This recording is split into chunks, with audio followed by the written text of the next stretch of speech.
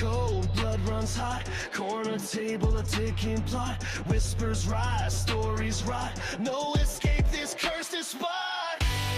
True Crime Cafe, where shadows stay. True Crime Cafe, where sins replay. True Crime Cafe, no price to pay. True Crime Cafe, every damn day.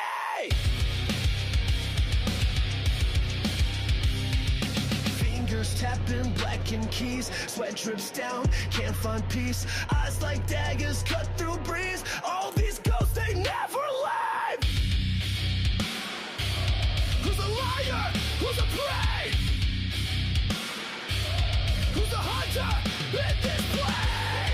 True Crime Cafe, where shadows stay. True Crime Cafe, where sins replay.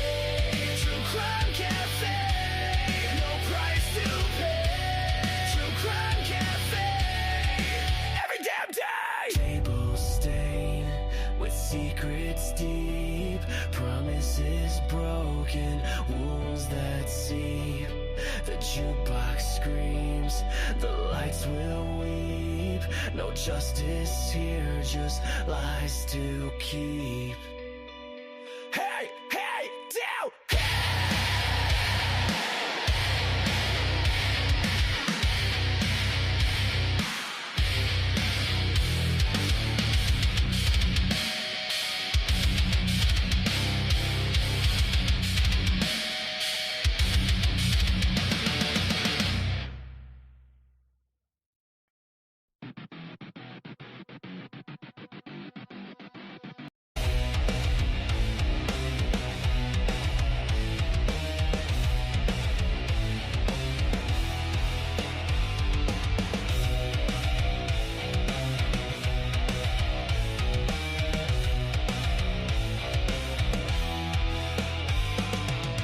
coffee's cool, blood runs hot.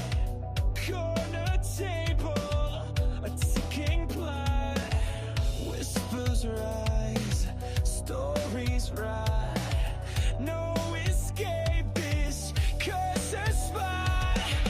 True Crime Cafe, where shadows stay. True Crime Cafe, where sins replay. True Crime Cafe, no price to pay. True Crime Cafe, every damn day.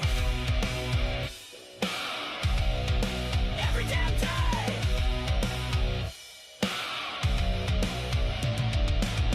Fingers tapping, blackened keys. Sweat drips down, can't find peace. Eyes like daggers cut through breeze. All these ghosts, they never leave. Who's the liar? Who's the prey? Who's the hunter in this play? True Crime Cafe, where shadows stay. True Crime Cafe, where sins replay. True Crime Cafe, no price to pay. True Crime Cafe, every damn day. Every damn day. Table stain with secrets deep, promises broken, wounds that seep. The jukebox screams, the lights will weep. No justice here, just lies that keep.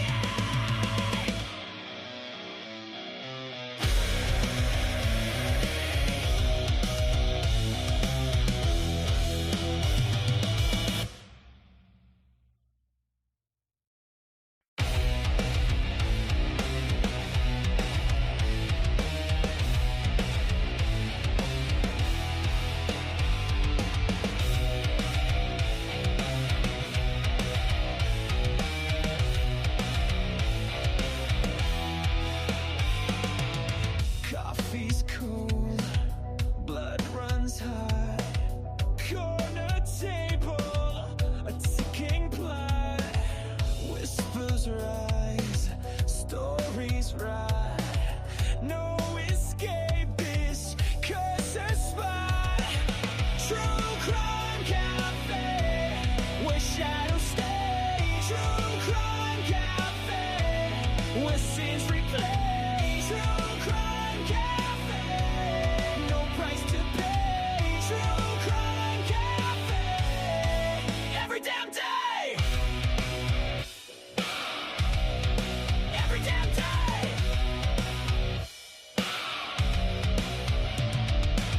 Fingers tapping, blackened keys.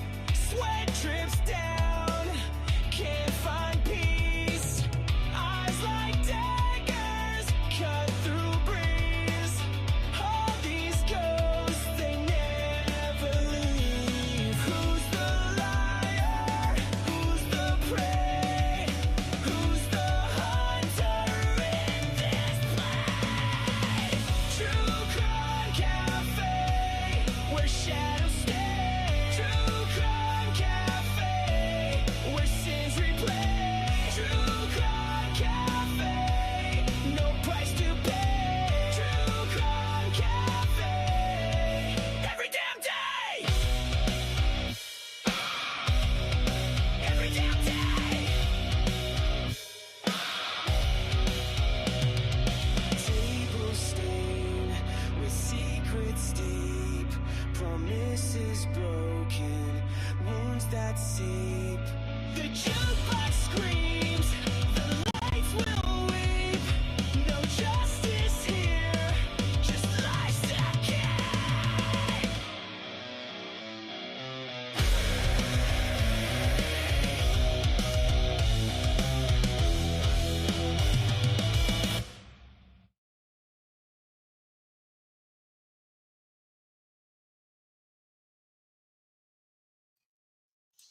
All right. Welcome back to the cafe, everybody. Great to see you today. And I missed everybody yesterday. It's great to see y'all. I hope everybody's having a great one and had a great evening and a great day yesterday, actually. It's great to see you guys. It's great.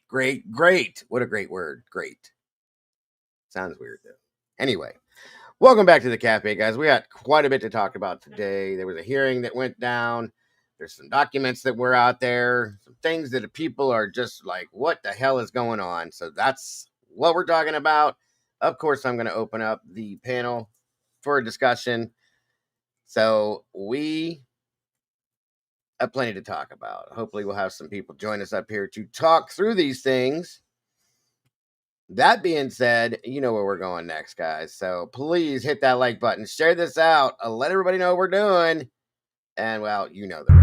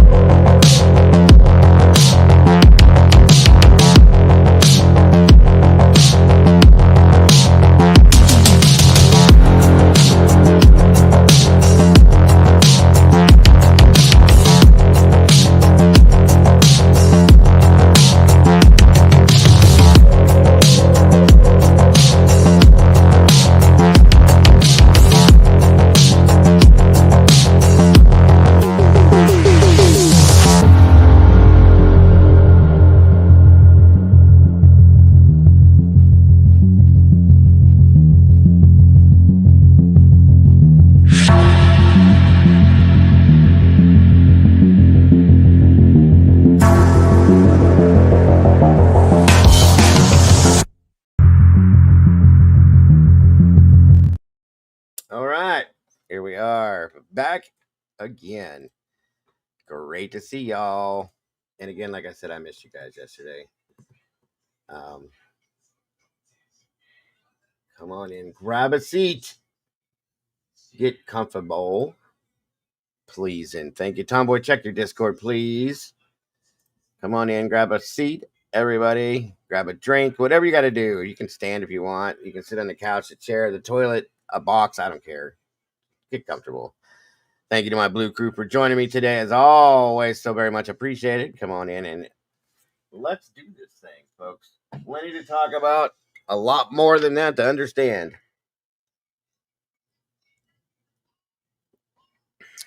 So, we shall see what we got going on here. I guess we'll go back and because I couldn't do it this morning. My son and I had a doctor's appointment, so that's why I wasn't here earlier.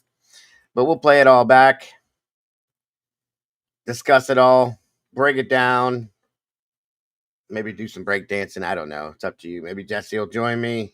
Maybe Willie will join us. Who knows? We'll see what happens. Just trying to make sure I get everybody in here. By the way, I'm trying out some new music, guys, that I put together to see what works, what doesn't work, who likes what, who don't. Got few different things I'll be trying. So please critique it, if you will. Let me know if it sucks, if you like it, if you hate it, if it's too much, if it's not enough, whatever. So just let me know. So let's see who we got in here so far. Miss Tandy's in the house. Good to see you. Dan Smith, Mr. Bry Guy, the Brian's Ramblings in the house. Good to have you. Alicia J. Hey. Thank you for being here. Let me see. Angel D in the house. Miss Christina, good to see you. Dylan Mort, welcome back, my brother. Good to see you. Karma Police, welcome back. Everybody behave. You know the deal. Miss Gucci, hello and welcome. All right. Jesse Schul's in the house. Always a pleasure to have you here, sir. Raquel OL, welcome back to you. Miss Tracy, hello and welcome. Good to have you here. Brandy B, our OG. Good to see you, Brandy. I got some surprising information that I was shocked about, but I'm confused about a lot of things at this point. Let's see here. Miss Teresa, welcome back to you. Number 9, Miss Katie. Welcome, Miss Katie. Good to see you. Let me see here. I see some meatballs in here. Beach Babe, welcome back to you. I'm going to be giving some meatballs out, some memberships, by the way. Uh-oh. Jesse's ready to go. Coffee and wine. You can't go wrong both ways. If you think that's nuts, you ain't Italian. That's a fact. That is a fact. It ain't nuts at all. That sounds like daily life at my grandparents' house back in the day. And mine for a while, too. The tomboy was in here. I saw her. I don't see her now. Welcome, tomboy. And thank you again to my Blue Crew for showing up in here. I appreciate you very much. I gave SRB a heads up because she's not getting the notifications. I don't know, she might be busy. Trish Crow, good to see ya. But I got a few of my peeps in here. Truly, only one of them. These two in here could handle everything.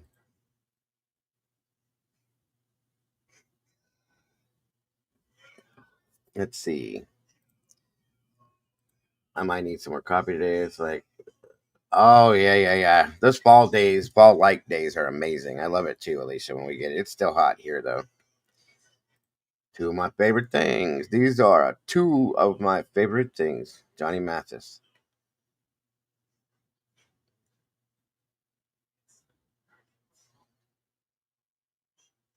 It was one of my first albums when I was a kid. Don't ask me why. It's weird. But I liked Johnny Mathis when I was like 9 years old. Don't ask me, anybody, because I can't give you an answer. Come on down, y'all. Truth Seeker, good morning, afternoon. California time. Hey.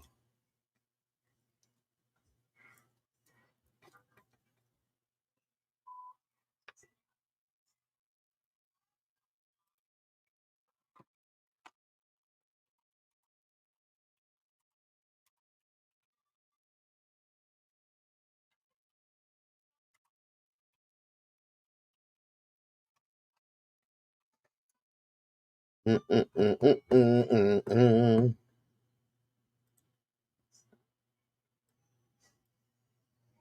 Now that damn song is stuck in my head.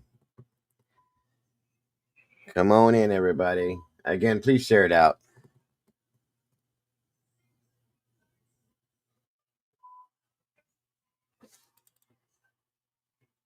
I guess we'll start with the hearing. And then we're going to get into some of the documents and some of the requests from the documents. And then we'll go from there. And I'm sorry, you guys, I didn't get to stream it while it was live. But like I said, real life comes first sometimes. And I had this doctor's appointment. It was actually more for Caden than for me. But I had to be there with him because he doesn't understand all this stuff yet. So.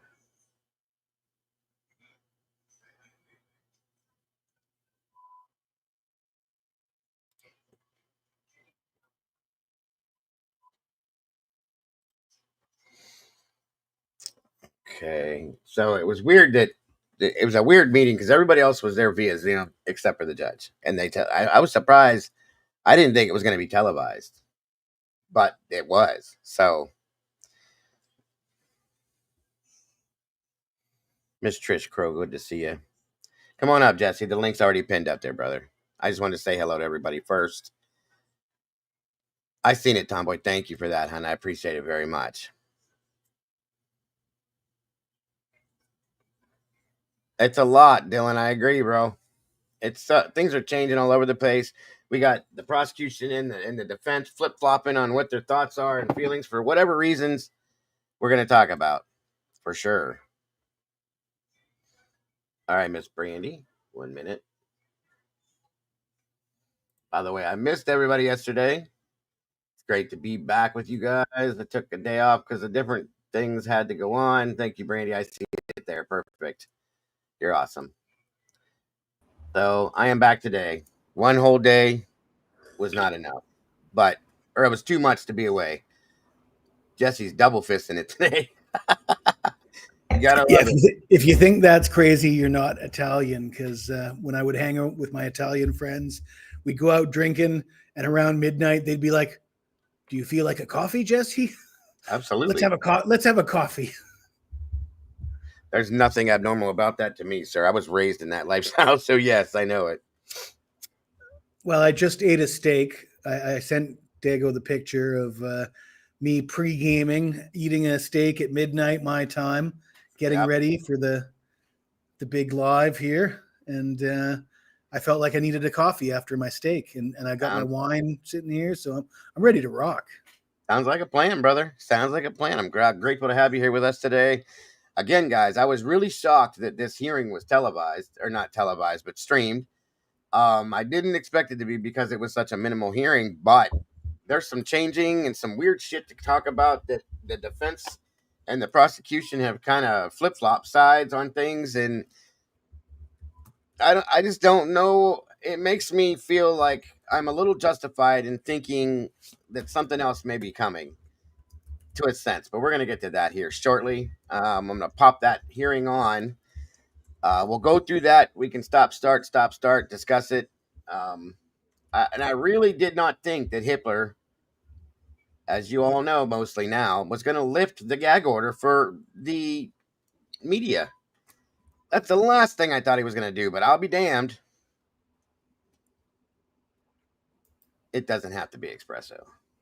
Not at all. Any kind of coffee.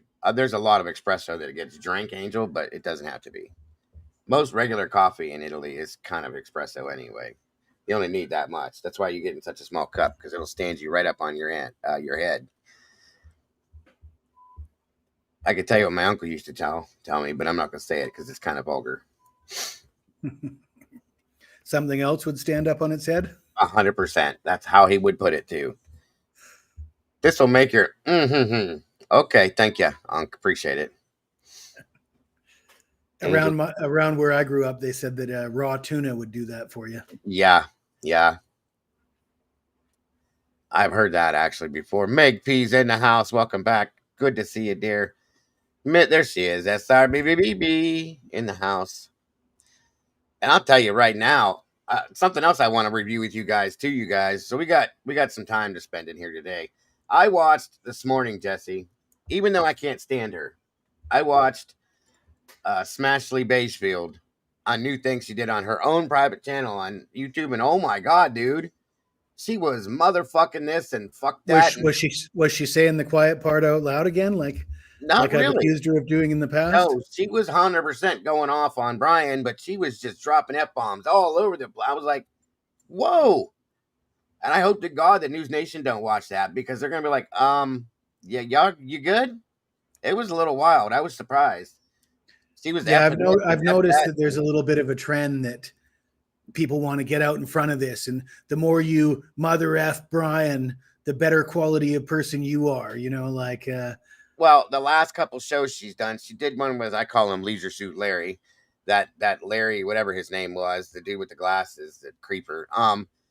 And she's sitting there talking about, she said it again today about Brian getting shanked, and I hope he does. And this, I'm like, what is going on? There's nothing admirable about trying to kick somebody when they're down. Not at all. And waiting until the guilty plea comes in and somebody's being convicted, and then jumping in or cranking it up. That doesn't take any character. The true character is letting your opinion, airing out your opinions in the beginning and sticking to them, not wavering based on public opinion, not trying to cater to the crowd. That's what I'm trying to do. Wait till you see this, Jesse. I was like, literally, as much, I already didn't like her, but I thought maybe she carried a slight bit of class. Okay. Not even. Well, I gave her a little bit of credit when she started asking Steve G some of the right questions, but perhaps at that moment she was sensing that she was trying to like cover her, she wasn't sure she was on the right side of this. And that's the true sign of these people, is now that they think they're on the right side of this, they're going to really hit hard. And it's like, that's really sleazy. It was so sleazy, dude. It was like, what are you doing? Like, you have no class. It's even sleazier if you're a YouTuber that's been a pro burger, and now you're gonna switch teams because you want to be on the right side of it. I mean, why can't you just be quiet if that's how you feel? Thank you. If you feel differently at this point, then just don't say nothing. You know what I mean? That's the best part. And it was so. It made me uncomfortable. I was blushing watching this. How weird is that? Okay. I mean, she swears more in that video than I swear, period. And I drop them here and there, but it was off. Okay. So welcome. Good to see you. And I bet you it affects her. Maybe not, but I would imagine it could affect her look with News Nation, because she has to give a certain, appeal to them, I guess. But I don't know. And that's why I was impressed when she started asking Steve some of those questions on her own channel, because it was like she clearly couldn't have asked those on News Nation. But Dylan Mort says, I'm not switching teams. And you guys have to admit, those of you who've watched me on this channel or any other channel and that know me, I'm not on Team Koberger. It's not Team Koberger. Brian's rights there are rights. I'm on Team stick up for your own rights. I'm not on Brian Koberger's team. I'm on Team Truth and that's it. Yes, sir. And I want a story that makes sense. And if it ends up being a story that involves Brian, but it makes sense and it's been proven, I'm fine with that. I'm not going to fight that. Yes, that's it. Team True Justice. Amen, Alicia. Here's the thing, guys. Like Jesse just said, if we don't stand up and talk, at least verbally, stand up for Brian's rights, we're letting ourselves down, because these are our rights too. And Jesse's been saying that for a long time. This is us. This can happen to us. Any one of us, anytime, any day. And it's not good. Okay. It's just not. It's not at all. So we sit here and let it happen and just say, okay, well, it is what it is. We give up on ourselves and each other, and that's not who we are. Welcome, Fizzy. Good to see you. Team Evidence. There we go. It's all right, Brian. We'll figure it out one of these days. If you need to get with me privately on a phone or something, I can help walk you through some things, I think. All right, guys. Come on in. 85 peeps in the house. Let me see what we got over here. So I didn't see the hearing. I didn't see the hearing this morning. I'm interested to see it. Yeah, we're gonna watch it. I didn't expect it to be televised. It said Zoom, and I'm like, I keep saying televised, like it's on TV, streamed. It said it was a Zoom meeting, so I just figured it was going to be between them, that it wasn't going to be streamed. But Hitler seems to be about letting the public see what's going on. And he said it more than once. So we're going to watch that. And then we're going to, and they must have had a pre-game meeting, because the beginning of it, as I noticed when I loaded it in, it takes forever to get them to pop up on there. And then he finally shows up. So it took them forever to load everybody in via Zoom, or they had some kind of a pre-meeting or something. So I don't know. Something's going on. I agree with both you guys, but I know, Sherry. I know. We'll see. I'm telling you, these things that are going on right now make me feel kind of justified in my thoughts. Okay. It's not. Yeah. I mean, I've stopped arguing about Brian's innocent. That's it. It's too difficult for me to make that maybe part of me would even like to, but I just can't. So it's like, we're not even talking about, for me, I shouldn't say we, but myself, I'm not talking about that. I'm talking about all the questions, because they haven't been answered, and until they're answered, something's wrong with this case. Oh, regardless, yeah, and that's what's weird. And I thought Lana gave some answers on her live yesterday, and we'll talk about that after we view the hearing. And I might be on an island. I might think that's more significant than everybody else thinks it, but please give me the chance to spend 5 minutes explaining why I think it's so significant. I just thought it wouldn't be streamed because it was a Zoom meeting. I misread what that meant by that. I thought they were just going to do Zoom and that was that, and we wouldn't see it because we hadn't. They did a couple Zoom meetings before that we didn't see. I just misunderstood it. That's all, Alicia. I'm glad it was. That's a good thing to me. I was glad. I'm grateful. I think everything that they do should be shown to the public at this point because of where we're at with this. And then I was watching this thing this morning that we're going to review here after the fact that Banfield put out, which was, again, crazy to me, when she was mother effing everything and so on and so forth. The defense put out a motion, which we're going to look at those documents too that came out. They didn't want the gag lifted. And before that, the day before, I hear that the prosecution said, go ahead, I don't care. And I went, what the hell is going on? So we're going to get into that stuff too, completely. But first thing we're going to do, looks like 98 peeps in the house, 45 likes. We're catching up, guys. Let me get this back to where it should be. We'll get this hearing started. I know most of you probably saw it, and I apologize that I'm running late with this. Like I said, we had doctor's appointments, and I couldn't miss those. So you might have to rewatch it, and I'm so sorry about that, guys. It must have been pretty short because I saw streams go up and I was busy doing something, thinking I was going to get back to it. Yeah, it wasn't real big or very long. And it was over. 100%. And it's wild because I'm glad it's got Ann in there. Everybody's here. Ann Taylor, Becca Barlow, Bill Thompson, Eliza Masseth, Brian Koberger from the Ada County Jail, Josh Hurwitz, Wendy, I never can say her last name. I can't see it right now. Andrea, wait. I can't see his name either, but the important people are in the house. So we're going to check that out. And and Hitler. So very interesting. So yeah, he's sitting over here in the corner in a sweatshirt. So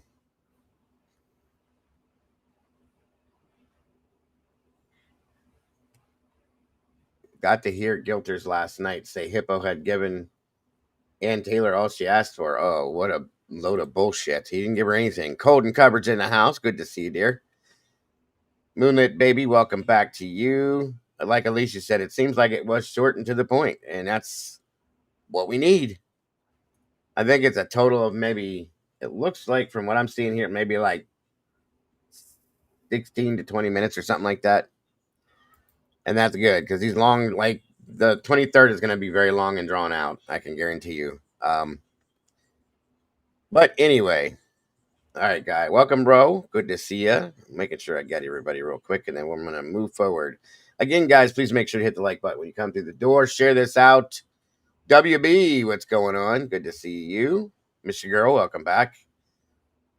Welcome back to all the meatballs. And hang around, guys. If you don't have a membership and you do want one, make sure that you go down below in that little box there, click that $sign and click to receive memberships. I have some that I'm going to be giving away free to you guys today. I like to try to give back when I can, what I can with what they give us here. So anybody that wants one, make sure you can receive it so that you can get one.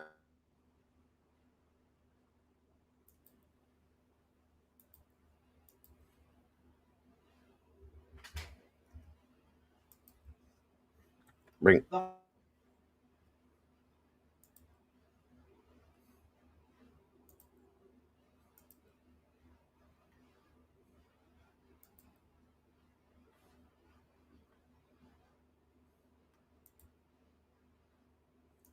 Peaky X, welcome to you. Need some Z's. Good to see you. Miss Christy Nevada, thank you for that, dear. Again, guys, donations and tips, whatever you want to call it, never expected, but always appreciated. That helps keep us going. So thank you for that, Christy. Thank you for being here. Thank you to my blue crew once again. I couldn't do without you guys. Appreciate you very much. Same with you, Meg P. Good to see you. Sweet Melissa, welcome back from PA. That's gonna be important, Meg. Maybe Sai's gonna start talking now. I'd like to think. So, all right, guys, here we go. Here we go. Here we go.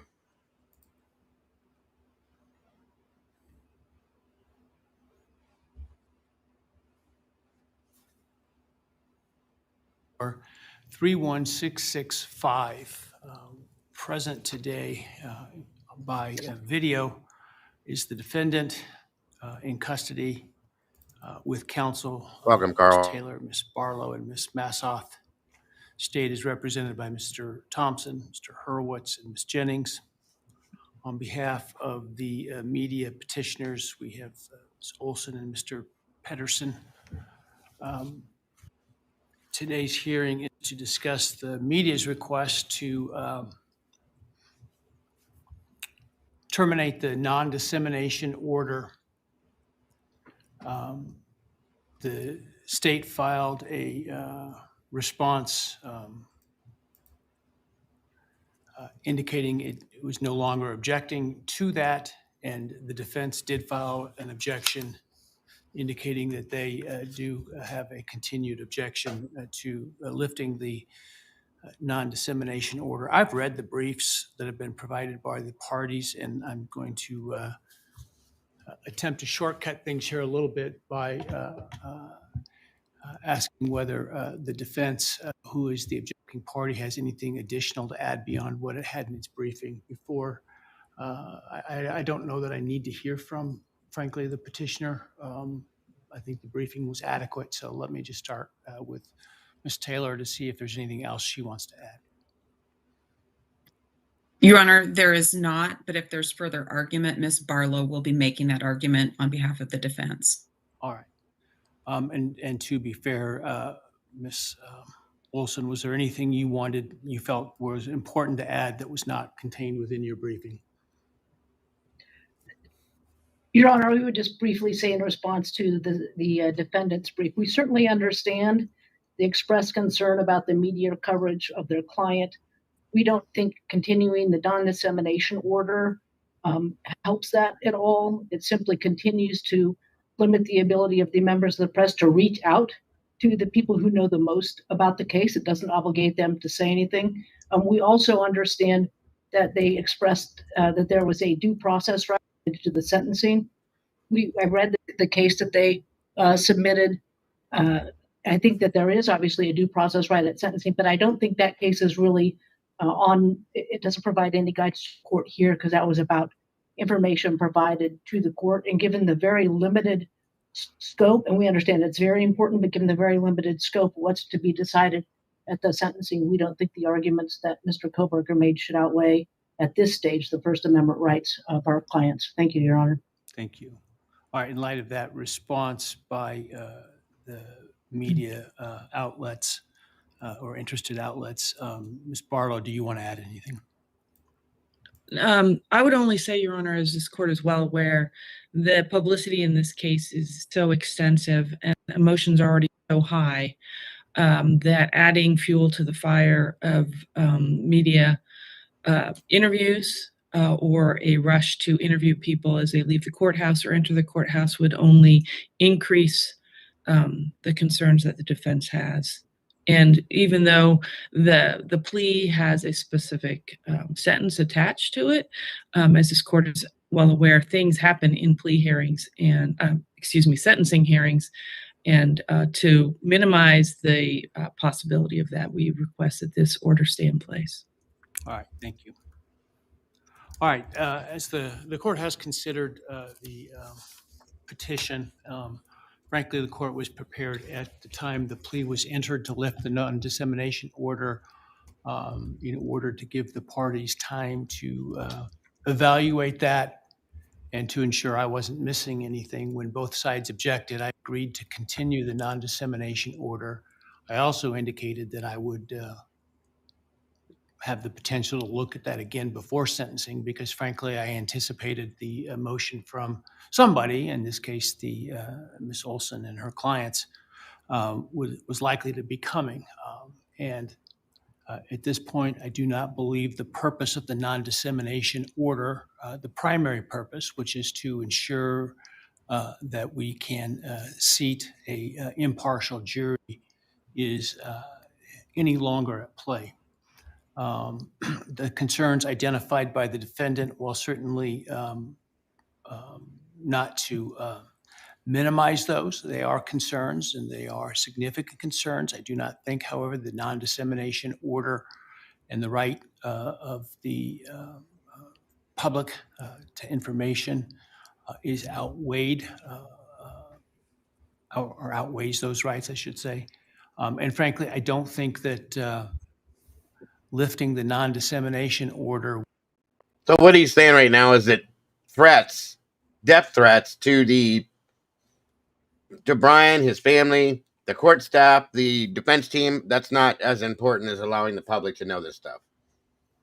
That's kind of ridiculous, folks, in my opinion. That's all I'm saying. Will meaningfully impact those concerns. I mean, the media frenzy, as it has been described, will continue regardless. It is a little bit like a water will find low ground. In this case, the media is going to write about something regardless about this case. The lifting the non-dissemination order does not require the. No, and that's a good point, Alicia. Okay, but do we really think that keeping the gag will change that? No, and that's true. But my issue is this man does not want to seem to give the defense thing anything that they ask for. This is just one more thing. Maybe it's not a personal thing. It just kind of bites me a little bit. Like, why? It's a couple days, bro. And truly, you can look at it from the other side of that too. It's a couple days, so who knows? I don't know, but that is a good point, Alicia, because people are going to do what they want to do, regardless of whether the gag order is lifted or not. So that's a great point. Counsel or others who were previously bound by it to speak, and the state has indicated that they don't intend to until after the sentencing. And certainly I would hope that the media interests would respect those positions and give people the space that they need and request. In terms of, for example, the defendant's family and others coming and going at the sentencing, we intend to have, as we did before, appropriate security measures in place to ensure that they, as well as the victims, are to get in and out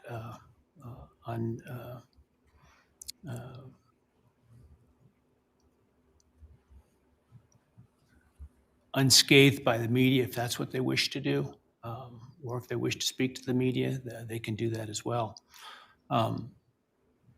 At this point, I just don't think that I can justify the continuation of the non-dissemination order.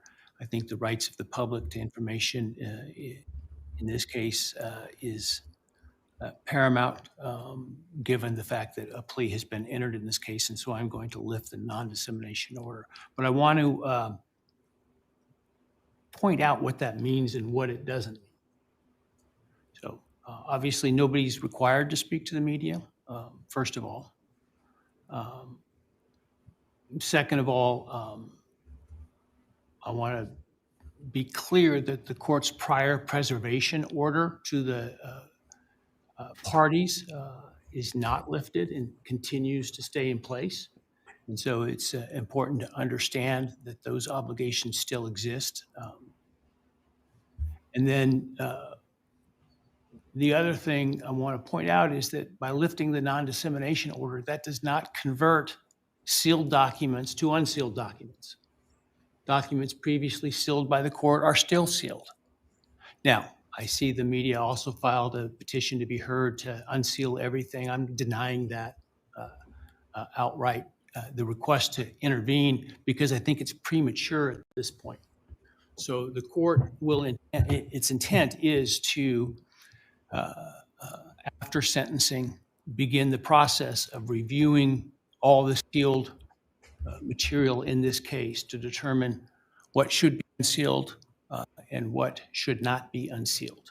That process will include an opportunity for counsel to register any objections to unsealing documents, specific documents, and request to redact certain sealed documents before they are unsealed, or unseal them in a redacted form. I tend to do that in groupings of documents at a time. As I sit here now, my thought is I'm going to start from newest to oldest because those are the ones that I have the most working knowledge of as to the reason for the sealing of the documents, as well as the content of those documents. And so I think I can get through those more quickly. As we move backward in time, it's going to take further, more extensive review by the court to figure out, to obviously review the content of those documents, listen to those hearings, et cetera, and determine why they were sealed and whether that rationale still is necessary, or that rationale still requires the documents to maintain that sealed status. And so before everybody gets out their pen and paper and sends in public records requests, understand those will be denied for sealed records until they are unsealed. And that process is going to take time.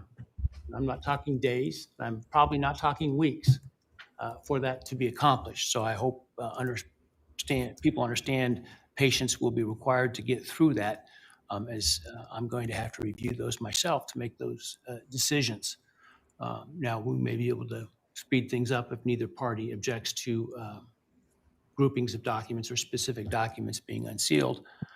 But it's important to review those because those documents may include information that, pursuant to Rule 32, are not to be made public, including birth dates, social securities, information about minors and victims, and information that would be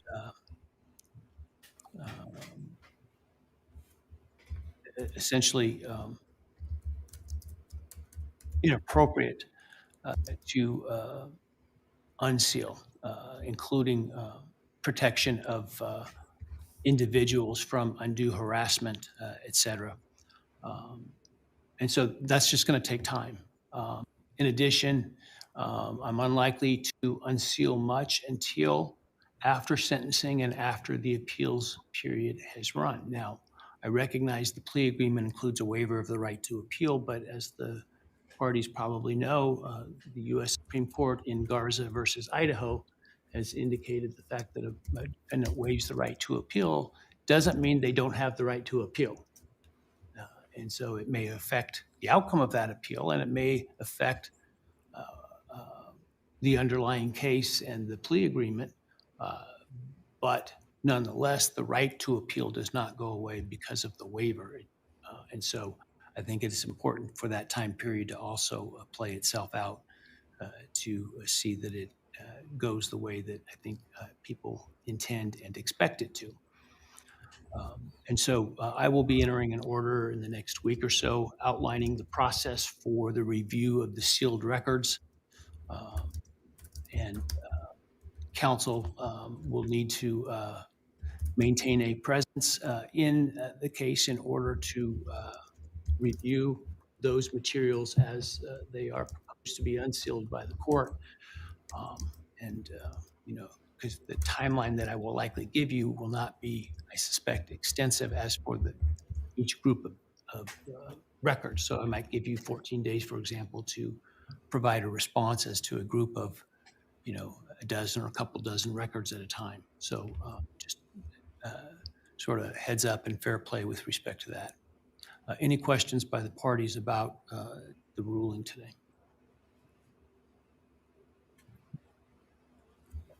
Not from the state, Your Honor. Thank you. No questions from the defense. Thank you. So Olson, do you have any questions? And I don't, Your Honor. I wasn't certain if I was included within the parties. I would just say I think that the court's proposed manner of moving forward on the sealed records will likely largely address our interests, and we appreciate the court setting that out in this hearing today. Yeah. If certain records after review maintain their sealed status, it would be at that point that I would entertain requests for me to consider that more formally and to have a voice in that. But I think until I've gone through that process, William Tandy nailed it. Take up your motion, your more recent filed motion. He did, and Alicia's been trying. She's been putting that in the chat for the past few shows that it's a little harder, but yes, there are still appeals that he can put out there, which is what we've been kind of saying for a while, guys. I showed him the other day the options that he has with this and that and everything else. So a lot of people just didn't understand it. All they heard was waive appeal, and it went south from there. So yeah, 100%. At this time. So thank you, Your Honor. We appreciate that. All right. And with that, then we are adjourned. Thank you. I'll see you next week. Thank you, Your Honor.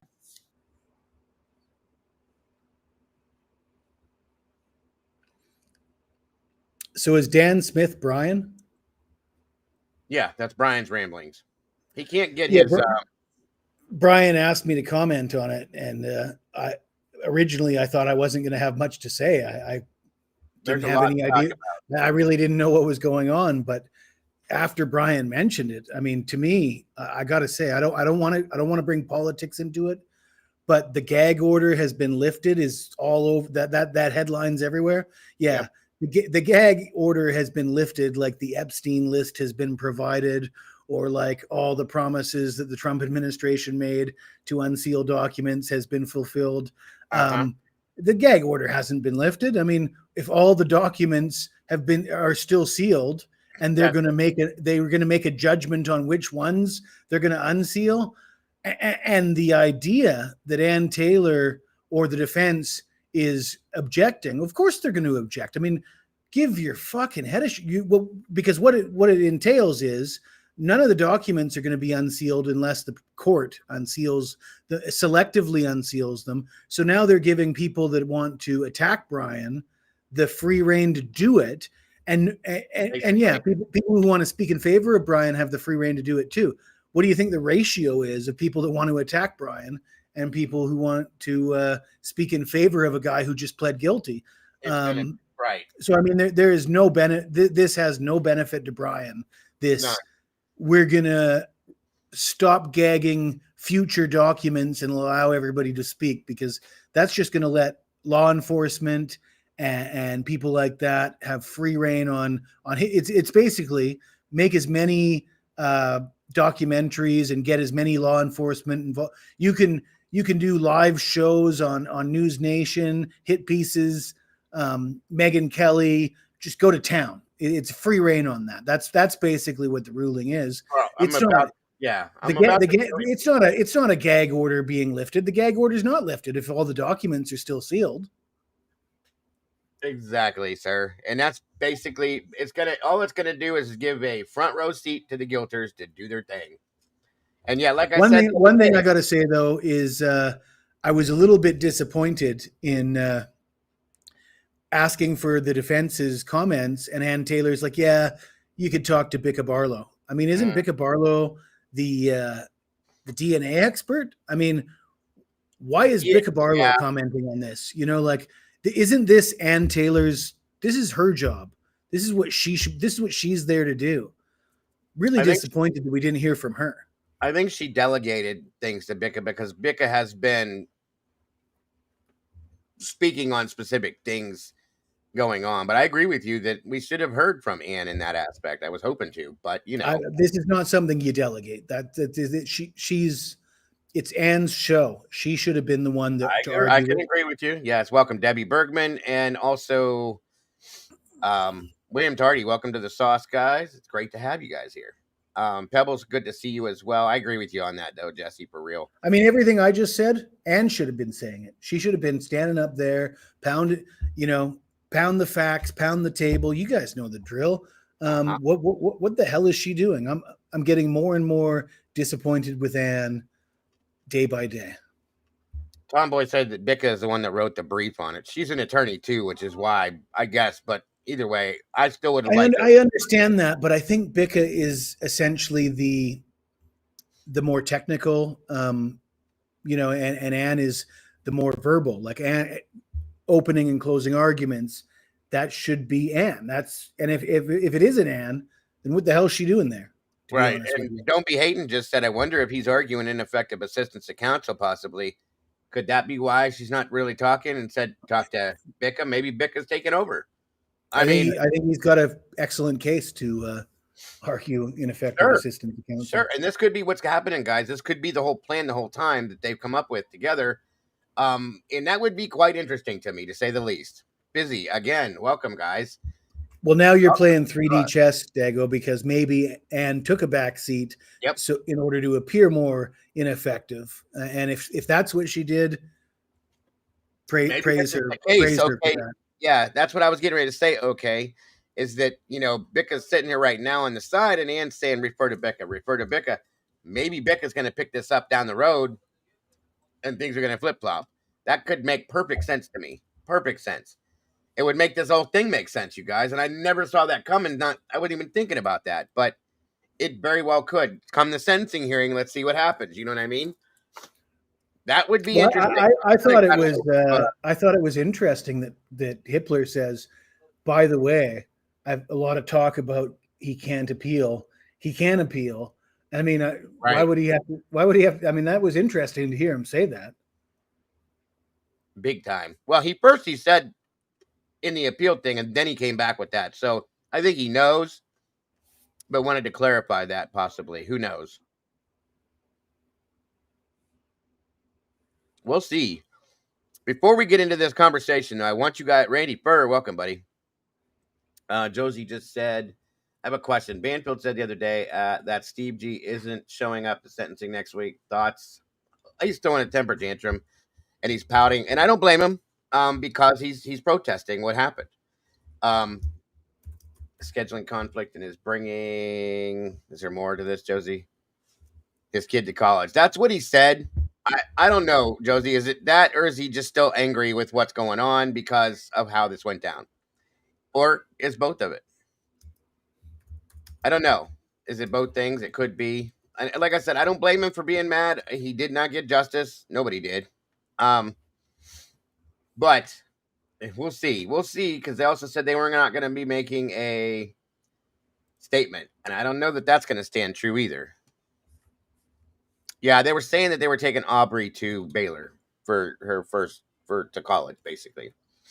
That's the youngest girl. I don't know. We'll see. Let's see. All right. I want you guys to see this, because whoever hasn't seen this, oh boy. As much as I couldn't stand her already, there's nothing now. The Hippler crossface. Welcome. Thank you for joining us. All right, let's check this out real quick, and then we're going to get into our conversation. Hello, Terry. Good to see you.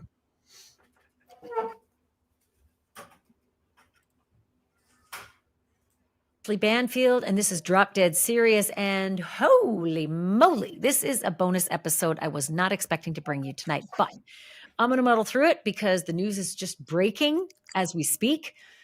The man accused of killing 4 college students in Moscow. Yeah, let me do this real quick because this is going to piss some people off. Trigger warning. This video includes sensitive and violent content that may not be suitable for all viewers. This video is for 18 plus only. And it's not the swearing, it's the things she says. She's just ignorant. Sorry. Idaho, as you all know, has pleaded guilty. He's confessed to doing it.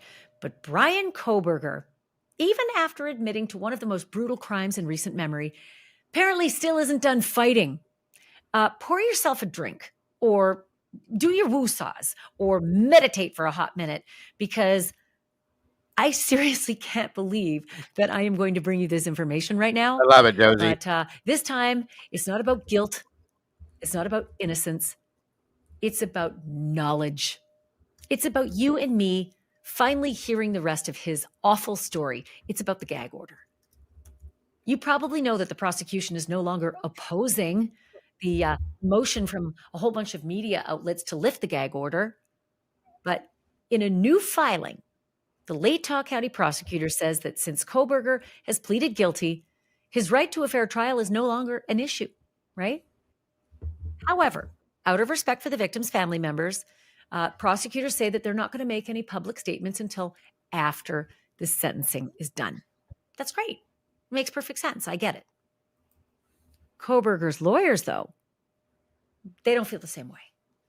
Kohberger's lawyers just filed a brand new motion today, urging the judge not to lift the non-dissemination order, not to lift the gag order. The gag order that's been in place for 2.5 years, keeping prosecutors, defense lawyers, and the police, and anybody else who's associated with this case from talking to the press.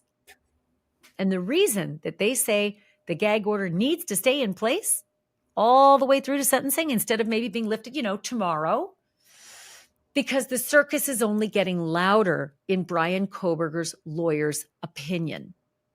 They say the stakes are still dangerously high. For Bryan Kohberger, not for the rest of us, just for him. And what the defense is really pointing to in the motion that they filed today is that there are threats out there to Bryan Kohberger, obviously, his family. What? And if you can believe it, court staff. I don't know who the court staff are, and the motion doesn't make it clear. They say court staff. And when I hear court staff, I think maybe Bill Thompson and the prosecutor's team, because people are pissed. Prosecutors offered a deal to this guy. He skated on the death penalty, even though prosecutors had him dead to rights, at least it seemed. So maybe there are threats to Bill Thompson and his office, and that's what Ann Taylor is bringing up in this defense motion. Maybe there are threats to the judge. How dare you let this happen? Some people are just so irrational. They'll just go after a judge, right? But here's my question. Does Ann Taylor think that the minute the gag order is lifted and we start hearing the real details, that those real details are so much worse than what we already know that we're all going to lose our ever-loving minds, and that people are literally going to take to the streets with the pitchforks and the flaming torches? Are the facts in this case, under seal right now, under this gag order, are they so much worse than what we already think that the public is going to explode in a rage? Because that's what this motion seems to point out. Here's what's in the filing and why it matters. Kohberger's legal team, including lead attorney Ann Taylor, filed a 4-page opposition to the media's motion to get rid of the gag order, to vacate it, and to just let the information flow free. Because you know what? Quite frankly, sorry, guys. Go grab a paper bag, roll up the top of it. That way you hold it in front of you just in case you have to vomit. I apologize. We'll get through it together. I promise. We can hold each other's hands, whatever we got to do until this trash bag does her thing and she's done. That's all I'm saying. It's interesting to hear what she says, but yeah, you'll see. If you haven't seen it already, it's gross. She's gross. She completely disgusts me at this point. I already couldn't stand her, but this made it 10 times worse. The whole reason for it in the beginning was because they were really worried that the whole world was going to find out a whole bunch of information about this case, and that some of those people in the whole world would potentially be jurors, and that they'd be poisoned by all this information before it could come out in a court of law. So, you got to protect the process. You got to make sure the jury pool stays pristine. So, gag order. So what would be wrong with lifting the gag order now?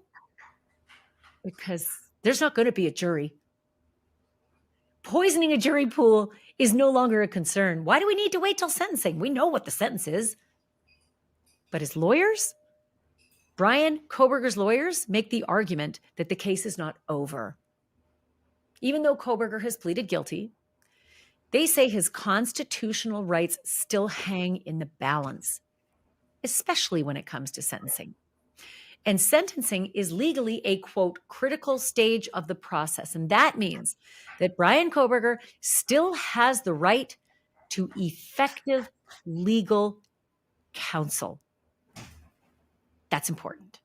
Effective legal counsel. Those words are important because usually what happens when something goes a way that a defendant doesn't like, they throw a Hail Mary and they say, I want to fight because I had ineffective assistance of counsel. Ineffective assistance of counsel is every defendant's Hail Mary to say, I don't like the way this. Yeah, guys. Like I said, she's speaking of cheese. This chick's cheese slid all the way up her cracker completely at this point. I'm telling you. Thing happened and it's my lawyer's fault. So there's Ann Taylor saying Kohberger still has the right to effective legal counsel. And his attorneys say that the media frenzy could interfere with that right. Okay, so I'm trying to work it out. Because at sentencing, that's when Bryan Kohberger has agreed to the deal whereby he can never appeal again. He can't raise that whole ineffective assistance of counsel. But before sentencing. And this is where she's wrong, but he absolutely can, even after the fact. She's wrong once again. I guess he could. I guess he could jack with us, right? I guess Bryan Kohberger, if he's scheming and having fun with this whole process, I guess he could jack with us. I guess he could say, hey, ho. Now that's real quick. That's one other thing I want to point out to you guys. This chick is so demented. She thinks that Bryan is this like conspirating, like psychotic conspirating. I just said a word. It's not even real. Conspiring. There we go. Psychotic person that like is gonna like creep on the people in the jail and do this and do that and like this Hannibal Lecter. She refers to him as Hannibal Lecter multiple times, even in other shows. She's nuts. She's way out there now, and I don't know where this has come from, unless she just covered it up for News Nation to be able to be that person. But this is like she crawled out of herself or something. It's crazy. Oh, wait. Before you impose that sentence I agreed to, I'm going to change my mind. And I'm going to file a motion for ineffective assistance of counsel because these ladies over here, they dropped the gag order before sentencing and the media went bananas. And now I don't think I want to go through with the deal that I agreed to because sentencing hasn't happened yet. I think I can see the point. Of Bryan Kohberger's lawyers. They're smart and they are good at their job. Ann Taylor is one of the best. Those attorneys have pointed to this ongoing release of high-profile media projects, like, the Peacock docuseries. It's called The Idaho Student Murders. Then there was the big series that was just released on July 11th, Amazon Prime. That one was called One Night in Idaho. Not to mention the new James Patterson book that's just released. And they also mentioned that Dateline episode, the big Dateline episode that aired in May, tons of leaked information. It triggered a court-ordered records hold and an active investigation into who the leakers were, who leaked all the confidential information that was supposed to be protected by the gag order. Kohberger's lawyers say that lifting this gag order now, just days before sentencing, would only pour gasoline on the fire. And the fire, they argue, is already blazing. They say that there have been threats against Bryan Kohberger, that there have been threats against Kohberger's family. Come on, people. It's not their fault. Don't threaten his family. Apparently, court staff have been targets of something. But the threats apparently are escalating against court staff. Let me read directly from the defense motion where the argument is being made that lifting the gag order is somehow dangerous to Bryan Kohberger's safety. Quote, the amount of publicity coming before sentencing, even with the revised order in place, is massive. Further release would only serve to gin up the anger and violent rhetoric already at a fever pitch. Again, this court is well aware of the threats posed not only to Mr. Kohberger, but to his family and to court staff, end quote. Holy shit. Internet, back off. Leave the court staff alone. They're doing their jobs. Leave the Kohberger family alone. I look at them as victims too. Bryan Kohberger should be the sole direction of all ire. The guy that admitted to it, the monster who did these horrible things, just him, not his lawyer, not the court, not the staff, not the judge, and certainly not his parents or his sisters. Kohberger's lawyers also said that court resources are already stretched thin, that security was already maxed out when the court met on July 2nd. And with sentencing expected to take 2 full days, they say public safety could take a major hit if the order is lifted now, to which I respond, Ann Taylor and team, I love you to pieces. My God, you're good at your jobs. You've done everything that any defendant could ever want. You have done the greatest job of a defense attorney. You really have. You really committed. Now, I could bet you my life savings that if Bryan would have went to trial, found innocent, she'd have said the exact opposite of this and probably cussed Ann up and down. 100% guarantee you guys. I'm just saying. To the Constitution of the United States. You gave him such amazing defense, right? You just did everything. You looked under every rock and you went through every crevice to save a man's life. Careful and safe, tomboy. However, I don't know what the fuck you're saying. With danger to Bryan Kohberger and court resources stretched thin, what exactly was the plan during trial, right? Because every single day of a 4-month trial, there was going to be explosive testimony and evidence made public. What was the plan for his security then? How is it any different than right fucking now? I don't get that at all. Screw Bryan Kohberger's safety. The issue is not his safety with a dissemination order, being lifted. This part just doesn't make any sense. You are going to have a 4-month trial. That's going to be way more dangerous than lifting a non-dissemination order now for a couple of days before sentencing. Safety? How could it be any different than at trial? Okay, maybe I'm missing something. And Ann Taylor, please call me if I'm missing something. And here's where the defense motion today also gets interesting. Kohberger's lawyers accuse the prosecution of trying to look like the grown-ups in the room, claiming that the state now withdraws its request to keep the gag order in place, quote, out of respect for the victims and the judicial process. Kohberger's lawyers are calling BS on that. They point out that when the prosecution states that it promises not to speak to the press, that's vague. It's vague, they say. Vague at best. Does that include attorneys, support staff, all 150 law enforcement officers involved in the case? Kohberger's attorneys say that if you were in the courtroom on July 2nd, you would know that an entire row of courtroom gallery was filled with law enforcement. And Kohberger's team is asking the obvious question. If the order is lifted, what's stopping any of them from giving interviews the minute they leave the courtroom? To which I say, right, yeah, exactly. It's a public process. They're public officers. This is a Yeah, I don't want anybody to be confused. She made this yesterday before the court hearing today, so there'll probably be another one later where she goes off and mother F somebody else. You'll see. Public proceeding. We're the public, and we've been left out of it. The filing wraps with this. Koberger's asking Welcome, the cat judge lady. to keep the order in place until after the sentencing. His attorneys argue that it is reasonable, it's narrowly tailored, and it doesn't actually prevent the media from covering the case. It just stops the parties from fueling the chaos. Bullshit. Yeah, the media has been prevented from covering the case because we don't even know who the witnesses are half the time. We don't even know what the investigators found in that house. We don't even know half the stuff that led to Bryan Kohberger, right? Or what they had on him, or why they saw it necessary to sign a deal with him instead of going through with a death penalty case. Why? What was it that changed your mind?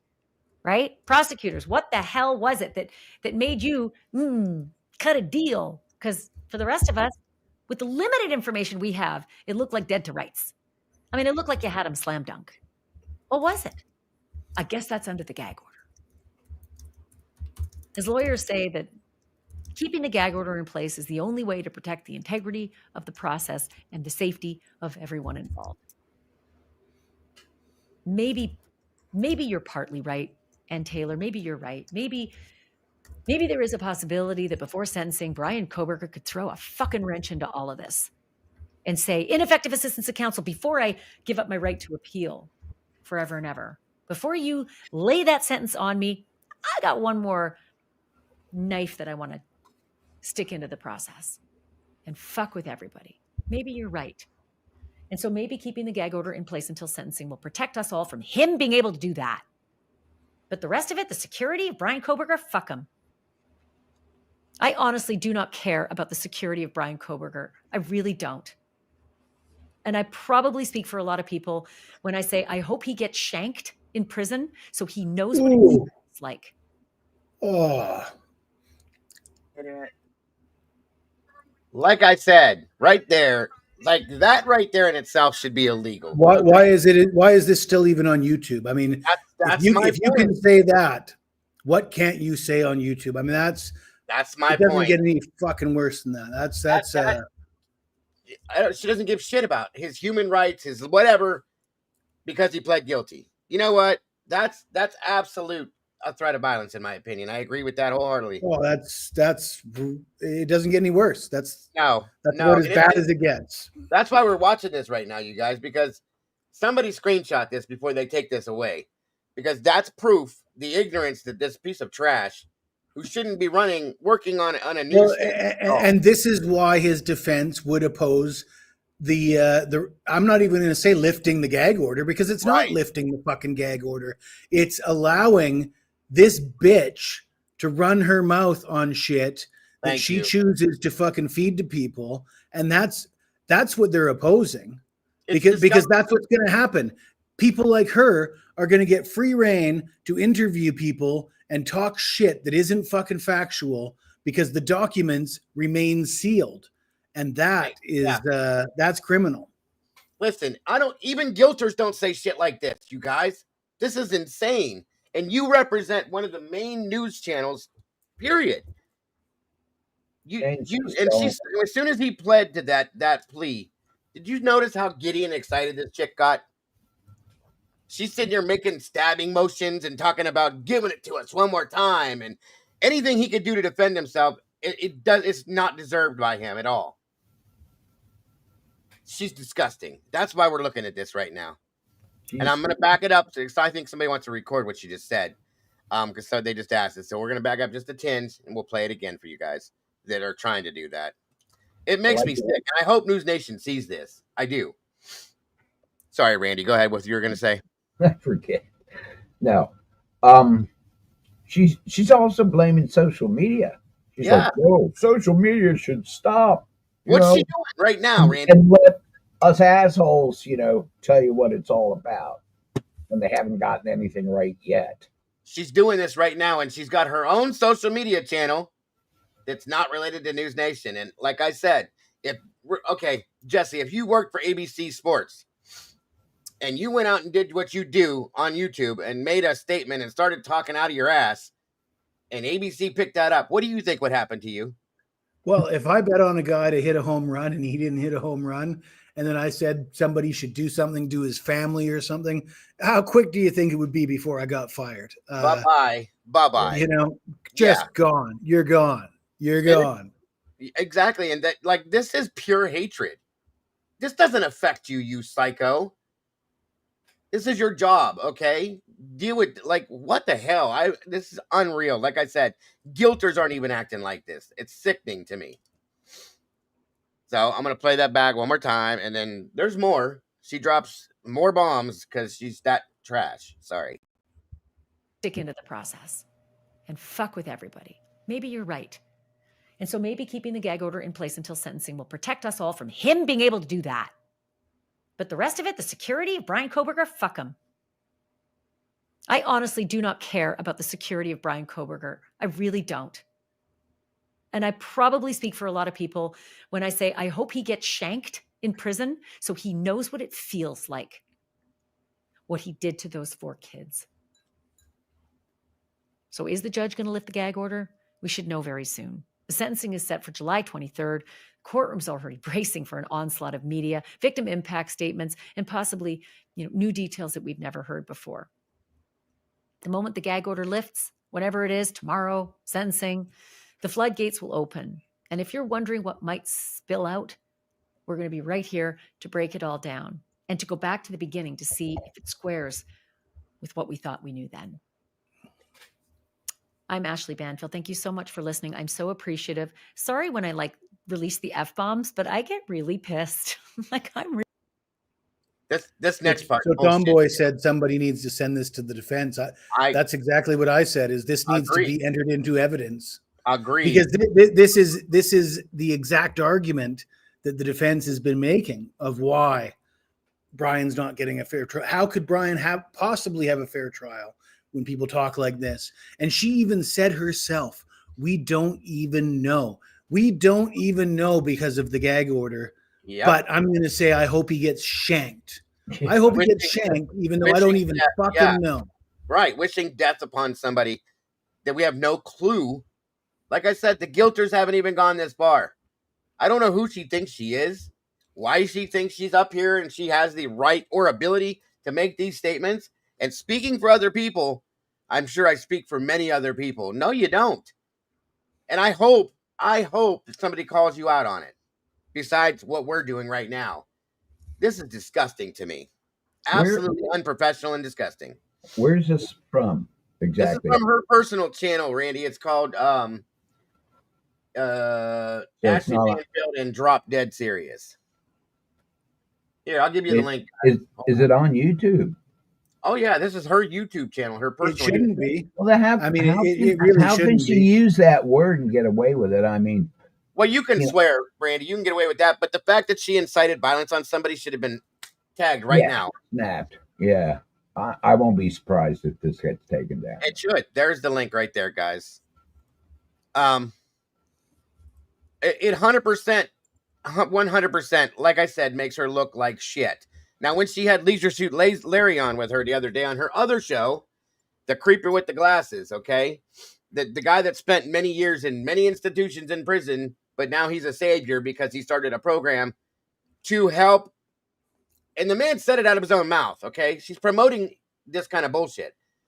He says himself that he teaches inmates how to get inside CO's heads and to manipulate the system. And that's okay with her. So, again, multiple times on her channel, the dude said he's going to die. He's going to be shivved or whatever the hell you call it. Multiple times. And she's like, good. And all these kinds of things. I don't know what the hell has happened to her or if this truly has always been her and she's just kept it on a DL because, I'm just saying. For reference, I got banned for playing Mario Kart and screaming Luigi C. Coughed. I love you, Joe. Well, this discussion about lifting the gag order, the gag order has not been lifted. We got to stop even referring to it as lifting the gag order. order. It's just you're giving free reign for people to talk shit. And Right. there is no lifting of the doc. If the documents remain sealed, the gag order is not lifted. Agreed. No, we're not going to get anything. I told you guys the other day, once this happens, if it happens, it's going to be just like the damn JFK files. They may have 5 words and that's it. Everything's blacked out. That's it. Like all the pawns, right-wing influencers on the White House steps with the Epstein binder that was already publicly available information. This is a kind of smokescreen like that creating the idea that we're being so transparent. Look what we're doing.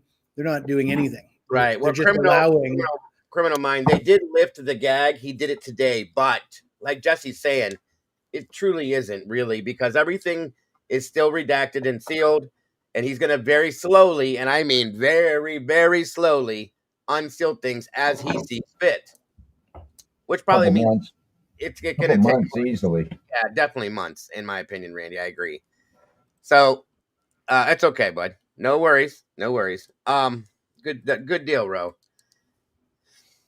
So anyway, like, this is disgusting. That's why I wanted to review this with you guys and show you these people that are out here talking. She's the only one I've seen act like this thus far. She's the last one I thought would ever act like this. Truly. As much as I didn't like her, I didn't think she'd go this direction. It's disgusing. It is disgusting. Unprofessional. I mean, people have been calling her Trashly, and I've never really joined in on calling her trash. But after that, that's Trashly stuff. 100%. Thank you. And that's why we're doing this, guys, so that you guys can see the reality of what people that work with MSM are. Perfect example. Who knows who else is like this? You got to wonder, Brian sits around mother effing people and this and that and everything else. Is this how these people talk? I was just thinking that exact person. Well, one thing that I despise is just people that want to kick others when they're down. Yep. Right. And you see somebody who's, this guy's clearly in the wrong. The whole crowd behind us knows that this guy's wrong. Now I'm gonna boost up myself by kicking that person when they're down. That is the lowest quality known to mankind. I mean, it really shows your character if that's how you try to boost yourself up by attacking somebody else when they're at their weakest. I mean, it's such a low class, low moral, low character thing to do. Agreed. Hang on, folks. Keep going, guys. Randy, I do apologize for briefly appearing to arrogantly talk like The Rock the last time you met me. It was the morning where I was having breakfast. I wasn't prepared to go on panel, but I felt like just briefly appearing would be entertaining. So I hope you found it entertaining and not absolutely. Annoying. Absolutely. I'm just looking at myself the way I look. I slept until like 12 o'clock today because this is just going nuts. I missed the whole court thing, but of course I rewatched it on another channel. But I missed the live stream of the hearing, so I had no idea what to expect. And then when I saw it, I was like, man, they didn't lift the gag order. This is a red herring. This is all fake news. Like, you're going to go out on YouTube. They're probably talking right now. Oh, look, the gag order has been lifted. I've already seen on Twitter people with getting FOIA requests denied already. Immediately. They're doing it online, and it's like immediately like no. I'm not even gonna try. I'm just gonna wait until everything evolves, and then we'll see what happens at that point. And then we'll see. So the gag order has been lifted, just like the Epstein list has been released. It's not real. It's fake. Yeah, but there are people that can talk. I mean, there are people. Imagine that. But who's going to talk, Randy? That's the thing. Who's going to talk? How about the people from the city where it happened? How about the kids? How about the kids who supposedly were on their phones at 8 o'clock in the morning? That's exactly what I want to talk about. Yeah, we're gonna get to that stuff here. Let me finish the rest of this Trashly episode here, which is just a minute or two. Sorry when I release the F-bombs, but I get No, you don't. No, you're not. Like, I'm really invested in this. I care about those families. I care about those people whose lives have just been turned upside down, that will never Care be the about same your anymore. paycheck. I care about those friends. I care about those surviving roommates who the internet decided to shred. They deserve the best. They deserve all care and concern. They don't deserve to hear that Bryan Kohberger's safety is paramount. It's not. It isn't. He's a ruthless, vile monster. He's a horrifying killer who skated from having 5 to 7 marksmen aim their rifles at his heart and take aim and fire. He skated from that. So whatever he gets in prison from now on, that's the system. That's the way it is. And the rest of us, we don't owe him a dime. But maybe Ann Taylor's right. Maybe her sick, twisted, motherfucking client does have something else up his sleeve. Ineffective assistance of counsel before the gavel comes down. So maybe she's right. Make you look like an asshole, that's for sure. Thank you so much. Oh, she's terrible. Yeah, terrible, just terrible. This is bad. It's the way there goes muted, but or the microphone's screwed up. But yeah, and when she says the internet, like, okay, well, she's the internet. She's on her personal YouTube channel. She's no different than what we're doing here. She might get a few more views, but she is no different than, I mean, what nobody believes that mainstream media has any more credibility than anybody else these days. So when she refers to the internet like it's a big bad place of conspiracies, and she sits there and repeats a bunch of bullshit, she's lost. All right, sorry guys.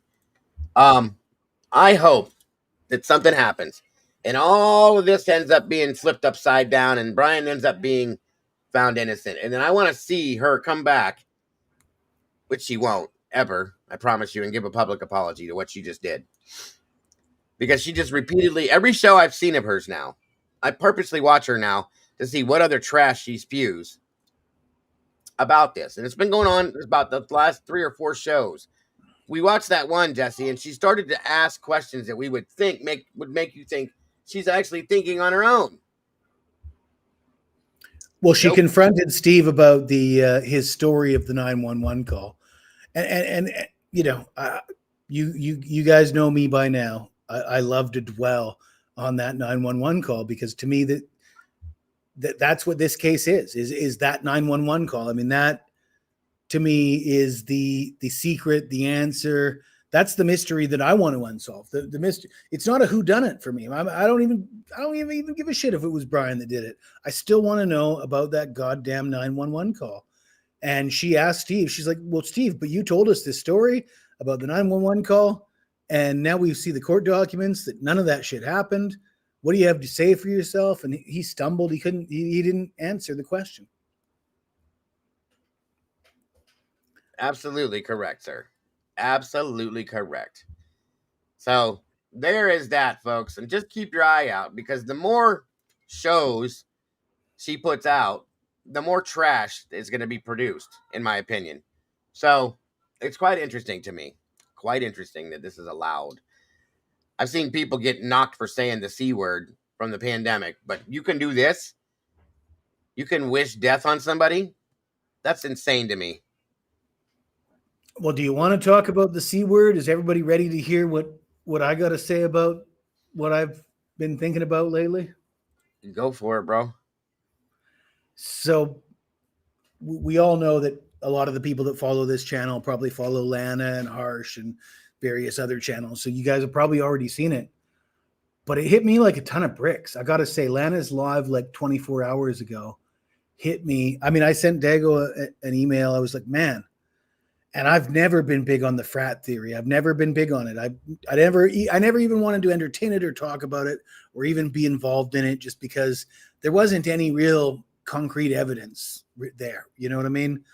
But when Lana uncovered what happened, so Dylan summoning Kaylee has always been significant, really. It's got to be considered very significant. Dylan summons Kaylee to Moscow to be her +1 for the formal in the sorority, right? We all know this. And we've talked about this so many goddamn times. Turns out that was not actually what happened. That's a red herring. They were never going to a formal at the sorority. And I was not clear, based on watching Lana's live, if it was even actually Dylan that summoned Kaylee to, I don't even know if Dylan was even involved in getting Kaylee to Moscow for this formal. Apparently what happened is Kaylee and Maddie were feuding with the sorority for like a long time. There was like a massive bad blood feud. And ladies, I love my lady. I love the ladies in the chat. I love all the ladies. But when we talk about motives for murder, there's certain things that dudes just won't do. Bitches be crazy. They be murdering people over jealousy and shit. And you get sororities and showing people up. And apparently that's what Kaylee and Maddie did on Saturday night. They showed up their former sorority. They had a mock formal. They pretended they were going to go to they pretended they were going to be Dylan's +1. It's like, oh yeah, I'm Dylan's +1, dresses, pictures, the whole thing. And the sorority's like, bitch, you ain't coming to our party. We hate you. You're not even welcome. So they're all like thinking, oh, wow, what's going on? And what was actually going on was, we're just going to have a big fucking party at our house. We're going to make it bigger and better than your formal. And we're going to laugh at you. And it might sound frivolous or whatever, but to me, I've been trying to find motive and trying to lean into motive. That's fucking motive. I mean, that's real motive. That's pretty wild right there. I didn't know. I didn't get to see that. You didn't watch that? But I heard a couple rumors. Somebody sent me an email earlier. No, I didn't get to see it. Alicia, did I misspeak or bitches be crazy? Like, I mean, you get into that jealousy thing. Listen, a woman scorned is nothing I would ever want to be involved in. I'm just telling you right now. Hell haveth no fury like a woman scorned. Amen, bro. Amen. That's a fact. If you don't know that, you haven't been on the planet long enough. You're muted, Randy, if you can hear me, bud. Okay. How about the way they treated Hannah Clary? Who? Hannah. Oh, yeah. That story came out very early on, the Hannah Clary thing, how she was bullied and so on and so forth. Yeah, that was related around Maddie more than Kaylee. Kaylee wasn't involved. But still, that would explain a lot right there, SRB. That's why we saw those pictures that were put out on social media of them all at the house in those dresses. That's a good point. Very good. So the other thing is, Emily is apparently the big for one of Dylan or Beth. I think it's Dylan, but it could be Bethany. They also used Dylan to troll in this troll against the sorority, right? It's Kaylee's going to be Dylan's +1. And I was a little bit unclear if Dylan was in on this because if Dylan wasn't in on this and Kaylee actually used Dylan to launch this attack on the sorority, now all of a sudden Dylan's got motive as well, right? Like they're sharing stuff on social media, tagging Dylan, acting like Dylan's participating, and if she still wants to be in the sorority, and if the sorority is still part of her life, and now she's involved in this attack on the sorority, that you could see her being extremely upset. Like, just think about it. If somebody put your name, if somebody started attacking another creator, Dago, on YouTube that you were friendly with, and used your name and threw you in there and you didn't have any, what would you feel like? You'd feel like, man, yeah, that's beyond the pale, right? Right. Yeah. So I'm not 100% sure if, okay. So Emily was also Xana's big. So, I mean, you start to put this together. So there's that fight at the sorority at Sigma Chi with the dudes, with Ethan, and we know the sororities and the frats are tight. And then you've got this massive feud with the sorority with Kaylee and Maddie, and a lot of it was over the pandemic and the rules. Apparently, they were being charged. They had to pay dues, despite the fact that they weren't even allowed to show up at the sorority, and they were being double charged. And Kaylee apparently fought it vigorously and said, I just don't believe in this bullshit. And they ended up leaving. And that's how they ended up in King Road, apparently, is this feud with the sorority. And I mean, the fact that we're just finding out this now, 3 years later. I would definitely explain, Jesse, why they weren't with the sorority anymore. They were all separate. And it explains the 911 call too. And that's what I've always been harping on. You got to explain the 911 call to me. But now, who's involved in the 911 call? Emily? The part of the sorority? Who are the surviving roommates? 2 girls that are still in the sororities. I mean, I think Bethany was just voted like the hottest sorority girl in Idaho or something. These girls are still in the sororities, and the 2 that left were the 2 that got slaughtered. And we know that, and Ethan, he was also on the outs of his frat. Maybe it's a little bit convoluted, but give me a better story for the 911 call at this point. So this was all on Lana's Live last night? Yeah, I think last night it was about 24 hours ago. Was it within the Patterson book? That part? Yeah, it's the Patterson book. Yeah, this is what she got from the Patterson book.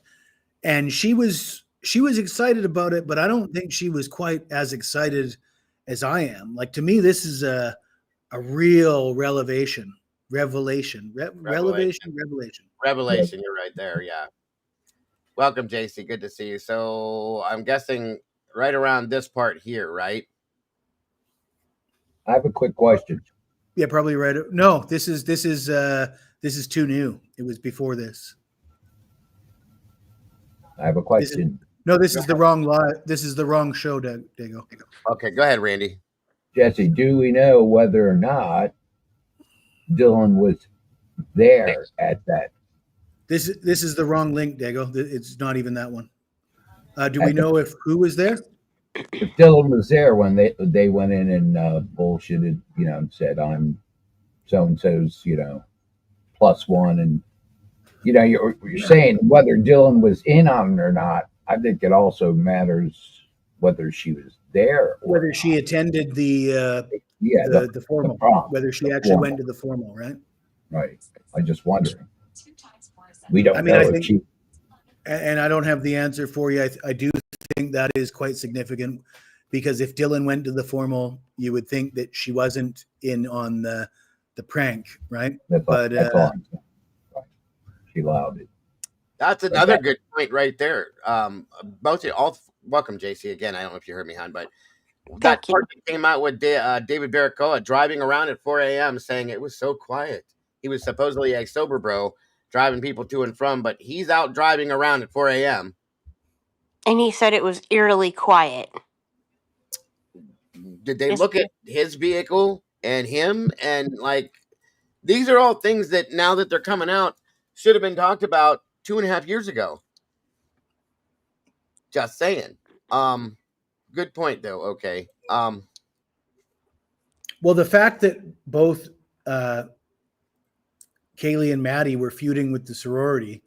I mean, when people get murdered, you look at who they're having problems with. And I mean, we're not talking about like, she looked at my boyfriend. We're talking about money. I mean, they were getting screwed over. The sorority was charging them rent and then telling them you're not allowed to live in the sorority house because of the pandemic, but we still want to collect your money. And there was a big, apparently a big issue with that. And additionally, I'll get back to what I've said about Kaylee and the Range Rover and the $100,000 in the bank. I mean, so I know a lot of people have said, it doesn't take that much money to buy a Range Rover. And I would agree. I mean, if you're 30 years old and you've got a full-time job and you want to buy a secondhand Range Rover, it's not a big deal. But if you're 20 and you're in college and you're paying rent at a sorority that you don't even fucking live at, and then you go and rent another place on top of that, so you're paying rent at 2 places, and you're buying a Range Rover and you got $100,000 in the bank, where the fuck do you get that money? Like, honestly. Good point. Now, Tomboy just said there, maybe she's right. Where'd it go? I just had it, damn it. Where'd it go, Tomboy? The chat's moving a little too quick. 1 second. I'll find it here. Maybe the alternate perps weren't so, maybe they were correct, which is interesting. Very interesting, and that is a fair question. I agree very much. And Diego, I have a question. Go ahead. When do you think, or if ever, and I'm sorry if I'm like off the topic here or whatever, but with all these docu-series and books and everything coming out before trial, when do you think that we're going to learn that this should not be a thing? You know what I mean? What shouldn't? Like, before, like, bringing out things before a trial happens should just not be a thing. I mean, people, you know what I mean? Like, I agree. I mean, I'm very guilty of, watching it and buying it and listening to it and all that. But I look back at it and it's like, it's very manipulating. And Do you mean trial by media, JC? what do you mean? Well, what you're saying is basically you said this shouldn't be a thing. Do you mean trial by media? Absolutely. I will point out that the Karen Reed case was basically trial by media, and her attorneys absolutely dominated the media coverage. And that's one of the criticisms. But I just don't think that people should be allowed to make money off of situations before there's a trial. And because, when Howard's book came out, I was like, okay. But then, the Dateline thing, all the people come out with their episodes and stuff. And I just... Well, don't forget Scott Green's book. That came out before anybody's. Yeah. Is that called... What's that called? When... not When the Night Comes Falling, but... What was it called? While You Were Sleeping or something like that? Yeah, while you were sleeping, I believe. Yeah. Like, I don't understand how any of... I mean, not to say that I'm not, guilty of participating in it because I want to hear stuff, but it really is like it could potentially sway media people, not media, but the public one way or another. And I just don't think it's necessarily the ethical thing to do, maybe. Of course not. Am I off base? Not at all. No, JC, but this is what society has become. It's been this way for a while. I mean, there is a contrary sort of stance, though, is just we do want the transparency, right? We don't want to have we don't want to have the government and the state be able to arrest people and try people in court and prevent the media from participating and prevent the public from viewing. You would hate to have a society where they can come in and knock down your door, take you to jail, try you in court. Nobody knows what's going on, and that information isn't available to anybody. So, right. We do want access. We want it to be public, so that just for checks and balances, the public has a right. I agree, Josie. But the problem, I think, with the Idaho 4 case, JC, is it's been manipulated. Absolutely. So the mainstream media has had a free rein on tarnishing Kohberger's name, but any we've been limited in the amount of information. So feel free to cover it, plaster it everywhere, but just as long as you say he's guilty, or we're only going to give you enough information so that you can infer he's guilty. And another thing that was in the book, apparently, that just blew my mind. I don't know if you guys are aware of this. Bill Thompson, you know what his record is as a prosecutor? Anybody know? He's never lost a case. Look at that fucker. He's fucking Santa Claus. He's old. He's been doing this for a long time. Never lost. He's also the king of plea bargains too, Jesse. That's fine. But if you've never lost, and you're in the position he's in at the age he's at, that is an indication of corruption to me. Because are you telling me the state of Idaho has never picked up anybody who wasn't actually guilty? Like every single time somebody gets arrested in Idaho, they don't make mistakes. Because you look at the statistics, right? Wrongful convictions. How many people that are actually charged are actually guilty? And I don't know what it is. There's going to be a number, but for Bill Thompson to have 100% conviction rate is an indication of corruption. There's no fucking way. It's statistically impossible. The only way it's possible for Bill Thompson to have that 100% conviction rate is through corruption, through manipulating the system. And that's sort of what we see with this gag order and the way the media has been able to report this and the leaked information. So we have a gag order, and then we can leak information. We can feed the media harmful information against Bryan Kohberger. But we can't allow his defense to stand up. We have to pick and choose what we want out, basically. Yeah. And there's a lot going on behind the scenes, and you can't tell me otherwise. And I think that strategy sort of is explained by Bill Thompson's. I mean, if it's true, the book says he's never lost a case. And as I said, I mean, we know that people who are charged with a crime aren't always guilty. We know there's numbers. There's fucking numbers. There's no way that you're going to tell me that the arresting officers never arrest anybody who didn't actually do it. That is so statistically impossible. It's unbelievable and a huge indication of massive corruption, in my opinion. That's why I would be terrified to live in the state of Idaho. Yeah, well, he's retiring now, so you're all right, Memmy. Welcome. Yeah, that's absolute cause. Yeah, he's retiring. You're going to be in good hands with Ashley Jennings. Yeah. Well, you know who she's trained by, so that'll tell you she'll never lose a case either. More corruption.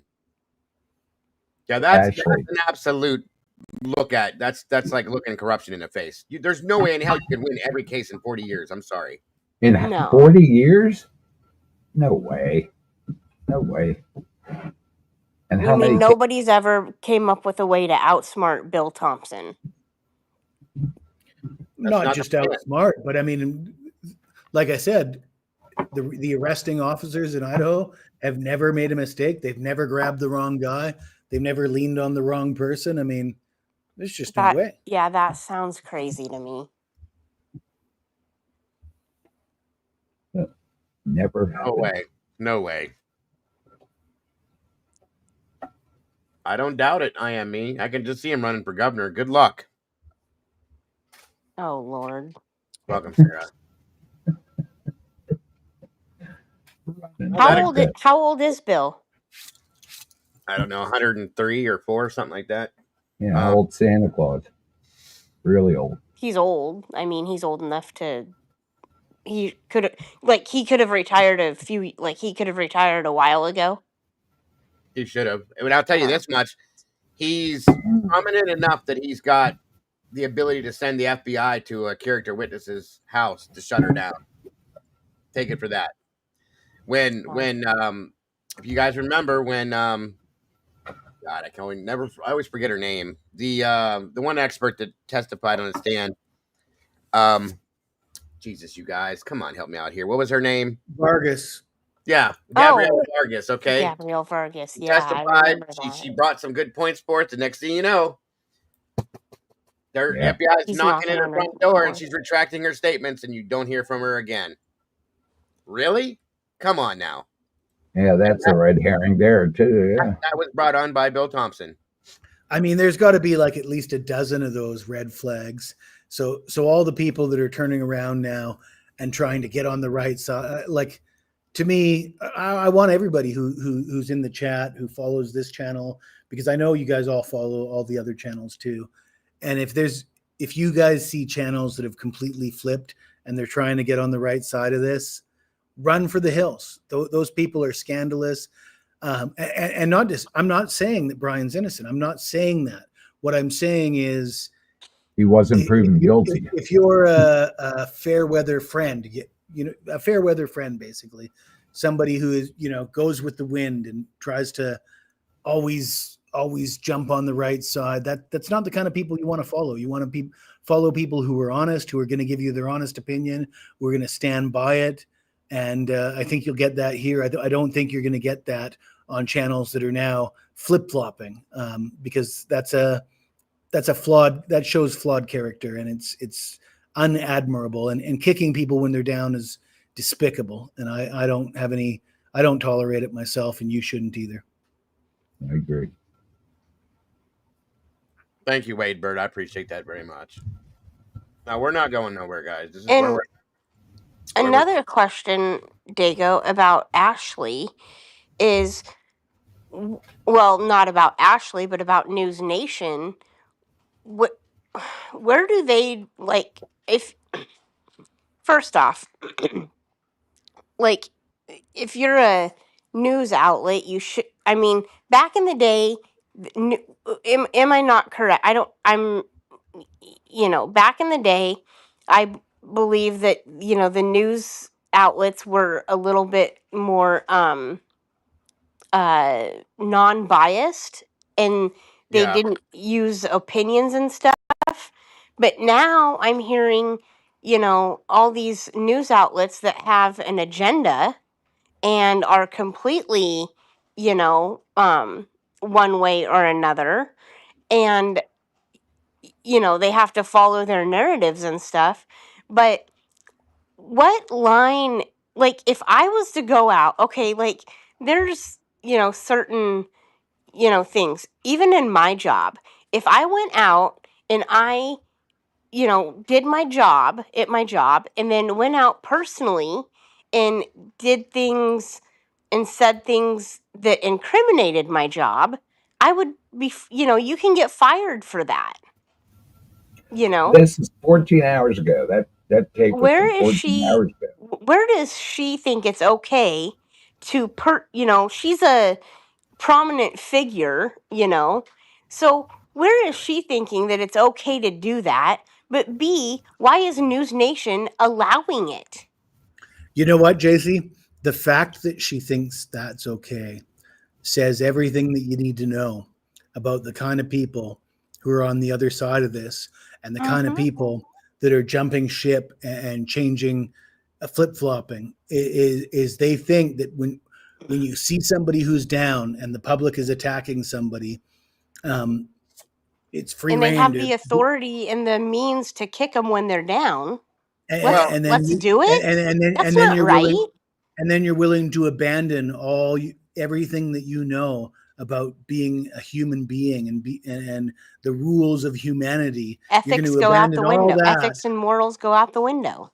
Yeah, you abandon all that because you think you're on the right side of a position. This happens a lot in politics too. You see, and I don't want to get into politics, but the polarization of politics, people on both sides behave inhumanely towards each other, and they justify it by saying, well, that person's on the wrong side. It doesn't matter if somebody's on the wrong side or the right side. You don't abandon your morals and acting like a human being. And that's what Ashley Bamfield just did. And the fact that she feels so comfortable doing it is it shows you the mentality of the mainstream media and how empowered she feels to do that is what is something that we need to take note of Everybody needs to see it and see it for what it is. And there's been a huge change in that since, say, even the 90s, I believe. As soon as the internet made it available for us to be able to get that information is when everything went downhill. That's true. Speaking of the 90s, I lived in North America in the 90s. It was fucking fantastic. Wasn't it, though?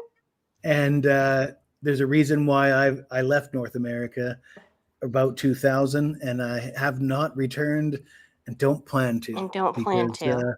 I think America, Canada, where I'm from, peaked basically during the 90s. Oh, yeah. Things were great. Economically, societally. All the problems we talk about having there were a lot there, but I'm finding out now there was a lot that went on that we didn't know about, like a lot of things happened that we were oblivious a lot of this stuff went down in the 80s and 90s. We just didn't have the access to it, guys, like we do now. You know what I mean? Yeah. So that is the fact. Jesus God, hold on, keep going. I think people treated each other better, though. Absolutely. There wasn't this. I mean, Democrats could sit down and have Thanksgiving dinner with Republicans. Well, yeah, I've talked to my grandma about that before. Like, I'm not married now, and I've never been married. And, back in the day, you could marry someone of the opposite political, side and still make things work. I don't think that's really possible today. No, it's not. I mean, people want to align 100% with your opinion or they hate you. It's so polarized. It's just like guilters can't sit and talk to pro-burgers. Democrats can't talk to Republicans. There's Yankee such a divide. fans can't talk to Red Sox fans. I mean, everything's so polarizing. It's ridiculous. My wife and I are on the opposite of politics, and we've been married for 31 years. The only way it works for us is not to talk about it. You don't talk about it, do you? No. If we do, it's always, I mean, sometimes it ends in a disaster. And I'm usually the one that throws something in, when I shouldn't, because we know it's best not to. But that's the only way that's the only way we make it through the craziness. And it wasn't as bad 31 years ago, even. Woman got married, Well, and it's just sad that people are this hateful nowadays too. I mean, you're wishing. Granted, listen, don't get me wrong, okay? Like Danny Lee Hill. These days are awful. When Danny Lee Hill murdered my friend, okay, I was 11 years old, and as I got older, don't say Danny's name without saying Raymond's name. Well, Raymond Fife, of course, but like when that happened, I was 11. And of course, I didn't walk around saying, die, motherfucker, die, or stuff like that. But as I got older, I did wish bad things on him, basically for his sentence to be carried out because of what happened. But even me with that situation, I'm not going to sit and talk like she does. And we're only on YouTube, folks. I don't represent anything else but myself and the rest of our community. You represent a news station that the whole world watches. You represent, somebody that brings truth and justice to the TV, which is a joke. But this is a guy that hasn't even been convicted that she's talking about. There hasn't even been any, like she said it herself, Jesse pointed out. She said, we don't even know. But in turn, you're going to turn around and say, I hope he gets shivved in prison. And what? I don't care about his personal safety. What? Wow. Now, what if it still deserves to be treated as a basic human being? The speech she gave Steve G about he's a PhD student, driving his own car, taking his phone. Don't you have any questions about that, Steve? Like, she was expressing doubt in that line of questioning herself. Until he gave a plea. And just because she's that dense and her brain is that small, she couldn't possibly think that there's a reason why he did this, that it just means he's guilty. And yet she's also intelligent enough to speculate that he might come with ineffective assistance of counsel. Yep. Therefore, maybe the plea didn't actually mean it was a plea, So she's contradicting herself in a lot of ways there. She's brain dead. I hope she truly gets called out on this by News Nation once they see that that's not who they want representing them. They don't want people that talk that way, that act that way, that represent themselves that way. As the news channel, they should never want somebody representing them. I don't think YouTube should allow her to not talk like that, but the things she's talking about, right. I don't care about him. If he gets shanked, who gives a damn? You're right. You are right. YouTube's letting that go, but you can't say unalived. Yeah, that's the thing, Randy. Is like even if he did get proven to be the one that did it, okay, you don't say stuff like that. No, let the laws and the courts deal with it. Don't make statements like that. That's beyond just disgusting to me. And I agree with this too. No way she's getting in trouble. You really think she built that studio, did her own hair and makeup? Come on, it's their pocket. It probably is too. I'll tell you that. I was thinking about that earlier. If it's related to them to help them gain more ratings based on what she says and does, that could be the whole plan. Okay, to see how it's reacted to. Well, it didn't work out for you, News Nation. Just so you know, if that's the plan. Yeah. Clickbait over sensationalizing. Welcome, Phil. It's good to see you today. Anything and everything for clicks, views, celebrity, and a fat paycheck. Gashly man, I love you, Phil. Gashly Manfield, nasty crease, and Jen Heifer coffin chaser. Horse for more gore. Oh my god. That was great, Phil. I love it. I love it. I love it. And there's the point, folks. There's the point. Good to see you, Ginger Hay. Good to see you. It just shouldn't be. It shouldn't be. It's very unprofessional. It's just disgusting to see. I call her chicken neck, so that's what I was going to say, but I've been trying to behave. Anyway, just to see her act and say those things is just, go watch it, go for it. But it's insane. I'm sorry. So what's Mystica saying? That's interesting. Being a journalism major in the late 90s, things have changed so much. True journalism does not include personal opinions, only factual reporting. That's what I was taught when I was a journalism major, was I had to learn how to write in a non-biased way, and it was not an easy thing. I thought that, majoring in business and journalism would be this, would go hand in hand, but it really doesn't, because journalism wants you to be really cut, clear, and concise, and business wants you to be wordy and detailed. Right. I mean, it's difficult for me because I'm in the 90s, I'm 20s, approaching 30. And I don't know if I was viewing it with rose-colored glasses or not, but it certainly feels like journalism was so much more honest back then. But maybe I was just so much more now that I'm almost 50. It's am I just more in tune? Or was the wool pulled over my eyes back then, or was it just that much better? It's a difficult question to ask yourself. It seemed better, but I would believe there was still stuff going on. I still think. Oh, the more I find out, the more I'm wow. Earlier on, the networks were doing one thing I am convinced of, though, is society was much better off. There was a lot more harmony in society. There was a lot less polarization, and the media that is feeding that polarization wasn't happening I think there was a general feeling in the 90s, our society has had so many problems, and look at what we've done to fix all these problems. I almost felt like we were standing at the top of the mountain saying, we fix this, we fix that. Because 20, 30 years prior, we had a lot of backwards shit going on in our society. And we had sort of made so many strides, over that 30-year period, that we were sitting there feeling good about ourselves. And now we feel worse about ourselves than we did 30 years ago. And I think that a lot of that is the media. Yeah, I can agree. I definitely can agree. I don't know if the economy has anything to do with it either, but the economy is, obviously gone to hell in a handbasket. Yeah. Did you guys get to see the 4-page document that the defense put out? Opposing the motion to vacate the dissemination order? No. 4 pages. The defense put this out.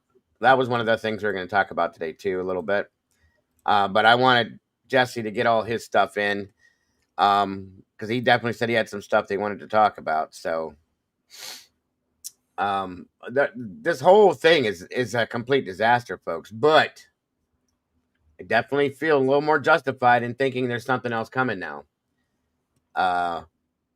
Does anybody else have any thoughts on the fact that maybe this is the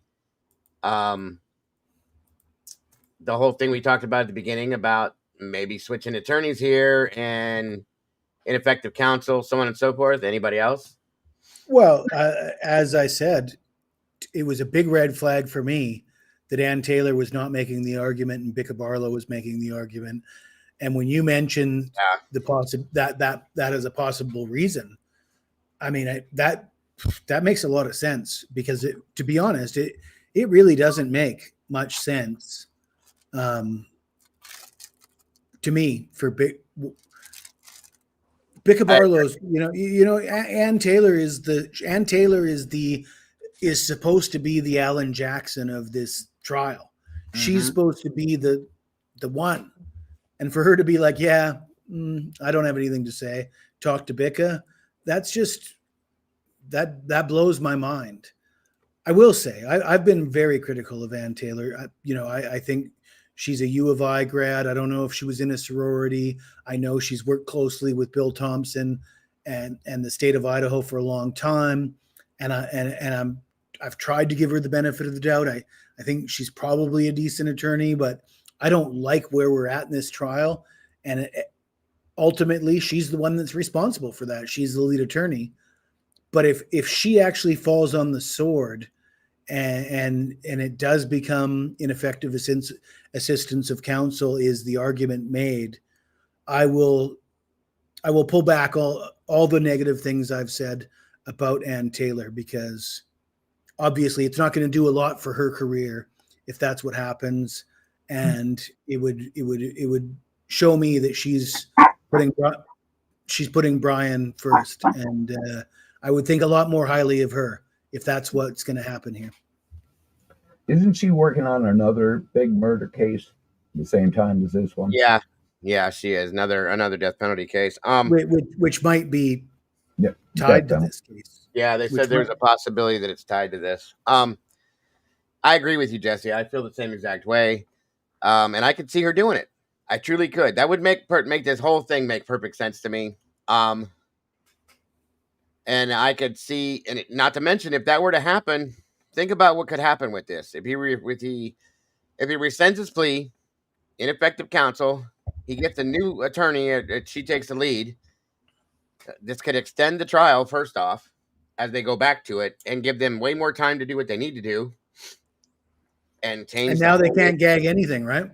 Right. There's no more gag. I believe that's done now. And Ann Taylor herself could go on Dateline and say whatever she wants, right?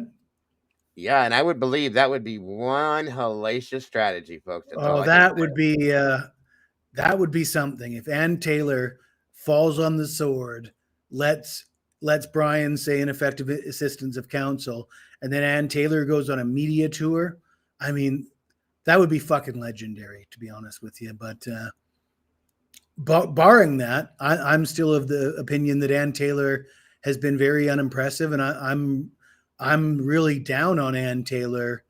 If something like this doesn't happen, if Brian if this all just goes through and he goes to jail and it's case closed, I'm not a big Ann Taylor fan. I'll put it that way.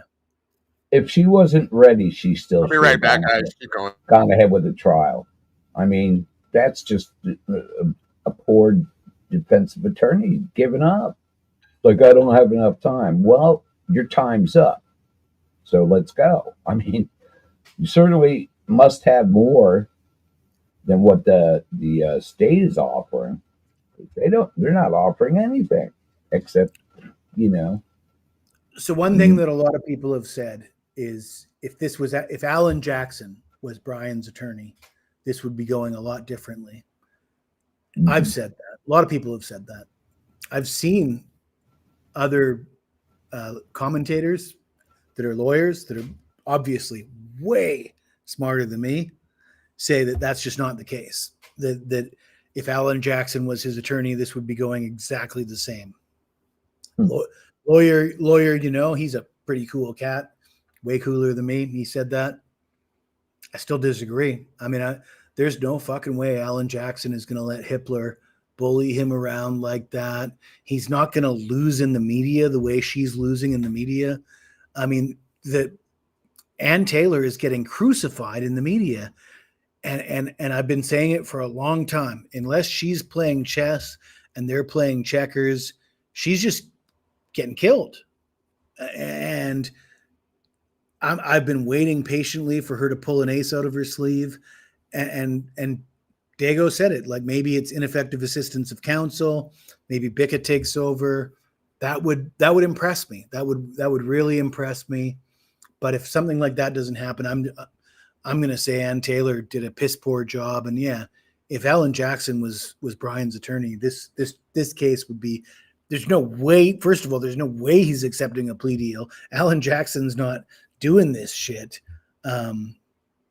I mean, now the way Ann Taylor is smiling when he's admitting to guilt, that to me shows that maybe they got something going. I mean, why would the defense attorney be smiling at her client when he's admitting to guilt, especially if he didn't do it? Unless he turn around and say, you know what? Tom Boy's asking if I think Richard Allen's attorneys were ineffective too. Richard Allen's attorneys were not paid. They weren't hired guns. They had to overcome a lot. It's really difficult to criticize them when they both agreed to work pro bono for Richard Allen. And I don't want to say anything negative about Richard Allen's attorneys. I don't think either of them are Alan Jackson, I guess is what I'll say. It's a bit of a different story though, because I think this case is big enough that I think Brian could have a more high-powered legal team. I think people would take this case pro bono. I think you could get high-powered attorneys to come in here and say, I'll join the team just for the publicity. But also, it's difficult to criticize Richard Allen's attorneys because the judge so clearly influenced that trial that they were they were fighting such an uphill battle. And yeah, I would say even worse than this case here with Hippler. Yeah, did you follow the Delphi trial, Richard? Or Randy, sorry? No, I did not. JC, did you follow the Delphi trial? You must have.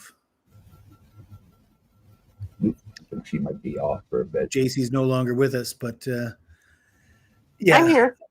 Oh, did you follow Delphi, JC? I didn't follow it, but I talked to people that did. Any opinions on the lawyers for Richard Allen? I don't really have an opinion on them. I mean, I don't know, because nothing in that case makes sense. I can tell you that much. But I also, like I say, I didn't really follow it. How long after the Gabby Petito case was Delphi case? Well, it was before. Actually. It was before. The Delphi case was that Richard Allen is a guy that they like pulled out of thin air. Yeah, I 5 followed or 6 years after or something. Yeah, the case actually started initially 6 years before Allen was arrested. Yeah, so 6 years later, they pulled this guy out of thin air, and this a random guy that works at the CVS. Same way they no criminal record. That's another thing that just blows my mind is. It's one thing to me if you pull a guy out of thin air and he's got a big long rap sheet, but when you get a guy with no criminal record, actually, Keep going, Jesse. Sorry. Well, if you're on the jury, like I'm speaking to the jury here. If you're on the jury and this guy works at a fucking pharmacy, he's married and he's never done anything wrong in his life. Okay. What the fuck are you thinking? Like, why are you so easily manipulated to think that this guy might have just woke up one day and gone off and murdered 2 teenage girls when he's what, 45? He's a middle-aged man, like somewhere in the realm of where I'm at. And just you wake up one morning, you're going to go kill 2 girls? That's not very sensible to think that. I mean, what are the numbers on that? I mean, the kind of people that do that usually have a checkered past. They usually have a history. They usually have like abuse or, there's reasons why somebody would do that. And to just pick a random dude that has nothing like that in his past and believe it, I have a real fucking problem. You mean like Brian Coberter? Exactly. I mean, like Brian Coberter. The only thing in his past was stealing his sister's phone and selling it because he was a druggie back then. And that's understandable. Never done anything. Nothing. He was a 16-year-old. Well, they can use his past drug addiction, as something, but it's not criminal. Well, it is criminal, but yeah. It is criminal, but it's not violent towards. Well, listen, one of the biggest things that has stuck in my head for the longest time, and I think a few of you guys may agree, is when Ann Taylor stood up and she put her hand on Brian's shoulder and said, "Your Honor, Brian is innocent." Is innocent, and she said it with emotion. That to me, it stuck. Okay, at that point, you don't just say something, put that out there like that. You don't feel that way and then change your feelings. Even if he were to say something that made her think that, she truly believed in him, in my opinion. Okay, just as much as I think that the attorneys for the Richard Allen case, that they believed in him as well and fought for him to do it pro bono, in my opinion. At that point, after, not my opinion, but when they did, I feel that they truly, that Ann Taylor and the defense team, the relationship, Twiz said that he physically watched Eliza and Brian have conversations and smiling and she's touching his hand, consolably and fixing his collar and his tie. Yeah. No, guys, that's personal attention. Okay, that doesn't come when you think your client is guilty, and I feel like at that point that it just doesn't stop. Okay, so I feel that she truly feels that Brian's innocent and always has, and is willing to, like you said, Jesse, fall on a sword. I could see her doing it. I really. If she does, I'm going to retract everything. I haven't said much negative about her. I've just said that she's basically losing. It's just all losses, and it's not good enough. And I don't like Bicca arguing for her today. And I get it. And if he accepts this plea and she doesn't fall on the sword, what else do you want me to say? But I'll tell you, if she falls on the sword and we get to the sentencing hearing and it's like, yeah, ineffective assistance of counsel, and I think it would be quite clear if and when that would happen, that it would have been well orchestrated between all of the parties. That it's obviously a strategic move, right? And she is literally falling on the sword. I will say this about. Sorry, once again. I would just be so impressed, and I think we should all be so impressed. I already think that that's what's coming in some form. I've always thought that, and I said before, you guys, and nothing against what you said, Jesse. I agree with you to an extent that Ann never does anything without understanding or knowing the outcome of what she does first. She doesn't ask a question without knowing the answer first. She's very good at what she does. So that's why it's hard for me to believe that this was something she failed at. I just don't see it. I see something. Yeah, I don't see her just giving up like that. Right. You know what I mean? I see something around the corner for her that she's looking at ahead of time, like she does with everything else. Yeah, there's something bigger brewing. And not to mention that Hitler totally, and I mean totally, railed her with everything she needed. Everything. Okay? Anything she's ever asked for, he's completely drilled her backwards on it. Every time. So, I'm just saying. Ever since he's taken the case, it's been kind of right. No. Mm-hmm. And I guess I will say this about Delphi is, wasn't there a lot of prosecutorial misconduct in that one as well. I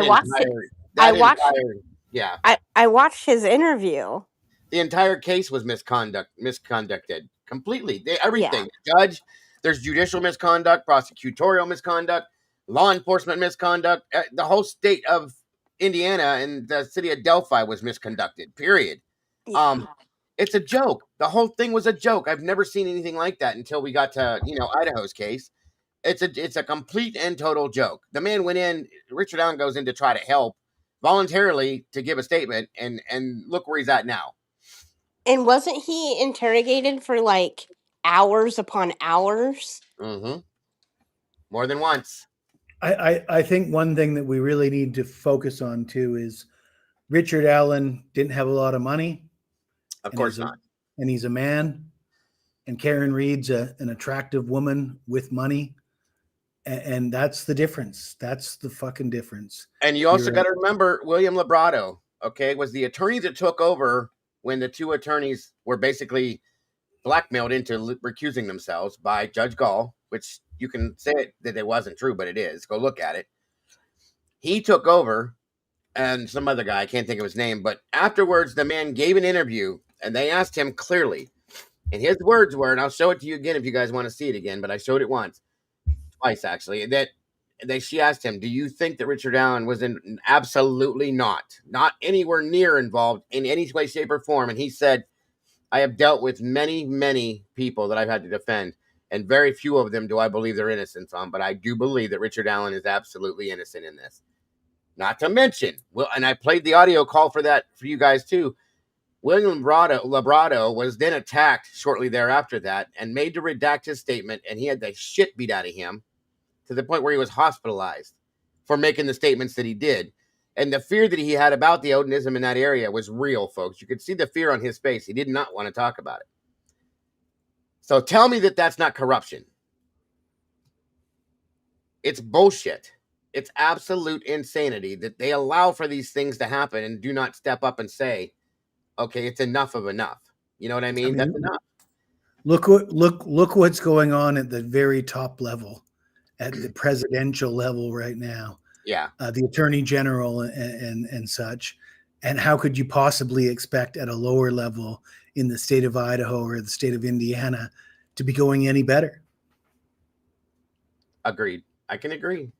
So anybody who's going to call you a conspiracy theorist is simply not paying attention. Not at all, Jesse. Not even a little bit. This is real. It's happening in our faces as we speak every day. So anybody that thinks it's a conspiracy, you need to step back, put your glasses on, and review it again, okay? There's no way in hell. This is insane. Real quick, though, I wanted to scan through this with you guys and show you some of the things that Ann put out. This is, once again, guys, it's on the opposition. She's wanted to keep this gag order, and he still didn't give it to her, okay? He didn't even think about it, once again. All this says here is that Biden, through his attorneys, a record and hereby requests the court for an order to maintain the revised amended non-dissemination order issued on June 23rd of 2023 until sentencing, right?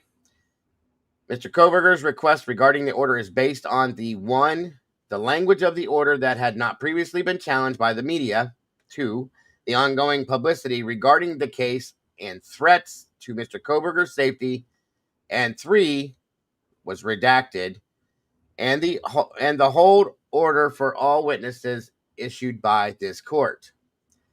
There were threats being put out against him, his family, the defense team, the staff, the court staff. They said, in response to significant litigation and in Idaho Supreme Court ruling on this issue. 1 second. On March 24th of 23, the Idaho Supreme Court denied the media's petition for writ of mandamus or writ of prohibition in re-petition for writ of mandamus or writ of prohibition.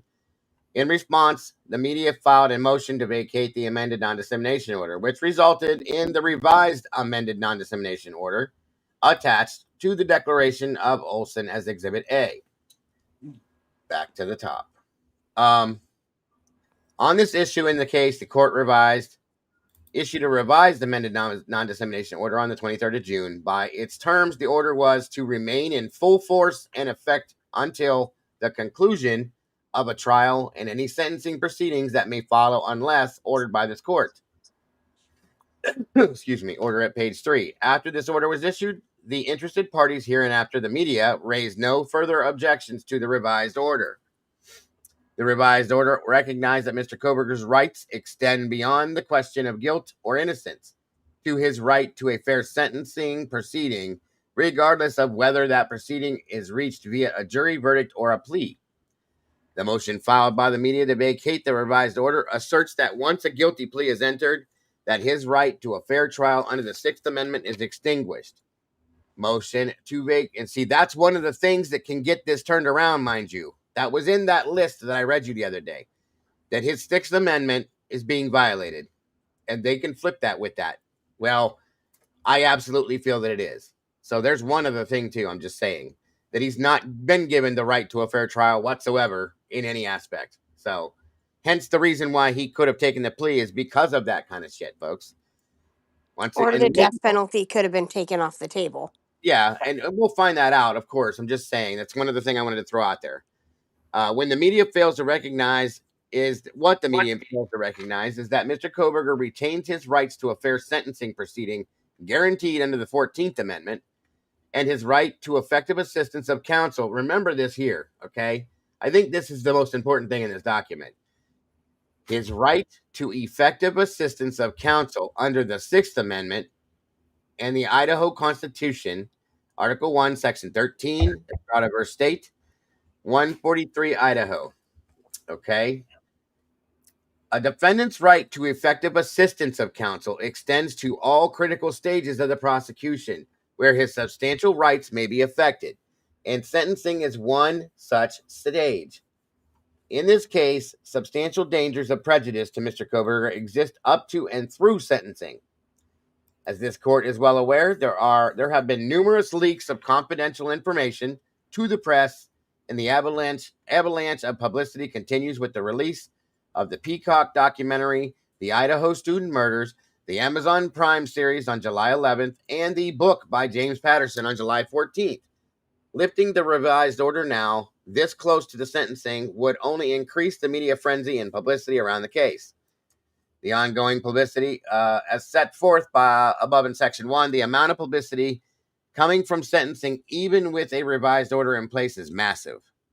Further release would only serve to gin up the anger and violent rhetoric already at a fever pitch. Again, this court is well aware of the threats posed, not only to Mr. Koberger, but to his family and court staff.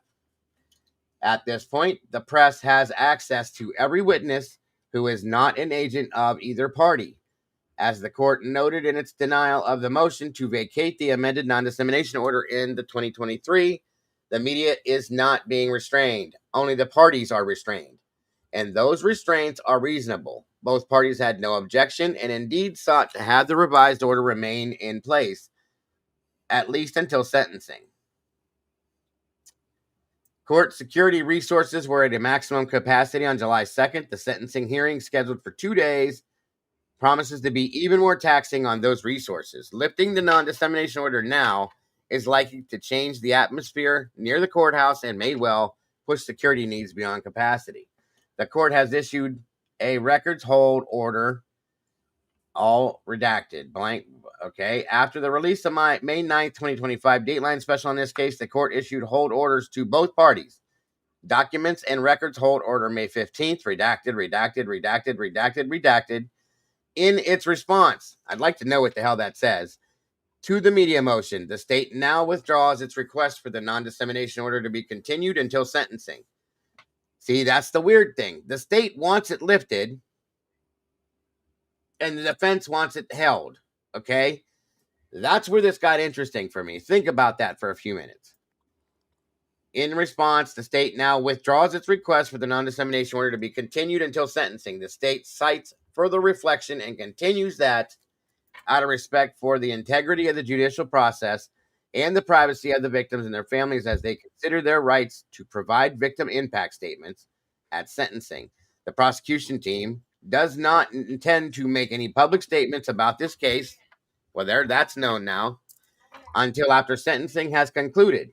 The state response to media motion filed July 14th.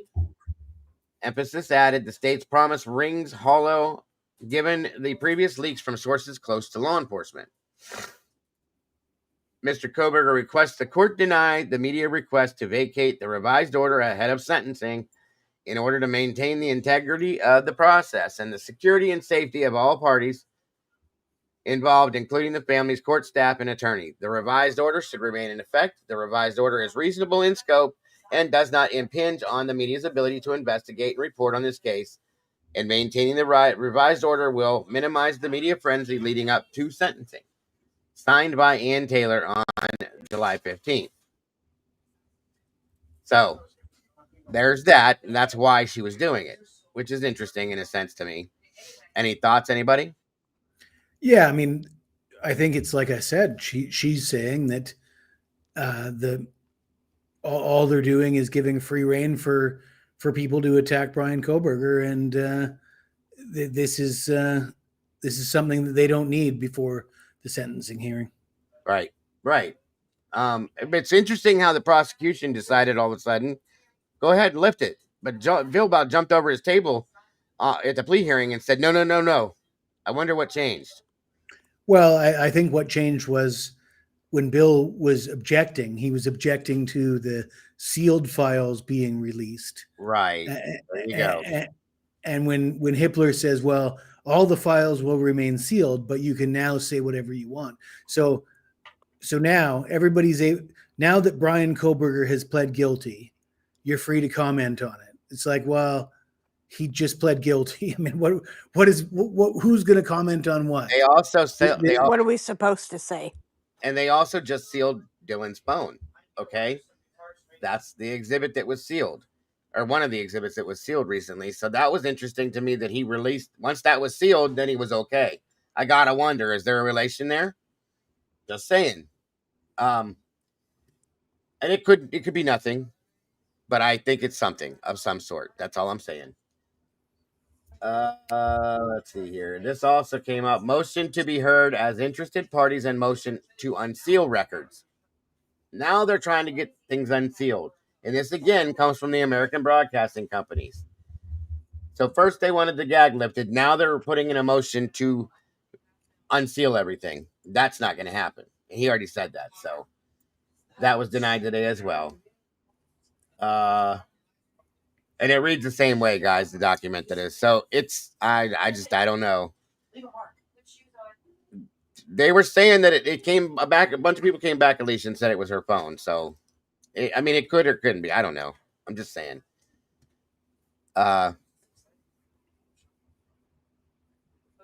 She may be playing. Let's see here. Do we know, this is a random question. Do we know who the guy was that Dylan reached out to and asked if he was driving tonight? Yeah, that was the rideshare driver that had just dropped Maddie and Kaylee off. Okay, so it's the same guy? Yeah. Okay. I don't know where that came from exactly, but I'll have to look into it to see where it came from, because a bunch of people asked me about it, and Eric Gower, that's it, yeah. And then a couple other people said that when I asked them back too, were like, where'd you get that from? A couple people said a document. Some people said that they heard it at other shows, so I don't know for a fact, you guys. And apparently his wife works for Moscow PD, and he's got some questionable stuff on social media and stuff like that. We don't know who the 351 contact was that Dylan added to our phone that morning. That's true. So I want to hear from the chat. I want to hear from the panel. I want to hear from you, Dago. Am I crazy for thinking that it's so relevant that they were feuding with the sorority? Like, is that because I view this as like a complete bombshell because it fits so many pieces. Am I crazy? Like, are you guys feeling what I'm throwing out here? Like, does it make sense to you guys? No, it's definitely interesting, and it does make some sense. It makes some other things make a little bit of sense too. The only thing I challenge with it is that at one point Christy stated that Dylan showed up there at their home. She stated that herself. Like Dylan actually physically drove there Yeah. to get her and drove her back. But that doesn't mean it didn't happen the way that Lana said. It just means that Dylan actually did go there. That's all I'm saying. So it definitely will explain some other things that happened, and it could explain the way the night went per se too. Okay. Who was fighting with the sorority? Maddie and Kaylee. Oh, were they the ones that were in the same sorority? No, wasn't it Kaylee and Xana? You watched it, Jesse. If you could explain it again, because I didn't get to see it yet. Geez, I'm not 100% sure about who was in what sorority or whatever, but the way I understand it is during COVID, the girls were being charged fees for being in the sorority house, right? The fees attached to being a member of a sorority and staying in a sorority house. But then they were kicked out of the sorority house. They were told, you're not even allowed to stay here. But they were still having to pay. And Kaylee in particular, I think was the leader, was like, hey, what do you mean I got to pay? I'm not paying. And apparently Kaylee put a statement out there saying the Gonsalves family doesn't believe that this virus is what the University of Idaho believes it to be. We've always been trained. Something along the lines of the Gonsalves family doesn't trust the government and doesn't trust institutions, which I think I've probably said before. When I see Steve Gonsalves, a lot of his behavior is not something that I can get in line with, but he's kind of my kind of guy in that way. Like I'm that kind of guy. I don't trust the government. I don't trust institutions. I trust myself. I want to make my own decisions. I don't want to be told what to do. So I totally respect when I hear that from Kaylee. But yeah, Kaylee, Maddie, and I don't know if Xana was involved too, but they were all like, hey, this is bullshit. We're being treated like shit. We're being taken advantage of. We got to pay this money. We're not even allowed. And they apparently arranged 1-1-2-2 king. And there was some sort of idea that they were being forced to pay for the sorority house and rented the new place. And they got and Kaylee got a Range Rover, and Kaylee's got $100,000 in the bank. I mean, because like put yourself in this position, Jay-Z. Like you're in college, you're in a sorority, they're fucking you over, they're charging you money for a place that you're not even staying at. And then you're just going to go get a new place. Well, that's fine. I mean, for people that have lots of money. But what do you know? And I'm not making any judgments on how much money you have, but all I'm saying is most people that will break them, right? Like, I mean, that wasn't even feasible for me. Yeah, most people don't have money for like, oh, I'm paying rent here, I'm gonna just go rent another place. Like, no, there's only money for rent for one place. Like, I mean, the idea that you can just go and rent another place and buy a Range Rover is that's like first world problems. And apparently it didn't come from her family because Steve made it quite clear that he wasn't supporting her. So I'm skeptical of all that. But anyways, the bottom line is there was a blood feud between Kaylee and Maddie, and I believe Xana and perhaps Lana didn't get into it. And I'm really vague on the details, but I am hyper focused on this from a motive point of view, and the motive we've been leaning towards was, Xana and Ethan went to the Sigma Chi party, got in a fight with Sigma Chi. So we know, Ethan was kicked out of the frat and there was a problem with the Sigma Chi. But when you throw into that this new information that Kaylee and Maddie were feuding with the sorority, and that Saturday night they staged this sort of elaborate, what appears to be an elaborate, like, fuck you on social media, like, we're going to embarrass the fuck out of you. by throwing their own, dressing up and pretending they're going to go to this formal, and then using Dylan as like, I'm going to be Dylan's +1. She was never, and we've been talking about this for a long time. She's going to be Dylan's +1, or Dylan invited her to be. Apparently that was like not even possible. Like they were already kicked out of the sorority. They wouldn't have even let them in. She was never going to be Dylan's +1. So now this information has changed a lot. Like we've been operating on that information.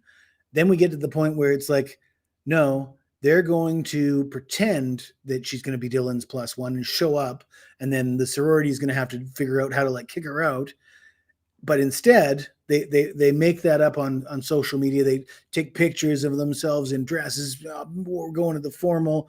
And then they just have a big fucking party at their house, which is like a mock formal, which is like a cool kid. So we're the cool kids over here. We're having our own fucking formal.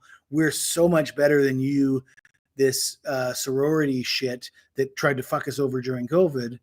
And when I tell you, I love the ladies, but bitches be crazy.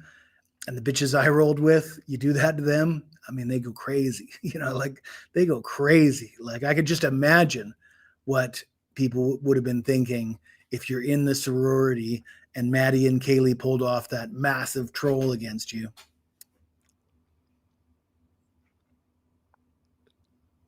That would definitely piss some people off, for sure. And it's insane. The whole thing, the best way to put it, IME, what a shit show in every aspect. It's a full-fledged 4-part shit show, wholeheartedly. Everything about it is. Nothing about this case is normal at all. Best part of that movie, yeah. This does sound like a scene from a movie, right? It truly does. Truly does. It's going to be one hell of a movie when it comes out, too. If they put everything in it that we've seen and heard. That's my opinion, of course. But, yeah. The 4chan Davids are even more relevant now, too, because David B. put himself in front of the house at the time pretty much was the last. Yeah, that's a good point, too. And, again, we still do not have exact movements and placement of Xana and Ethan that night or times. There's no timeline other than what Bethany knows. After that, there's no answer. And I'm telling you, I still feel like there's a possibility of the targets and the way that it all went down. That's just my thoughts. I think the thing for me, though, is that, there's somebody mentioned in the chat that there's a lot of motives. And there's the drug motive and there's all this stuff. But this motive in particular, it starts to fit with a lot of things, because Emily was at the scene on the 911 call. Yeah. She's the big for Dylan. The two survivors are in good standing with the sororities. All the people that were killed were not in good standing with the sororities and the frats. And what would make a large group of people lie? A fraternity, a sorority, an organization. Drugs will make a lot of people lie, but somebody would probably crack. I do think drugs is a big question around this case, but this revelation, is it revelation or revelation? Revelation. That's your revelation. Revelation. Revelation of the sorority fight. To me, this is, why are we only hearing about it now is the other thing. The same way everything else. I've never heard about this before. Well, again, guys, we didn't hear about a whole lot of this stuff we know over until the past 2 months. So there's going to be a lot more of this shit to come out, I think. The Patterson book seems to be dropping all sorts of nuggets all over the place. As much as I don't want to read the damn thing, I'm going to have to. I feel like I have to at this point now, because I think it's going to tell us stories of things that have been buried, truly buried. Good point, Candy Girl. By the way, this is a little side of the subject, but something I wanted to talk at real quick, and it won't take us very long. Has anybody seen the interview with Kara Kanoto, Xana's mom? I did see it, and wow, she looks good. She looks very good. Guys, I have not seen it. It is. Listen, I got to tell you right now, I'm very proud of this woman, and I mean it. Not that it matters of me being proud of her, but I truly am proud of her. Thank you for sharing, because I didn't know. She has overcome a whole lot, you guys, and to overcome what she's dealt with, what she was dealing with, as compared to the interview that we did with her, was a year and a half ago now. Two different people, absolutely two different people. And I wanted to show this for some of you that didn't see it, and to see where she stands as compared to the other family members, okay? As well as how she's doing. First, that's important to me. As to any of these parents, even Steve, believe it or not, this doesn't take very long, but I'm just very, very proud of this woman for doing what she's done, overcome, and where she's standing right now. I think it's amazing. So let's check this out real quick. That we would go into so much depth in your story, and I'm really glad that we did. I think you're incredibly brave on so many levels. I think it's incredible. I got to tell you guys, Jules, myself, and another creator, I was in the background of it, but the other two creators, they did an interview with her. Like I said, it's a year and a half ago, and this is a completely different person at this point than she was then. Okay, and like I said, yeah, I think she looks amazing. This is absolutely amazing that she was to get to this point. I'm grateful for that. I think I was there for that one too, Dago. You were there. And yeah, she is not the same person. No, and you can tell that she's able to reason and to discharge certain thoughts from her mind and say things in a different way, and she looks amazing. She really does. I mean, and I'm grateful. Out of all the family members, I have to say that I've always thought that Kara was probably the most real with all this, and now she really is, in my opinion, is all I'm saying. So, and I'm not going to jump into the whole religious factor because some people aren't that religious. I'm not super religious. I do have my faith, but it's not for everybody to go this direction, but it is for her. It works for her. It's done amazing things for her. I'm very proud of her to be able to do this. When we did that interview with her before, she wasn't even able to speak like this. Okay. She had to be up there with somebody to be able to talk. And it was if you guys listen to that interview, it was very shaky. She was not comfortable. She was not in a good place. She is now. And I'm grateful to see that any of these parents get some kind of solace out of what has happened in their life. Okay. Any of them. I just hope that they can all get to the point that she's at. Truly. That's what I want for them all. Like I said, not everybody goes this direction, and you don't have to. She did. It's working for her, and I'm very proud of her. That's all I can say. And God bless. Like, truly, that's what people need to be able to get to at some point. Everybody that's involved in this that has lost somebody. It's a very sad situation to go through that, and she's getting there. I'm grateful for her. So, I think the Chapins are similar. Agreed to an extent. I still think that, especially Jim, I think he struggles in a bad way to an extent. He gets real shaky with certain things he talks about. So, yeah, I'll be here for a little while, a little bit longer, Krista. That's right. Everybody has their battles and makes mistakes in their lives. Guys, we don't get a handbook when we're born and says, here, follow this. And parents don't get a handbook to raise kids. They don't. Kids don't come with instructions, okay? We do the very best we possibly can within our situation and try to make it a better situation from what we've had, okay? That's all we do. And we're not always successful in that aspect. So everybody goes through their things in their life. And, if you can get past that and get to that point, then God bless. That's an amazing thing. Like I said, I'm not severely religious, but I say God bless all the time because I think it's just my thing. I was into that I did a lot of praying and stuff when I went through this. Okay. Cause I didn't think I was going to make it out of this. I had a 20% chance to live through this. I've been through addiction issues. I've been through alcohol issues, all of that stuff. I have gotten past it. I'm not saying that I used God for all that. A lot of it was my own strength and my family, supporting me and being there for me to look at and go, that's where my focus is. That's where I need to go, and wanting to be here to help in some way to other people. That's all I'm saying. Everybody does their own thing, their own way. Do what you got to do, folks.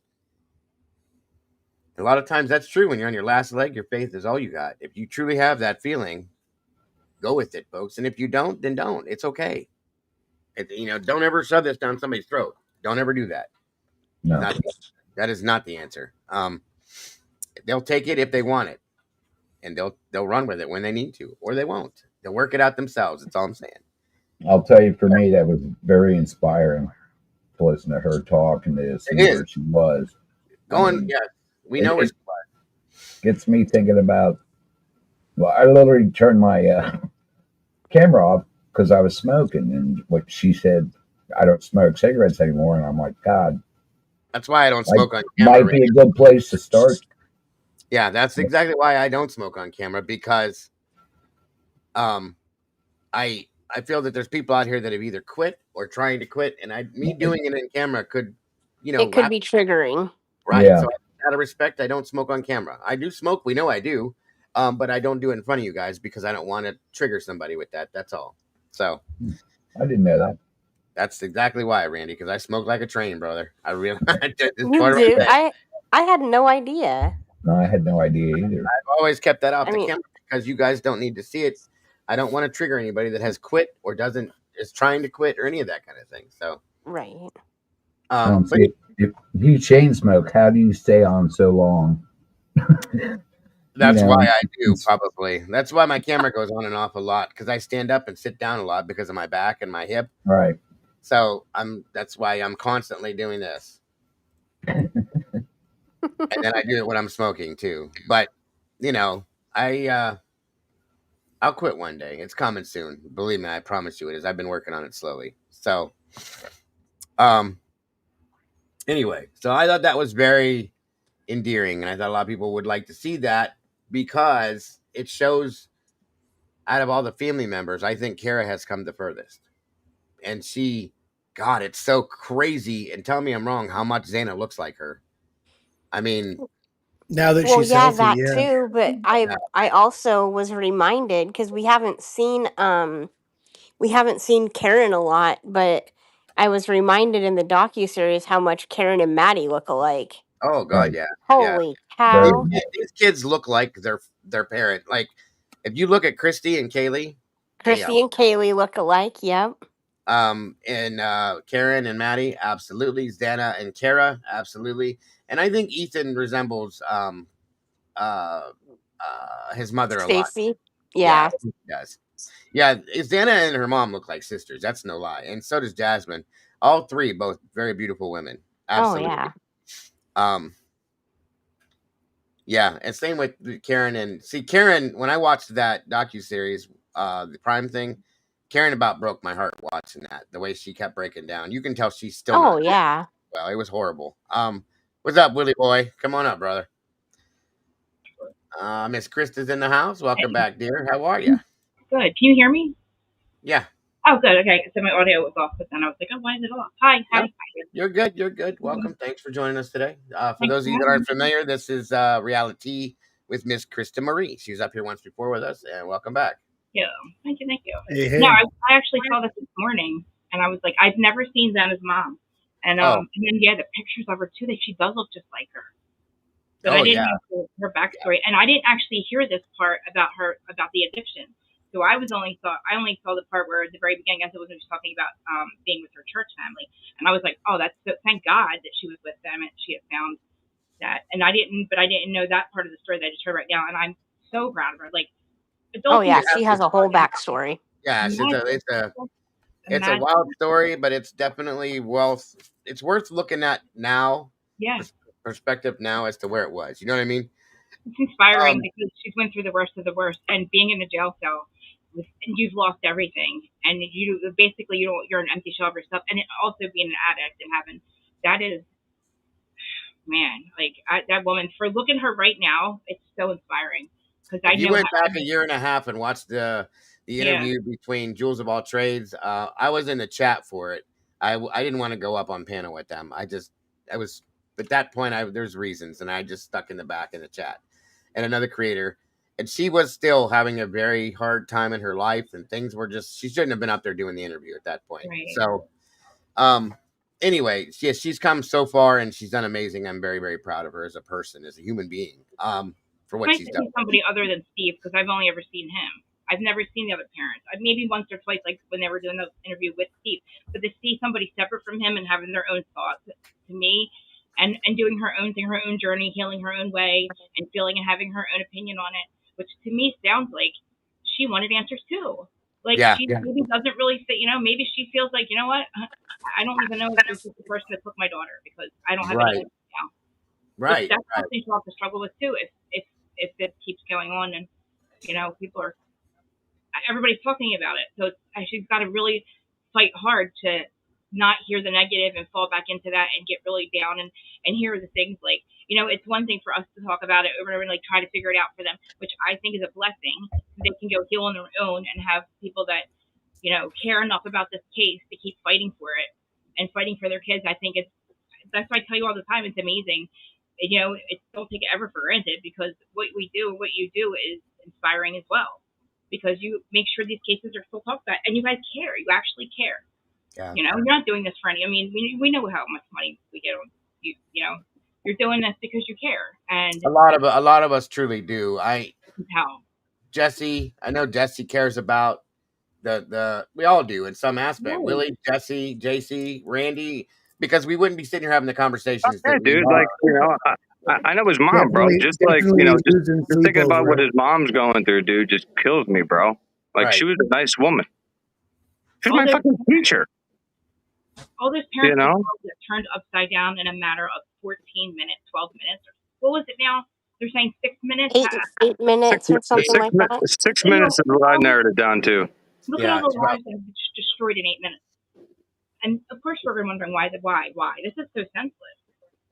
In our eyes, right? Like, absolutely. He wasn't that dude. He was not that dude. He was not that dude in high school that nobody fucked with, because he could kick your ass or he was this kung fu ninja, whatever the hell they're trying to make him out to be. No. That's why it's an excuse the phrasing because I'm very angry still. But that's why when this idiotic Trashly Bagefield comes out here and says what she says like she did today, when she says things like that, it makes me want to vomit on myself because she's talking about somebody she doesn't know. Right? She's talking I hate when they lie, bro.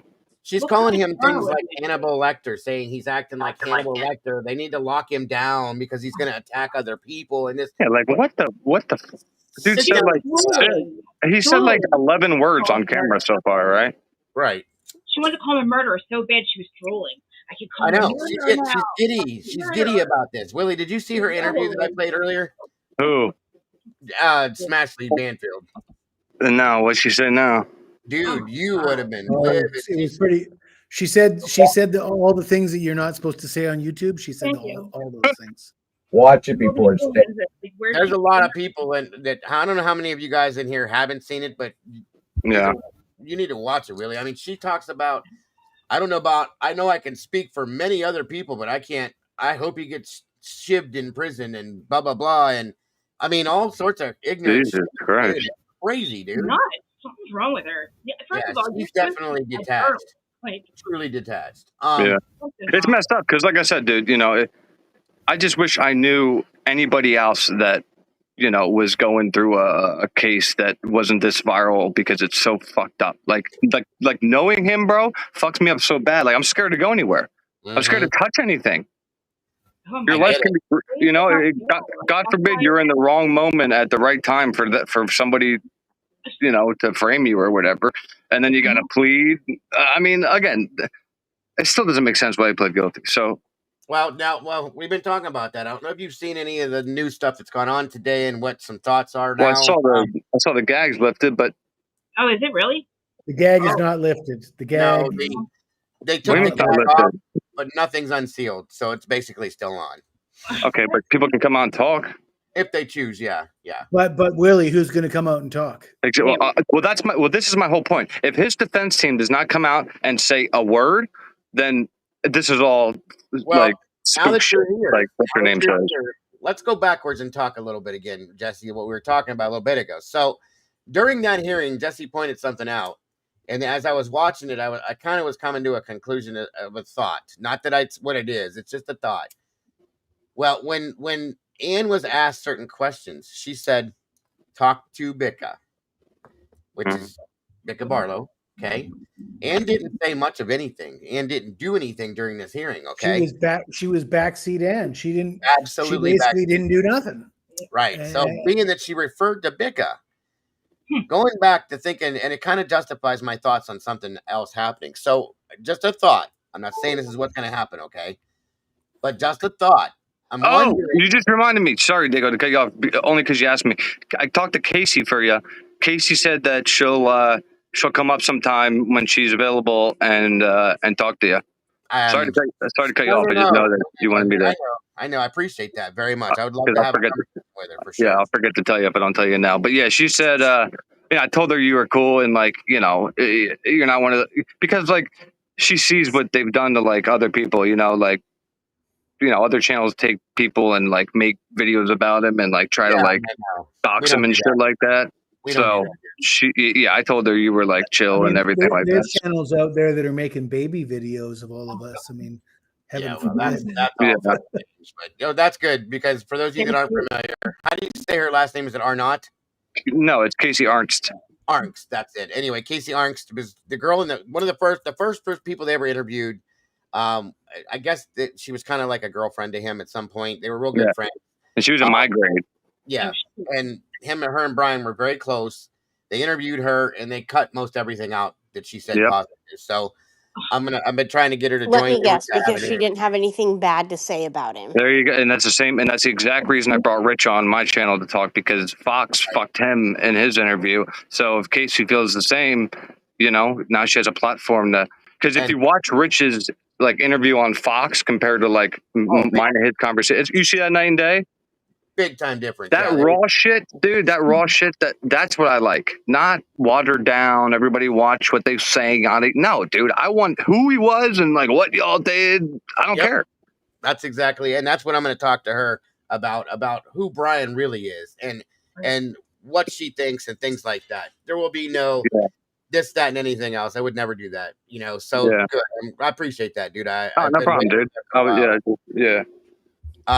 She's cool with it. That'll be awesome. Anyway, what I was saying was back to the Bicca Barlow stuff. Yeah, when she referred them to Bicca, it was just like, what? Aren't you saying anything? You're not involved, things like that. And then it came to thought that with everything going on, Willie, we're all looking for a reason why Brian may have done this. Okay, yeah. And it says in the document that I just read, and a few other places too. Relax, Tracy. Ineffective counsel. Okay. Yeah, but but the judge already asked him if he was. It doesn't matter. He can still do this if he let's say on the 23rd they lifted this gag or whatever you want to call it. Say on the 23rd they go into the sentencing hearing, and he chooses. I'm not saying he's going to, folks. I'm just saying he chooses to rescind his plea. I can't talk. And when he's asked why, he can claim ineffective counsel. When he does that, if Bicca takes over and Ann steps back, guess what? Now we have a new trial, and I believe. Well, that's if the judge approves it. If he approves, that's true. He has, but I can't see if he goes with ineffective counsel. I don't see how he has a way to not approve it because it's simpler. Prove that it's not, though. Prove that it wasn't ineffective counsel. You can't because here we are. The man took a plea deal. But he's going to say. This recent hearing, when and they're asking, do you have any objections? And Ann Taylor's just like, yeah, talk to Bicca. I mean, that's about as ineffective as it gets. And wouldn't Massoff be more effective? Like if Ann's not going to make the argument, which it surely should be Ann. I mean, this is Ann's job. There's nobody's job but Ann's. So if she's not going to make it, I would say the second best person to make it would be Massoff. I know she's done a bitch the whole time. She's had more success arguing with Hippler. Bicca never says anything, so you're going to hand it off to Bicca. Like, what are you doing here? Looks like punting, right? Trashley, that Trashley very ineffective. Very good defense strategy, Willie. I can't go through it all, Your Honor. I can't do it. All this happened today? Something happened today? It was what we saw today, yeah. I mean, I'm not saying he'll do it, you guys, but it would be a hell of a strategy, and it would make this all make sense. That would make sense. Because if it does get approved, don't quote me on this either. I'll have to look this up. But I think we read once before, I don't know if it because it's a new council that they would set a new trial date, or if it would just roll right back to August 11th. I don't know how that works. I have to look into that. I'm assuming they push it back. Yeah, but because the new council, they have to get prepared. You know what I'm saying? Over, right? Yeah. Completely over, probably. I would think I would have to if I were his lawyers, like new lawyers, I would throw everything out and start completely over. But we don't have a crime scene to go to anymore, so it's not like Anne could be used as a consult, and it wouldn't be. She wouldn't be. I'm pretty sure I said on this channel like 2 months ago that was the move. Fire Anne, claim ineffective assistance of counsel. That's the move. Yeah, I mean, I thought that. What do you think? Wait in between that, like to plead guilty to that, just to see what would be the point, right? To do the. Well, I thought that's what they should have done when Hippler ruled against the alt perks. Like everything Anne's done has not worked. He's shut down everything. Or sorry, no, I didn't say it after the alt perps. I said it after the refusal to extend the trial. That's when you said it. She's asking for a continuation, and we've got the leaks, and we've got there's supposed to be an investigation into who leaked the information, right?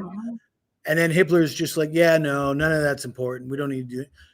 The ineffective counsel is like the judge, isn't it? Hippler, the ineffective counsel, because he's the one who's shutting Anne down at every turn, right? She's tried. That's what I mean. So instead of pleading guilty. So instead of pleading guilty, why? I mean, come on, you got to exhaust everything you have. Why wasn't there a push to try to get him to recuse himself? I mean, try to do something instead of pleading guilty.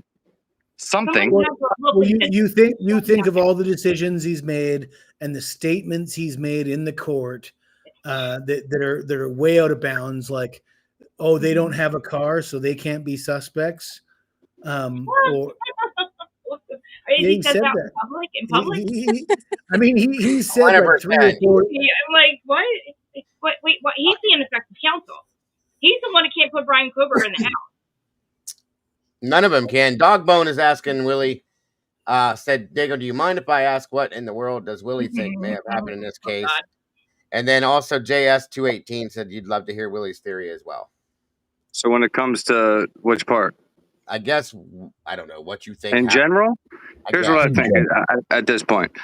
I think that he might somehow be involved somehow, some way, because there's a reason he took a plea, but there's no way in God's green hell that he did this alone.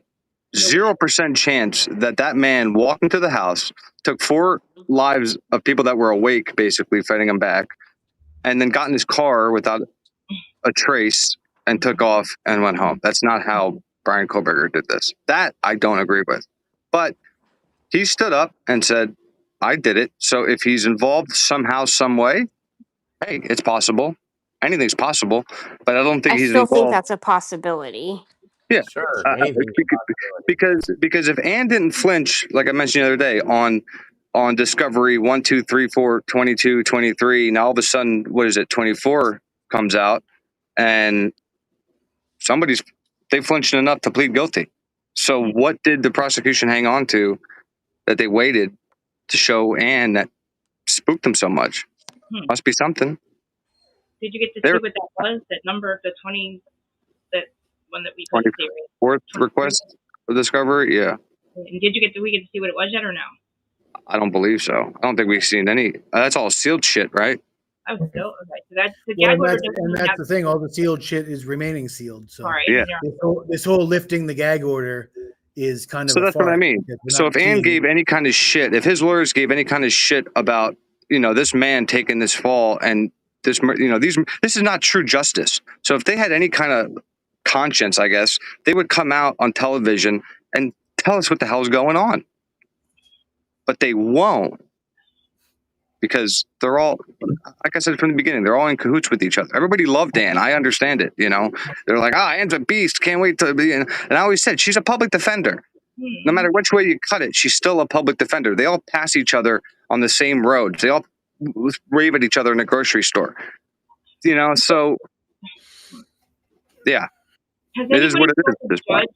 Has anybody looked at the judge and said he's part of the problem? He's accepting plea. He seems like he was just guilty. He did not believe Brian deserved any type of anything. It seems like why was nobody looked at the judge? But the judge had nothing to do. Like in my opinion, the judge had nothing to do with Brian pleading guilty, unless it's because he took away his ability for a third-party defense. But I'm going to bring up again that Karen Reed won her case with reasonable doubt, and her first trial was they used a third party and blamed like two different people. It was a hung jury. Second trial, just mounds of reasonable doubt. She walked free. Why couldn't Ann walk in that courtroom and just rain it all down? All the shit that we can all sit here and talk about for probably 3-4 days straight. I'm assuming we could all talk about how much reasonable doubt there is in this case. Why couldn't she do that? Money. Don't forget these cases. Every case is different too, Willie. So it's hard to say what the stipulations are and what's going on in the background. I get it, but somebody asked for my opinion, so this is my opinion. No, I get it. I agree. I got it. I'll shut up. Sorry. No. Shut up, dude. Shut up, man. I would have leveraged the public. I would have, when I went to jail, and if I found out there was even a slim chance that anybody on the outside thought I was innocent, I would have asked for some help. Been like, hey guys, I want some paid counsel. You know, if you guys really want to help me here. Like, look at the dude that shot the CEO. How much money he has in his defense fund or whatever. What's his name? Luigi Mincione. Yeah. Yeah. So like, imagine if like Brian was able to leverage the public like him, and you had somebody like Alan Jackson on the prosecution instead of, he'd be taking shots at the judge instead of bowing down to him. So this is a good point. I get it. He wasn't even supposed to be in. They can't place him there. There's no DNA. The DNA they had was bullshit. I don't think the chief. You can't prove the chief was even the murder weapon holder. It was probably Easton for protection. You ever think of that? That's what I mean. This is what we all think, but something made him flinch, right? No, I know it's weird. Maybe not though. Maybe not. Here's a good point. Gracefully Salty threw out here. It says, I think we're missing the message. You have to be guilty to be exonerated. And what exonerates him is the DNA. And who is the DNA expert or attorney? Jacob Barlow. That's a very interesting point that whatever reason. What have I always said, dude? I said, if there's any kind of plan, it's the blood profiles. Thank you, Gracefully. That's a hell of a statement. The fact that they were never tested, and I swear to God, if Ann asked for funding to be able to test the blood and she was shot down, in my opinion, that should be able to be used. Thank you. You know what I mean? Beach Babe made another statement that goes right along and says, in order to be exonerated, he has to be convicted, right? There it is. And they wanted to hurry it. They could have very possibly just wanted to hurry it along to get to a specific point without dealing with the trial. Okay. Now, granted, that's bullshit. I am sorry, but I want to see the trial. I want to know what happened. But to make for the best situation for Brian, in a sense, probably would be something like that. That makes a lot of sense, both of you, actually.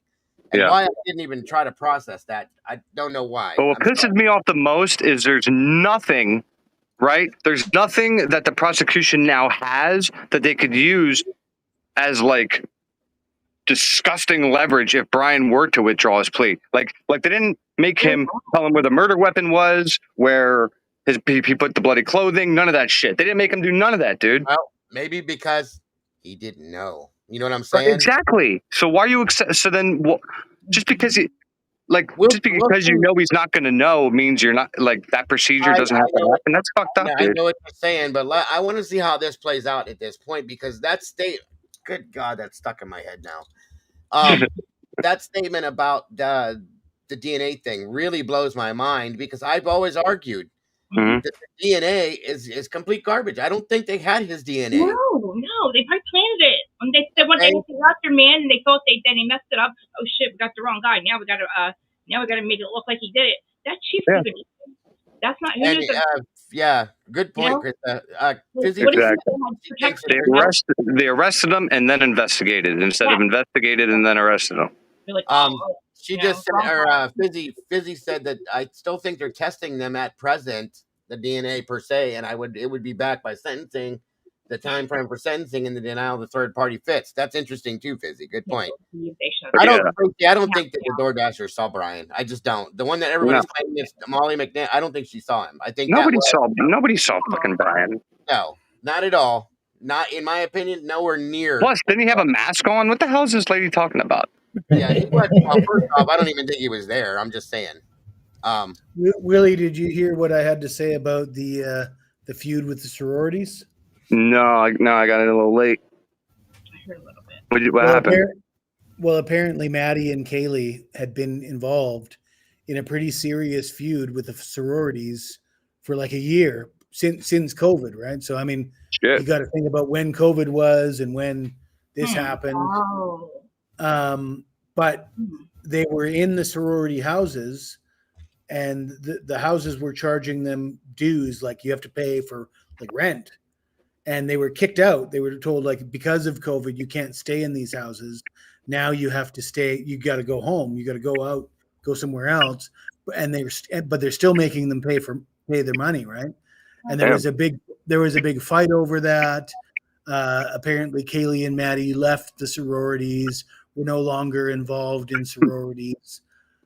So now we got Kaylee and Maddie leaving sororities. Ethan is kicked out of Sigma Chi,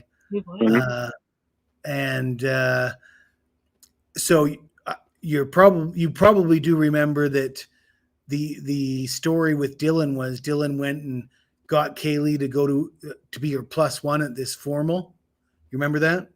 Okay. Do you remember this? No. Well, this has been a common theme is Dylan. The reason why Kaylee was there that night is apparently because Dylan asked her to come there to go to a sorority party. Basically, that's the only reason why. Because Kaylee otherwise wouldn't have been there. Kaylee had not been there for months or weeks or whatever, right? Really? Yeah, and she really didn't want to go because Dylan asked her to be her +1. So wait.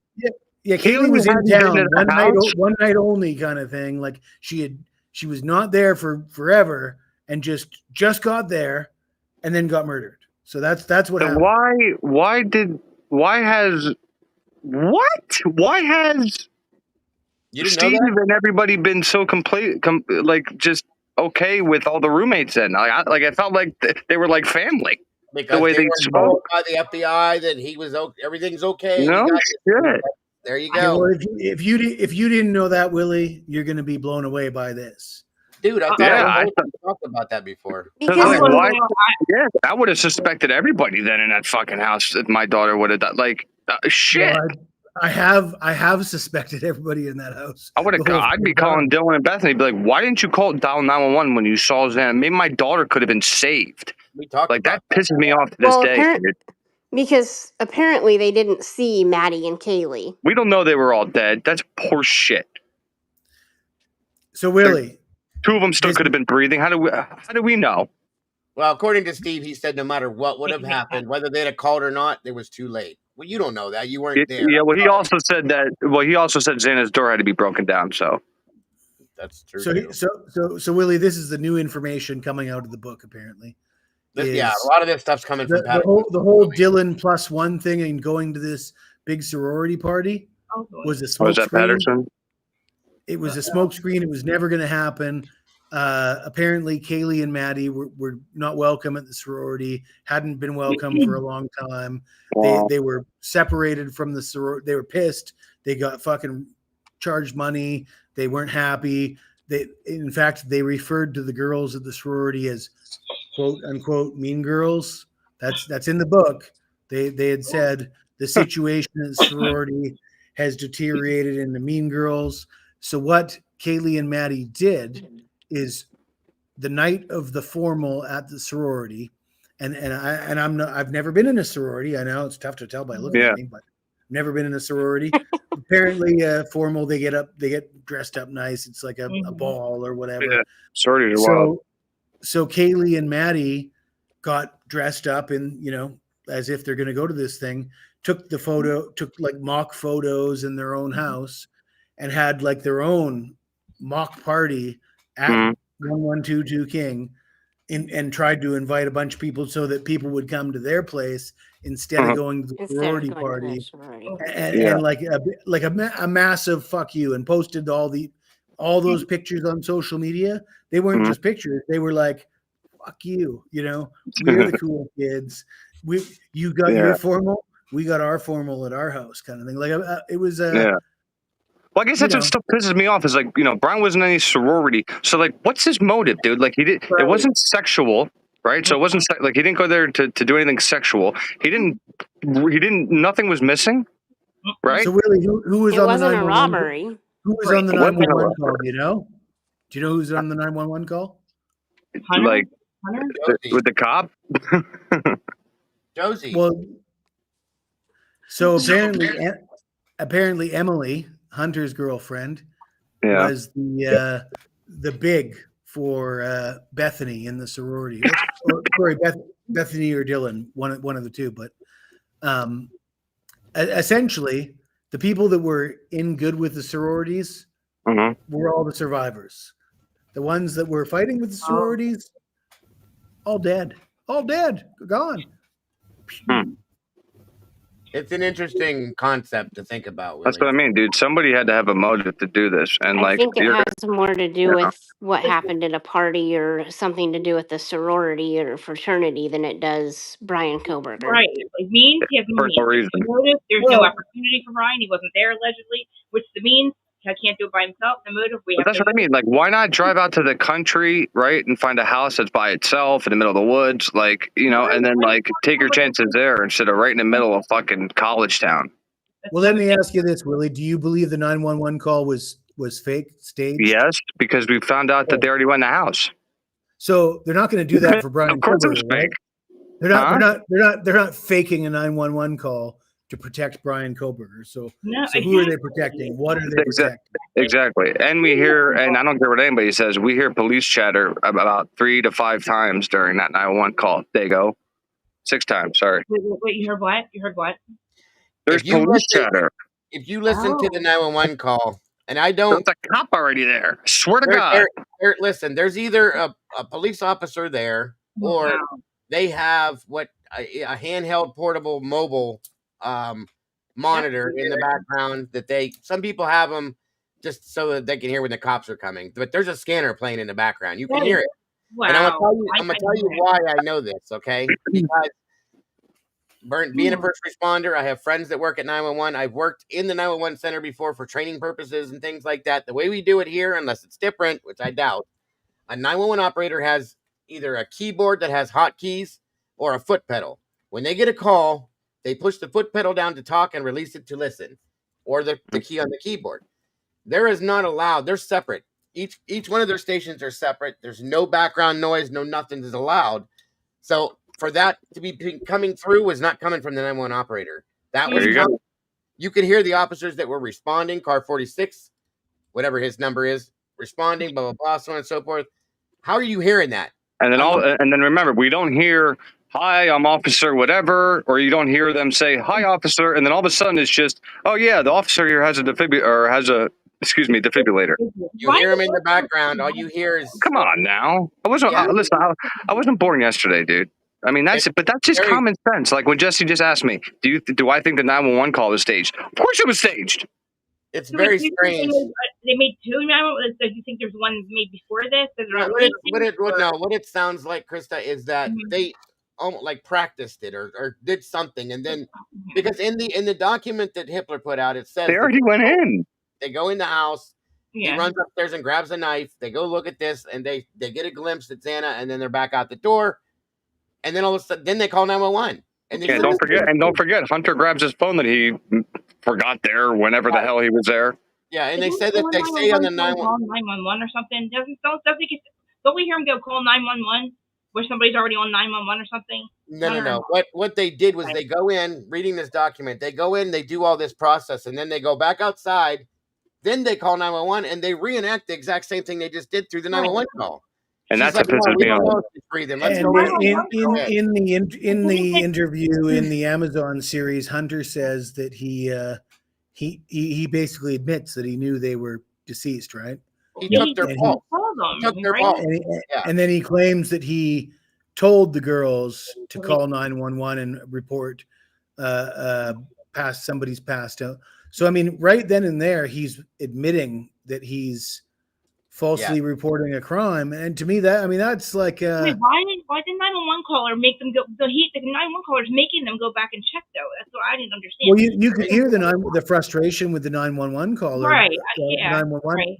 the operator, because they're fucking her over. They're calling her and giving her a bunch of bull. I mean, it was awful. It was awful. It's very hard to hear. It's very hard to listen to it. It's hard to like process. I'm like, dude, like, come on, man. It didn't sound. I'm like, I was frustrated for her. Then I'm frustrated because she's making them go check when I feel like they've already. You know what I mean? I didn't know. It just didn't. It was all odd. And then a lot of people blame her, but I mean, it's hard to blame her when they're giving her such bullshit information. I'm just saying, dude, like all this shit, man, piled in with all the other reasonable doubt. It just doesn't make sense why you don't fight this. This needs to be fought. We did talk about this stuff before he took the plea quite a bit, actually. He might not have been around. I understand. But I get what you're saying. Gracefully just said, I've theorized since the beginning that these crimes were done by women, and Dylan and Bethany were thrown to the wolves by their sisters. Well, I mean, I think it was cleaned up. I think it was cleaned up by women. That's an interesting thought. Now, somebody cleaned up. Like, I heard there was blood dripping. Was it true that there's blood on the outside of the walls? Like, it was really dripping down the foundation from inside the wall. Yes. Yeah. Did somebody nothing. It came from Xana's room. Fuck, man. Somebody in the chat recommended this, and this is actually a good idea. This was the main interview that Chronicles of Olivia did. And now that we see all and hear this stuff, so they said refer back to this interview and the things that he said. Good God, he looks like a completely different person now. Wait, who is this? Who are we watching now?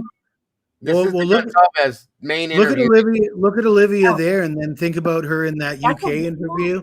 Ozempic does wonders, bro. I guess so, because that don't even look like the same damn person. I don't recognize him. Bye-bye.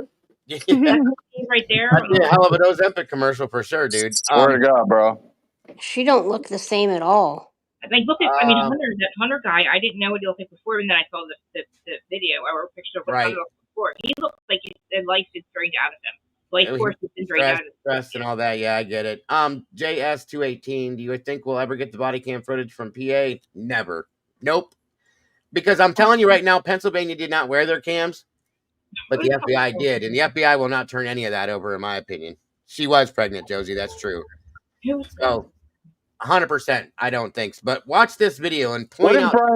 What if Brian shot a cop in the house? Do you think there'd be a body cam?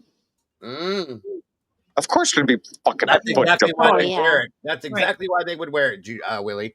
Exactly, but there's no body. Okay, well, whatever, man. If there's a dead cop on our lawn, you guarantee our house would be raided in a heartbeat. They're not cop, but the police aren't stupid. There's too many lawsuits. Olivia was pregnant, musical. This Olivia here, Kaylee's sister.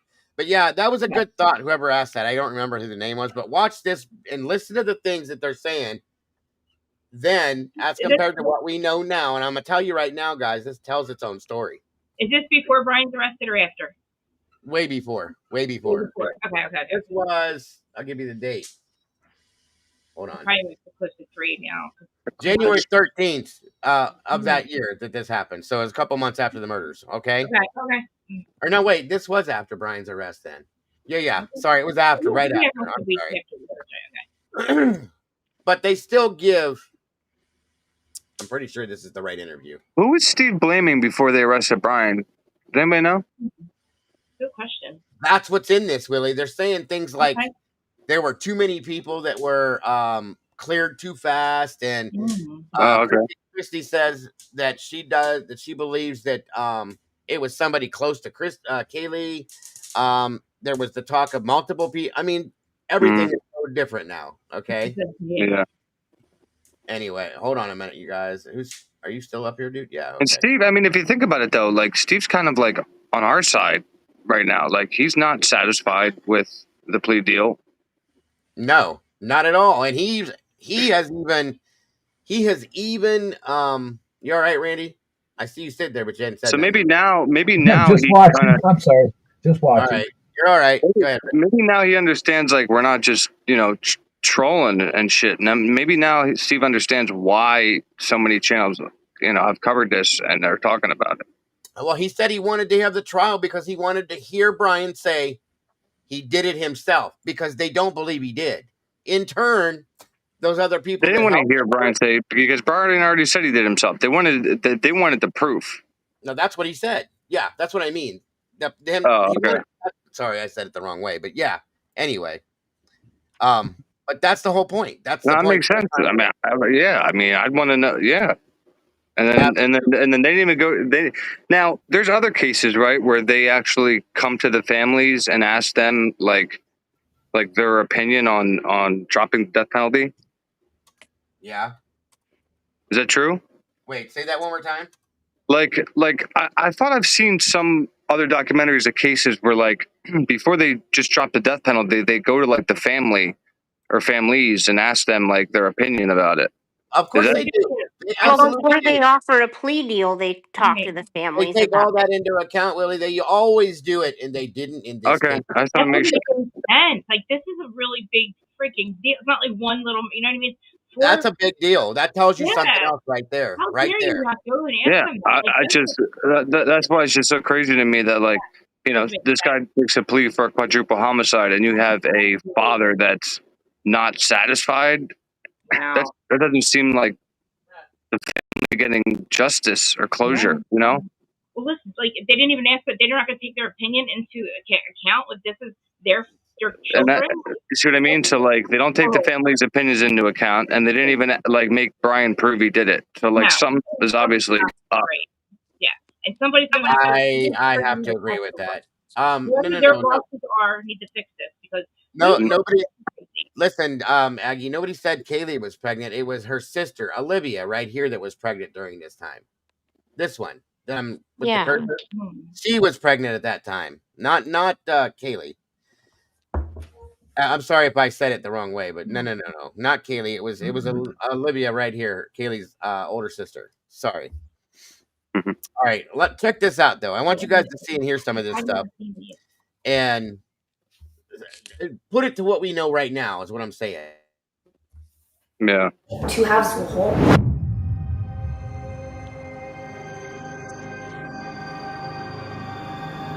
I do gotta hop down in a little while, though, Diego. No, that's fine. This won't take too long. No, it's okay. I just want your opinion on this. I just wanted to let you know. I appreciate it, bud. I'm always grateful when you're here. So.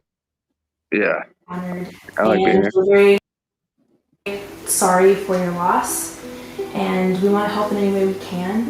And I think telling Kaylee's story is profound, and I think that's really important. Giving her humanity. And humanizing her story. What was Kaylee like as a child? She was very rambunctious. It's like name about herself growing up where like she was the cleaner, right? I'm gonna scrub through this to get to the points that we need to hear, because not that I'm disrespecting that stuff, it's important, but to what we're talking about, it doesn't have a bearing, so I want to get through it faster. Sorry. So like Kaylee was like the one who was like she was known, where like she knew that if she was a competition. Everything was a competition, Steven and it was woke up after playing a video game with her. She instantly popped. How long have you been live, David?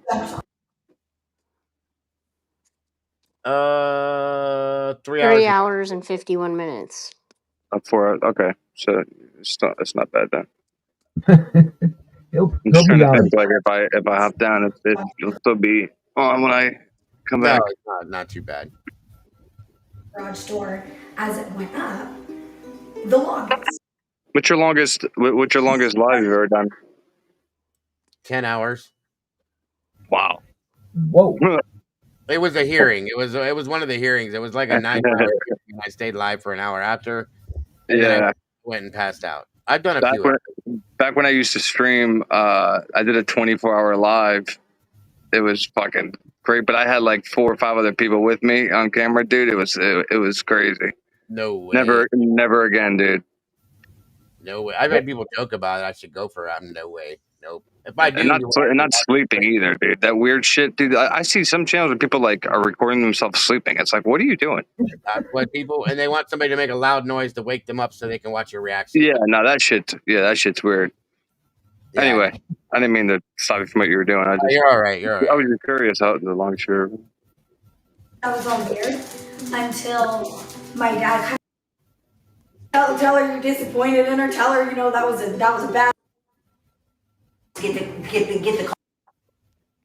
Yeah, I may have to scrub through this a bit, so bear with me, guys, to get to the point where they talk about the case. You're good. That's fine. I'm trying to make conversation.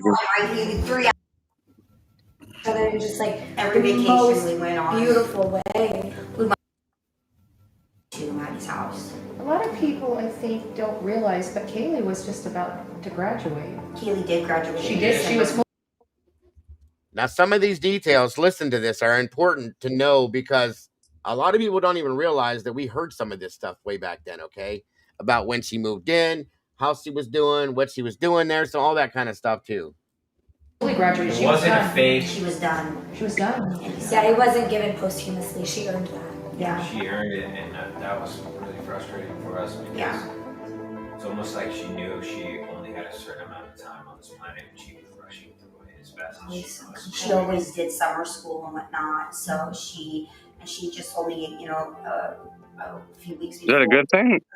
That she was going to be graduating in. Yeah, I think so. Like, she earned her degree as compared to a lot of the people that passed that were given it post whatever she just said. I can never say that right. Anyway. Posthumous. Thank you. Like, she completely had earned it and was going to graduate that Tuesday after. Have, you know, all that stuff, and it just, they didn't. Wasn't she going to take her final test on Monday? I believe so. That's what I believe. Remember, I think so, JC. I might be wrong on the day. That's but what I heard.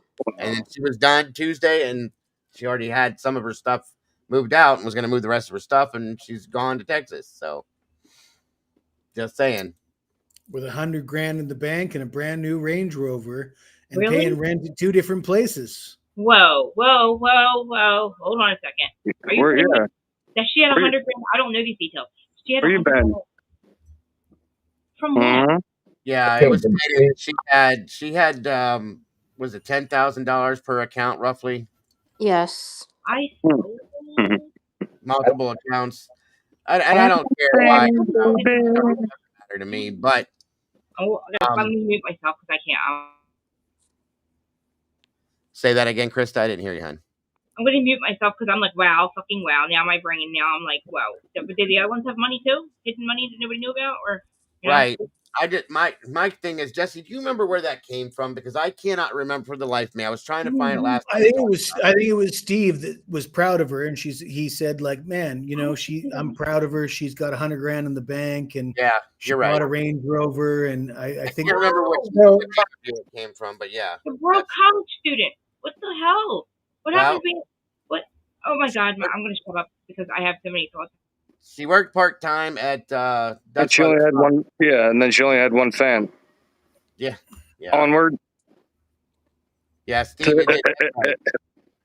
did say that. Something was going on. Something was going on with money.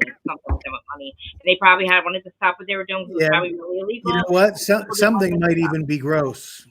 I don't think that. I think it might have something to do with the school. I had a theory that has something to do with the school and the loans or something. Maybe there was a way that they, you know, the loan company made, or the loan department made money. They made money if they like got certain things. I don't know how it would work because I'm not. But like I thought maybe it has something. That's why they had like maybe picked Brian as the patsy because it was easy to get a scene. I don't know. It just made sense that like maybe there was a shakedown and the other two were just scared, didn't think something bad was going to happen.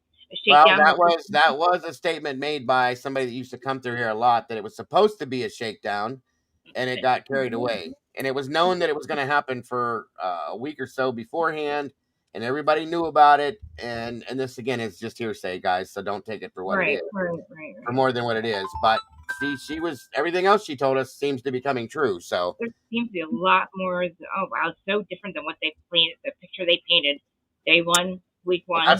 That's why we've done what we've done for 2.5 years to be able to. That's what I said. You guys do this. Cover the right picture, I guess you could say. That's why it's so fucking frustrating because it's not going to trial. No. You're right. You are right, sir. Every day I say that to myself. I don't know if I was here or. Yeah, well, that's where she worked at. She worked at Dutch Brothers Coffee part-time. Well, hey, no, I'm sure she made enough money to save $100,000. Great amount of money there. Made one hell of a cup of coffee. I'll say that much. Wow. Nobody ever said the Range Rover was new. What they're calling it these days? That's my knowledge. It was not new, and there were payments being made on it because it had to be paid off. And right. SRB's right. I was getting ready to say that. Get out of my head, SRB. She also worked at that one Mexican restaurant. And of course, and that's what I think Steve was referring to when he mentioned that there's some things people are going to think gross coming out. I don't see any shame in it because they're college kids. They do what they got to do. And it's not distasteful in that sense that they were doing OnlyFans and they were doing something called Sugar Babies where they were going on dates with men, not sexual things, but just, that's not going to get them murdered. You know what I mean? It's really not for right. I'm saying it's a normal thing nowadays. I told you guys I knew somebody that sold a pair of socks that she wore for a week for $200. Come on, it is what it is. People are. So, what's up, Uncle? Wow. Hey, your favorite uncle. Wow. Yes. So anyway, all of these things are reality nowadays, guys. They're not abnormal anymore, and it's not a dirty bad thing. Listen, all those Real Housewives, they're all on OnlyFans. Every single freaking one of them. I just want to point out that I'm almost 50 years old and I'm pretty out of touch. But I'm not out of touch enough to believe that these girls are going on dates for hundreds of dollars and only going on dates. Like I'm not quite that out of touch. Webcams. Listen, now, that's another thing I found out not about a year ago, guys, is there are sites that they have set up at multiple, and I mean double-handed numbers, colleges, that they have a camera set up in dorm rooms or in these houses like this, and they watch like the daily life, of what's going on. It doesn't necessarily mean there's people in other rooms humping and stuff like that. I'm saying like just people walking around and talking, living their lives, and they pay big money for this shit. It's crazy. Collegecams.com and things like that. It's all over the place. And I was like, holy shit. I mean, you got to pay, I guess, to get into these things. You get a cam per day or $500 for this, and it's $10.99 a minute and all sorts of dumb shit. It's crazy shit. Sorry, Matt. I just couldn't think of another word to say. But anyway, yeah, that's what I was getting at. Bro, Steve's blasting the prosecution on T. Is that real? Is that something we can watch? What is? Steve blasted the prosecution on TMZ. Oh, let's go there. No shit.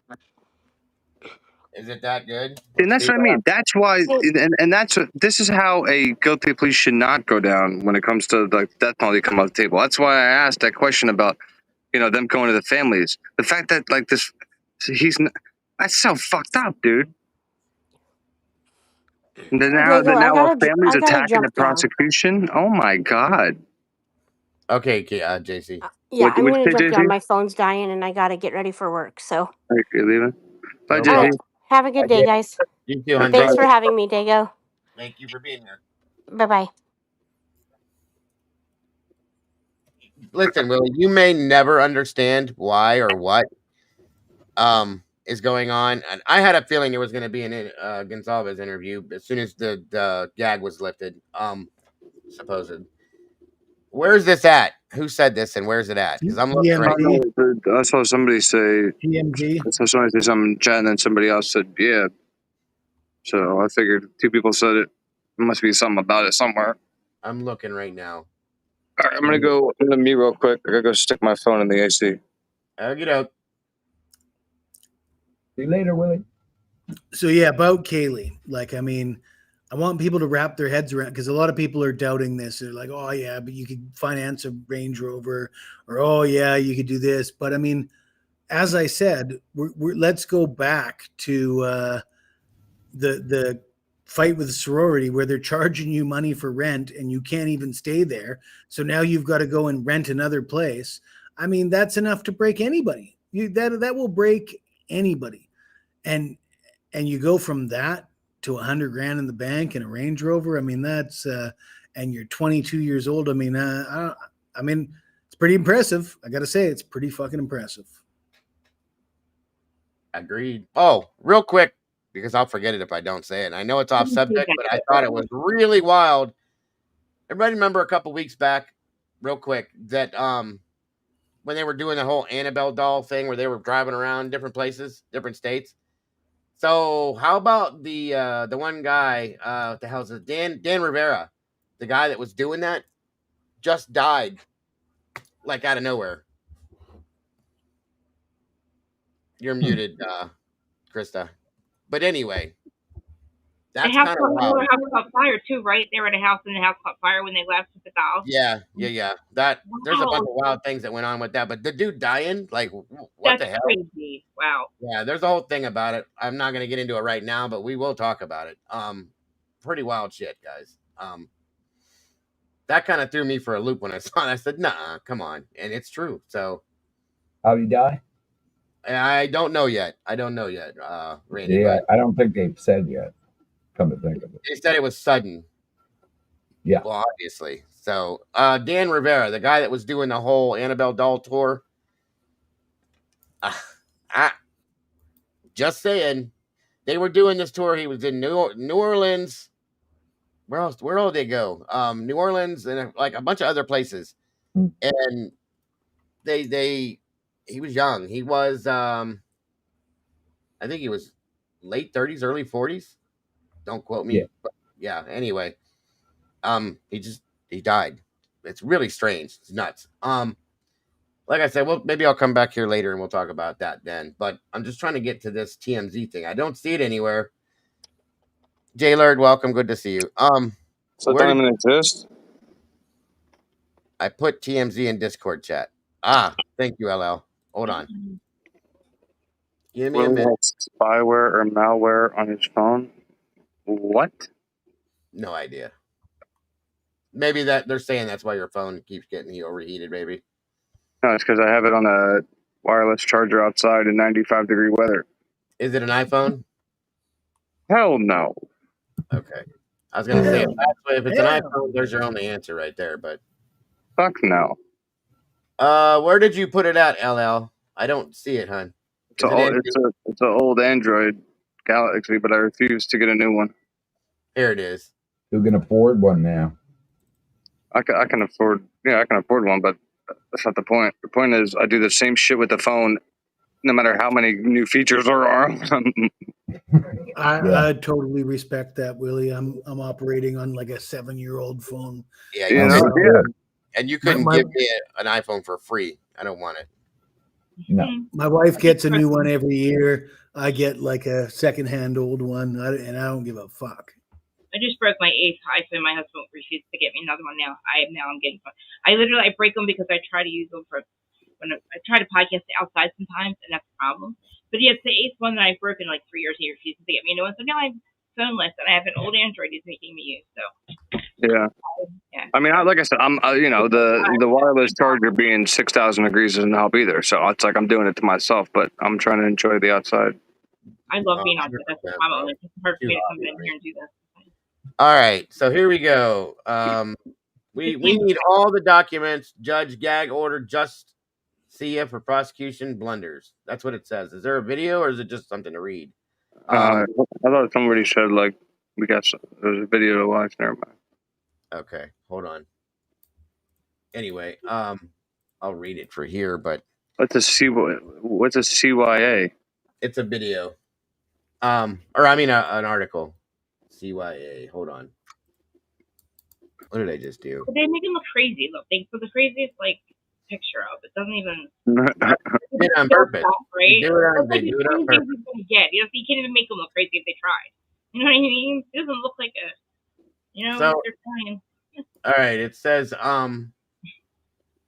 here's the deal. On Thursday, Judge Stephen Hippler lifted the gag order, allowing prosecutors to talk to media about the case, but refused to release case documents, including evidence critical to the case.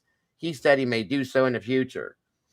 Steve Gonsalves, Kaylee's dad, blasted the judges in action to complete bullshit, telling TMZ those families need to have access to every piece of info to properly address the monster, Koberger Act sentencing. Goes on telling us he feels the gag order was put in place to help cover prosecutors' asses in a completely mismanaged case. Amen to that one, Steve. Yep. And that's why it resulted in a controversial plea. Judge Hippler said the order was in place to ensure an unbiased jury. Well, that ain't going to happen anyway. Sure. The Goncalveses have been among the most vocal critics of the plea deal, which took the death penalty off the table in exchange for life in prison without the chance of parole or appeal. Jackass. Steve tells us he thinks prosecutors used the gag order as an excuse to keep them in the dark about all the details of the case. I agree. And families were told to trust him and be patient because everything would come out, which they assumed meant at trial. Once again, as you know, BK officially pled guilty July 2nd. It was only then the families and the public heard major evidence of the case. Latah County, Idaho prosecutor Bill Thompson said he believed would be enough to secure a conviction. Koberger is scheduled to be sentenced on the 23rd, so the judge doesn't have much time to change his decision like the Goncalves clan wants. So, I wonder, is that possible, you guys? Is Hippler allowed to reject the plea at sentencing? I believe so. That's why. Well, that would be interesting too if that happened. Didn't he already accept it though? Well, right? vocally, but we haven't seen. Well, hold on, because if Brian wants to withdraw it, then obviously, the judge can. So there's probably some kind of law that says, like, if he finds out that there was some kind of, I don't know. I have no idea. That's an interesting thought too. I never thought of. I wonder if he could actually turn it around and say, "Nope, you know what? I don't accept this." Right. That would be wild too, and then it would be forced to go to trial. So if he could withdraw his plea, and then Hippler can either deny that or accept it. Is that a thing too, or he would have to prove at some point? I believe he'd have to prove why he's withdrawing his plea at that point because of Hippler building the record on that. Because he's they didn't waste no time putting out the order vacating the. Jesus Christ, that was one of the fastest. See, they can put documents out as fast as they want. Look at that. Right. Order vacating revised amended non-dissemination order. Whoa. For the reasons articulated on the record, July 17th, hearing in this matter, the motion to be heard as interested parties and motion to vacate non-dissemination order, July 3rd, is granted and revised amended non-dissemination order is vacated. Bing, bang, boom. That was fast, y'all. Damn. Yes, and Tracy said yes, the judge can reject it. She Googled it. So, wow. Who's to say what happens at this point? Maybe he will. After seeing all this bullshit go down. But what would make him? What would he see? The families maybe being so pissed off and everybody going nuts and all the but another family came forward and said that they were okay with it. Just one. I know. I'm just saying. It could be that a combination of things, Willie. Jesse fell. Where'd you go, Jess? Like I left. Either he's done or he. I hate when he falls out like that. He went for another glass of wine. Hippler stated in court today that it did not mean Koberger would not be able to. Yeah, he does have the right to appeal still, Willie. That was something that we were talking about before. But yeah, there's still the possibility of an appeal. Not the normal type of appeal, but he can appeal. I posted something in your Discord about what Bickett said. Okay, hold on. Thank you, Tomboy. Tomboy's pretty good about putting stuff in here. Where is? Oh, is it the Grizzly thing? He said it's 5 a.m. here. He was just about done, so he actually dropping down. Okay, Jess. Thank you, bud. Appreciate you joining us. Hold on. See you, Jesse. Damn, 5 a.m. there. That's crazy time difference. Where's he at?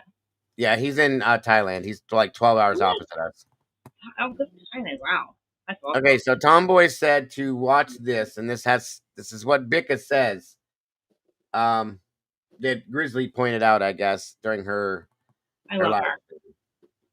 her. Yeah, guys, she's good. Make sure you guys check out Gisela over at Grizzly Crime.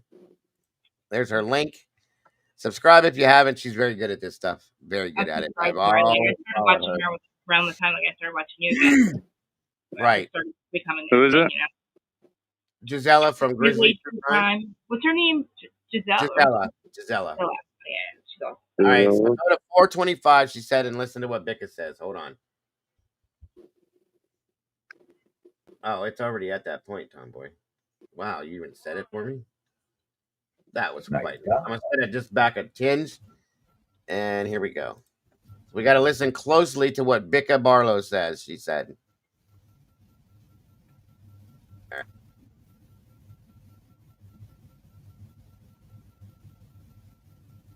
Unmute. All right, here we go. And again, thank you, Gisela, for all your awesome work. It looked like her dog died on the day. I understand Brian it's pled guilty. very limited. What'd you say? I like her setup too because she's always like children's right behind her, and she says it's like cool the way she does it. Really Yeah, she looked the most upset. All right. All right, here we go. Scope of what's to be decided at the sentencing. We don't think the arguments that Mr. Koberger made should outweigh at this stage the First Amendment rights of our clients. Thank you, Your Honor. Thank you.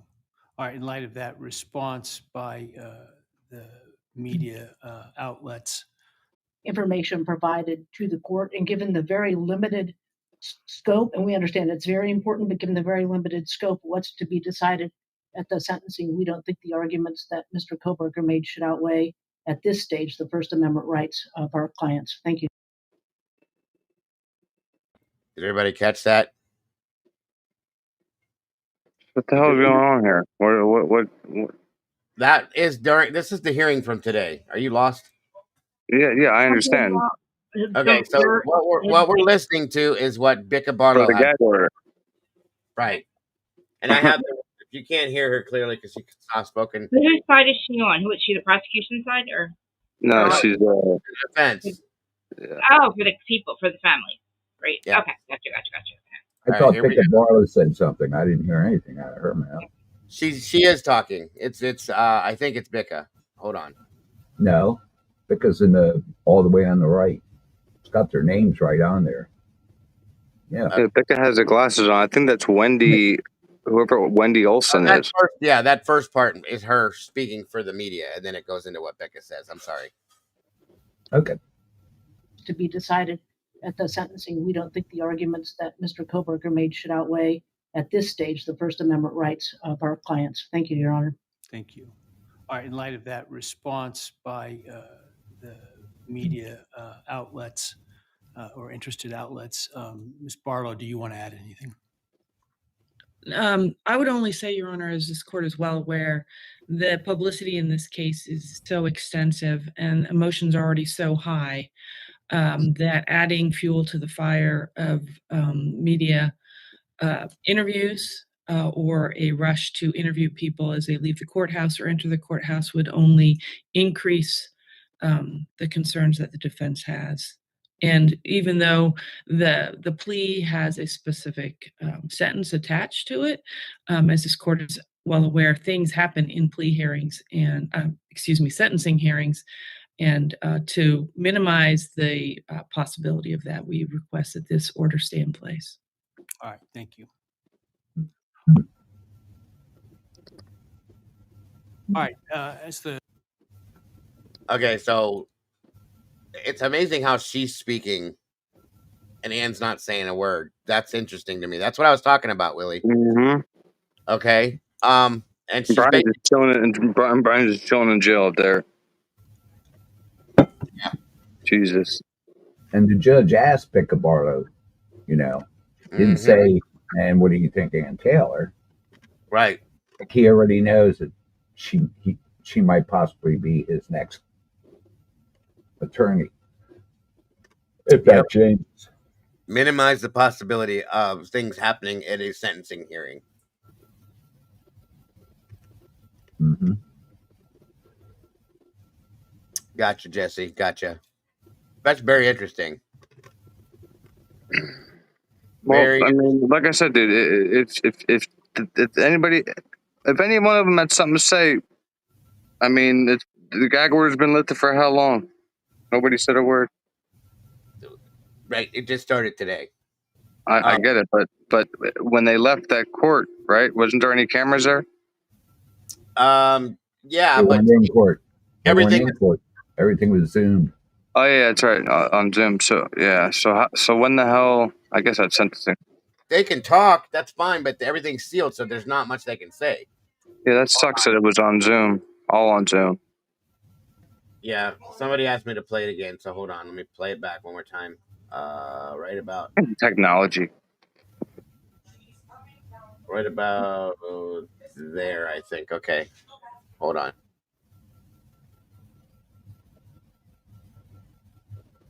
That's how I know I hit the cart too many times, bro. I watch a fucking hearing of Zoom, of lawyers on a Zoom call, and then I say, when they leave the courthouse.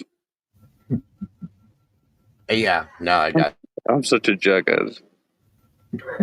Information provided to the court, and given the very limited scope, and we understand it's very important, but given the very And it's not this, for those of you that are hearing this again. As soon as Becca Barlow speaks, that's when you're going to listen. limited scope, what's to be decided at the sentencing, we don't think the arguments that Mr. Koberger made should outweigh, at this stage, the First Amendment rights of our clients. Thank you, Your Honor. Thank you. All right, in light of that response by the media outlets or interested outlets, Ms. Barlow, do you want to add anything? I would only say, Your Honor, as this court is well aware, the publicity in this case is so extensive and emotions are already so high that adding fuel to the fire of media interviews or a rush to interview people as they leave the courthouse or enter the courthouse would only increase the concerns that the defense has. And even though the plea has a specific sentence attached to it, as this court is well aware, things happen in plea hearings. See, they don't want to talk. Excuse me, sentencing hearings. And to minimize the possibility of that, we request that this order stay in place.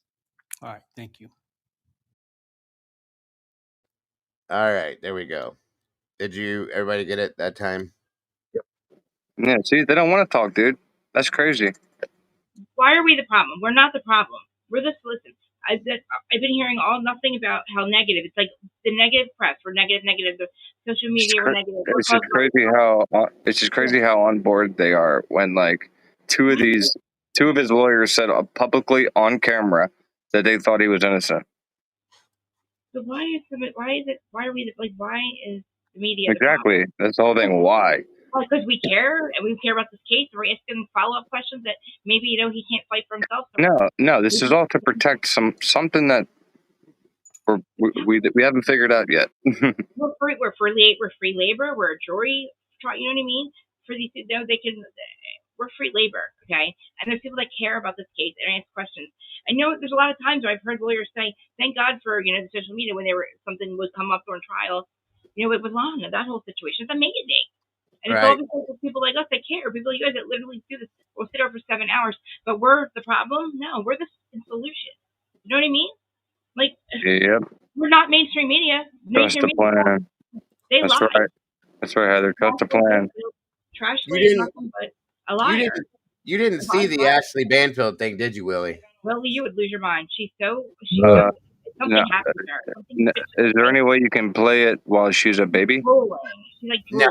No, that'd be great though. No, I would love it. I could watch it. I said, who are you? Dude, that would be amazing if I could do that. I'm telling you right now. It was like John DePietro all over again. Like it was trying to watch John DePietro. Here, I'm gonna close because we're gonna be ending, but I'm gonna close this out with this so you guys can all be mad when you read. I want you to see it, Willie. I'm Ashley Banfield, and this is Drop Dead. First off, this is her own personal channel. This is not News Nation, but she still represents News Nation. I don't know how many other people in here didn't see this, but hey, Dago, I gotta go. All right, Randy. Thank you for joining us. Appreciate you all the time. Man. Thank you very much for letting me up. I might be back in here later on, guys, just to hang out. So anybody that's interested that's leaving, keep my eyes open for you. Please do join me. Come back later. You only just came back. Well, I didn't know you left, Angel. Yeah, I'm gonna tell it to Willie real quick. SRB. Yeah. Because is this the one where she What called him? happened? Riley's allowed to call him a murderer. Trigger warning. This video includes sensitive and violent content that may not be suitable for all viewers. And it's gonna piss you off. Mm-hmm. I'm gonna get that says that. Me? No, I'm gonna get a thing that says trigger warning. This video is gonna piss you off. I need to get that. Oh, no, you said something. You gotta talk to me. You gotta talk to me about something. No. I just want you to see this, and I want to hear what you have to say. That's all. Get ready. Get ready. Mm-hmm. All right. It's serious, and holy moly, this is a bonus episode I was not expecting to bring you tonight, but I'm going to muddle through it because the news is just breaking as we speak. The man accused of killing 4 college students in Moscow, Idaho, as you all know, has pleaded guilty. He's confessed to doing it. But Bryan Kohberger, even after admitting to one of the most brutal crimes in recent memory, apparently still isn't done fighting. Pour yourself a drink, or do your woosahs, or meditate for a hot minute. No, bitch. Yeah, you need to take your own damn advice, you chicken neck piece of garbage. I can't stand her now. Even worse, dude. Just watch. Chicken neck. I seriously can't believe that I am going to bring you this information right now. But this time, it's not about guilt. It's not about innocence. It's about knowledge.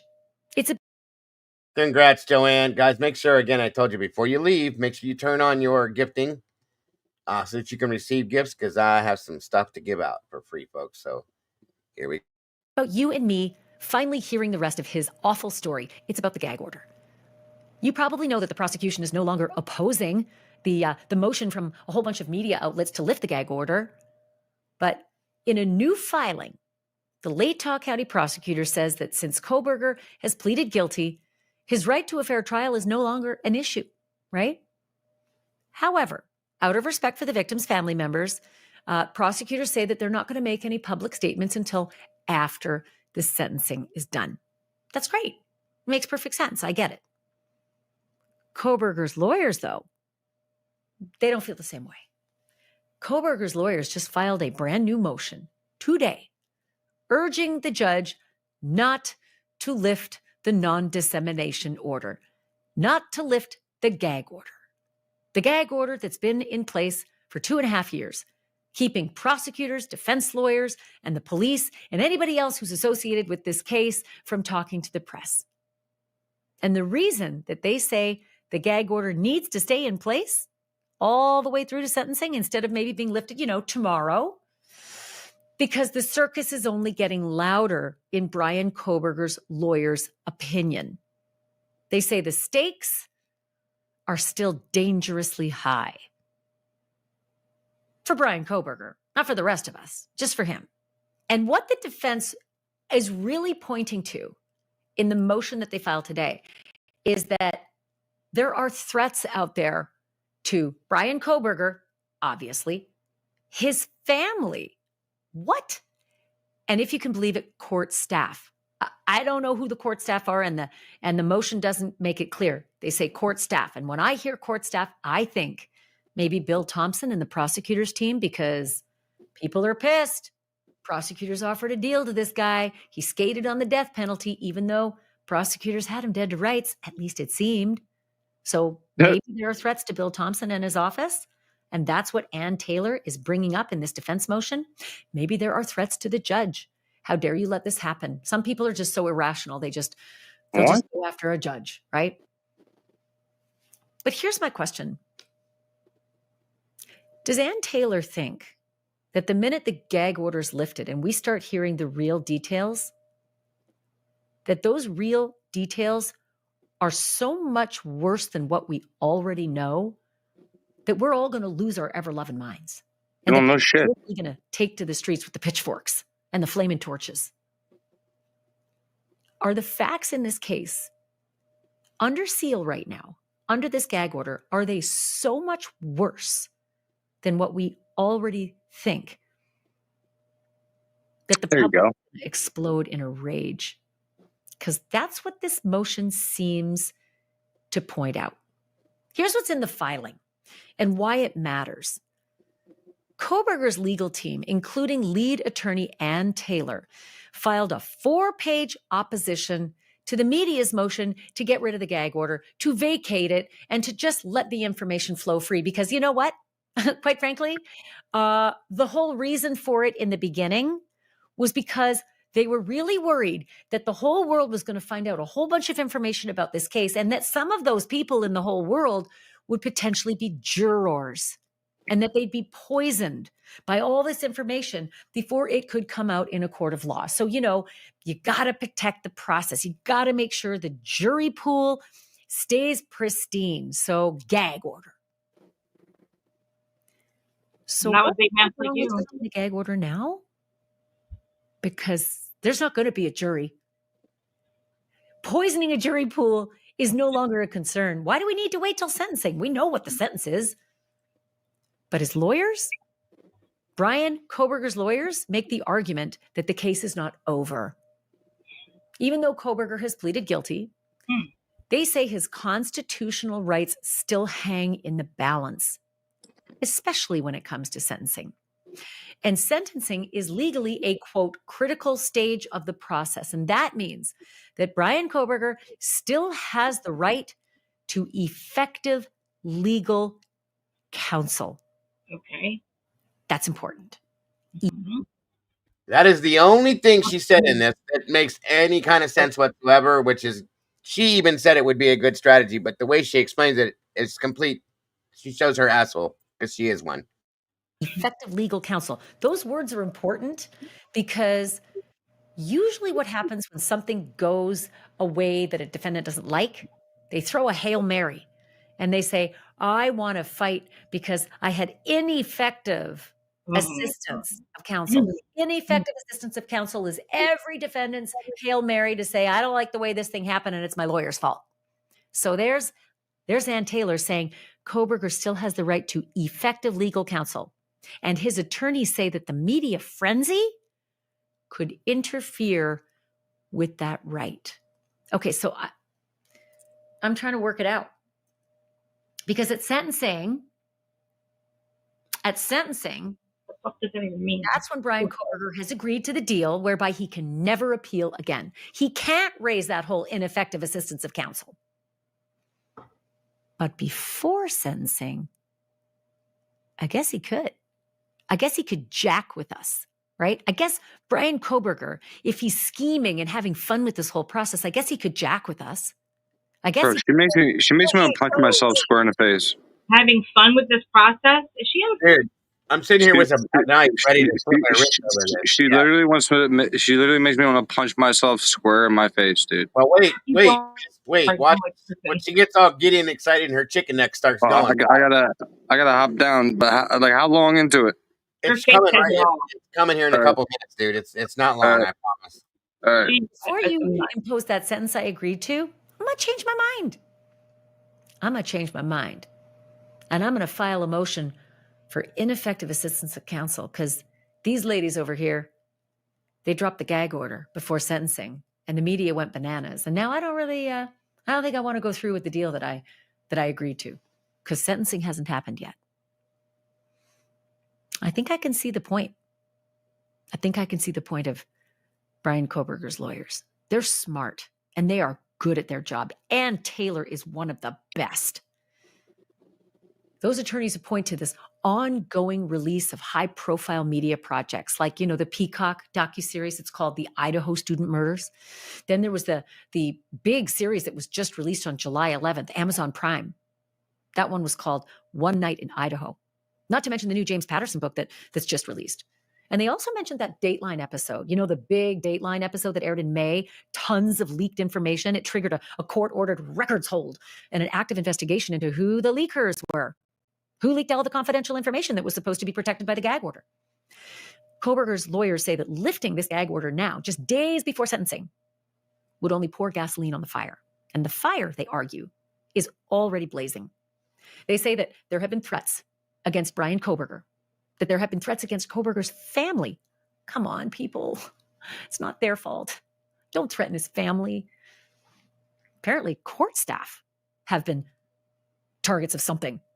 But the threats apparently are escalating against court staff. Let me read directly from the defense motion where the argument is being made that lifting the gag order is somehow dangerous to Bryan Kohberger's safety. Quote, the amount of publicity coming before sentencing, even with the revised order in place, is massive. Further release would only serve to gin up the anger and violent rhetoric already at a fever pitch. Again, this court is well aware of the threats posed not only to Mr. Kohberger, but to his family and to court staff, end quote. Holy shit. Internet, back off.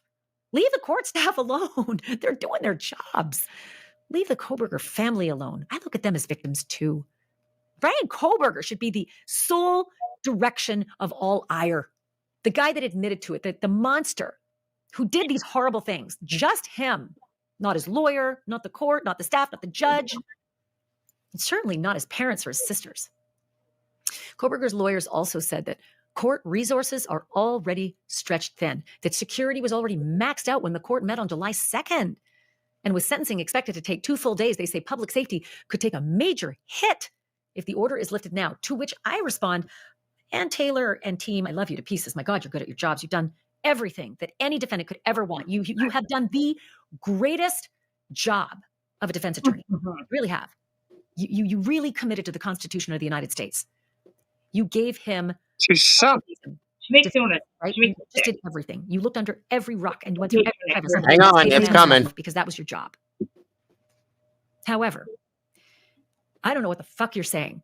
With danger to that's nice. Court resources stretched thin. What exactly was the plan for the trial? Right? Because every single day of a 4-month trial, there was going to be explosive testimony and evidence made public. What was the plan for his security then? How is it any different than right fucking now? I don't get that at all. Screw Bryan Kohberger's safety. The issue is not his safety with a dissemination order, being lifted. I'd have a beer with her. It's a real, actually. 4-month trial. That's going to be way more dangerous than lifting a non-dissemination order now for a couple of days of sentencing. Safety? How could it be any different than at trial? Okay, maybe I'm missing something. Ann Taylor, please call me. Gets better. And here's where the defense motion also gets interesting. Kohberger's lawyers accuse the prosecution of trying to look like the grown-ups in the room, claiming that the state now withdraws its request to keep the gag order in place, quote, out of respect for the victims and the judicial process. Kohberger's lawyers are calling BS on that.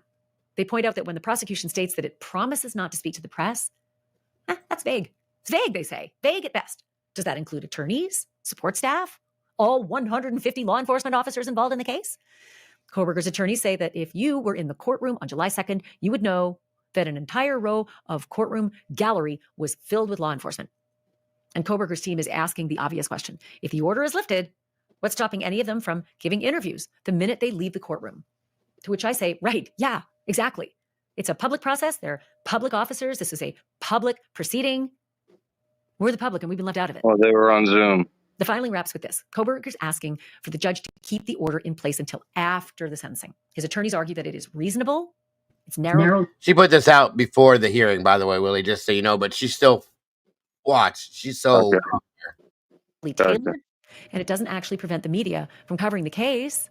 It just stops the parties from fueling the chaos. Bullshit. Yeah, the media has been prevented from covering the case because we don't even know who the witnesses are. Welcome, Andrew Myers. We don't even know what the investigators did. We don't even know half the stuff that led. Andrew D. Myers? Oh, shit. On him, or why they saw it necessary to sign a deal with him instead of... You think something's up with this? I think. Why? What was it that changed your mind? Right? Yeah. What the hell was it that made you cut a deal? Because for the rest of us, with the limited information we have, it looked like dead to rights. I mean, it looked like you had him slam dunk. What was it? I guess that's under the gag order. His lawyers say that keeping the gag order in place is the only way to protect the integrity of the process and the safety of everyone involved. Maybe you're partly right, Ann Taylor. Maybe you're right. Maybe there is a possibility that before sentencing, Bryan Kohberger could throw a fucking wrench into all of this and say, ineffective assistance of counsel before I give up my right to appeal forever and ever. Before you lay that sentence on me, I got one more knife that I want to stick into the process. Oh, that's nice. With everybody. Maybe you're right. And so maybe keeping the gag order in place until sentencing will protect us all from him being able to do that. But the rest of it, the security of Bryan Kohberger, fuck him. Fuck his rights, right? Is that what he's trying to say? About the security of Bryan Kohberger. I really don't. And I probably speak for a lot of people when I say I hope he gets shanked in prison so he feels like what he did to those 4 kids. Oh my. Is the judge going to lift the gag order? We should know very soon. The sentencing is set for July 23rd. Courtroom's already bracing for an onslaught of media, victim impact statements, and possibly new details that we've never heard before. The moment the gag order lifts, whenever it is, tomorrow, sentencing, the floodgates will open. And if you're wondering what might spill out, we're going to be right here to break it all down. Fucking truth, bitch. Back to the beginning to see I can't wait to go see the comments. what we thought we knew then. I'm Ashley Banfield. Thank you so much for listening. I'm so appreciative. Sorry when I release the F-bombs, but I get really pissed. Like, I'm really invested in this. I care about those She woke up on the wrong side of the rug. people whose lives have just been turned upside down. What? She cares about them, Willie. She cares about the families. And all of a sudden, any more than any of us do, right? Okay. all of a sudden. They're afraid of the truth coming out. That's not what she thinks.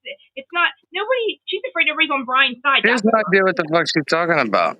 She's trash, guys. I mean, anybody that would act like this, that puts herself. And then say, I'll be get shanked in there and shit. What the fuck? Are you inciting violence?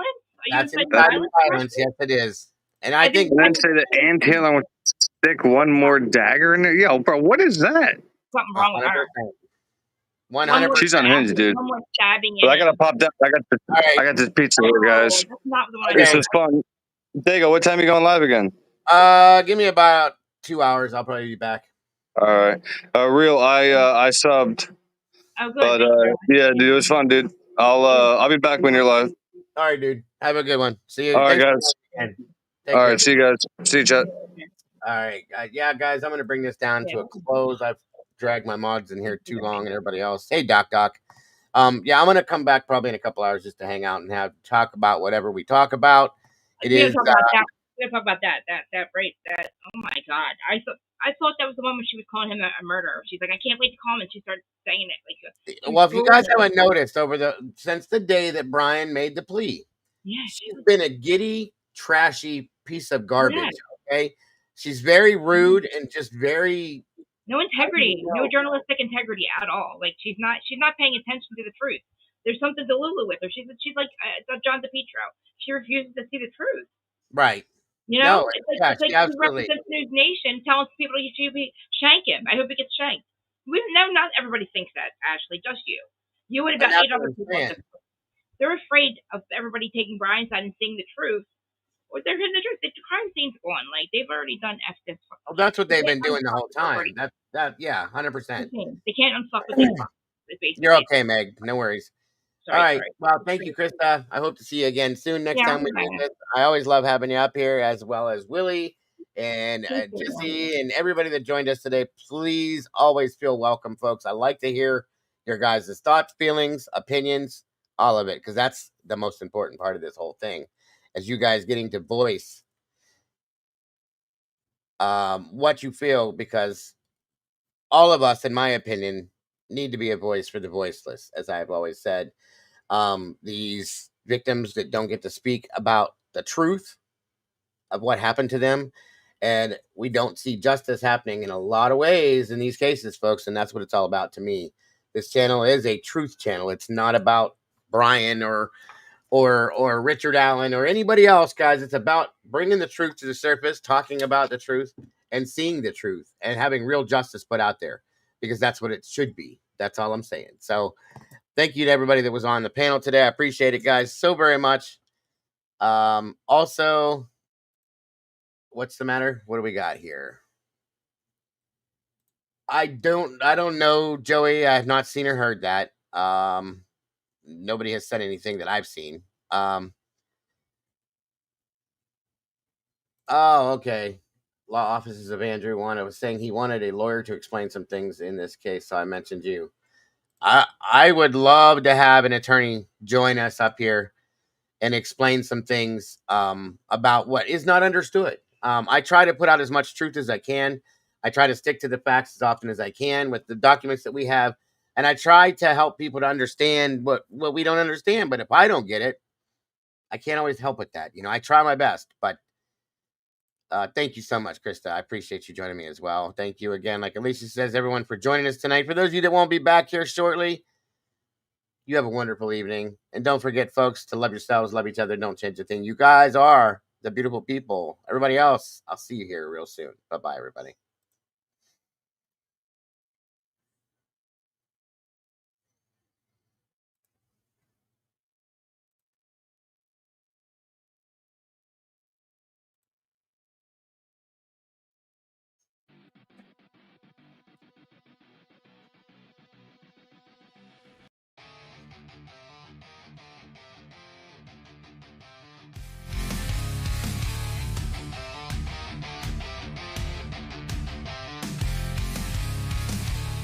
Black like the sins in my mind. Sitting here where the lost souls unwind.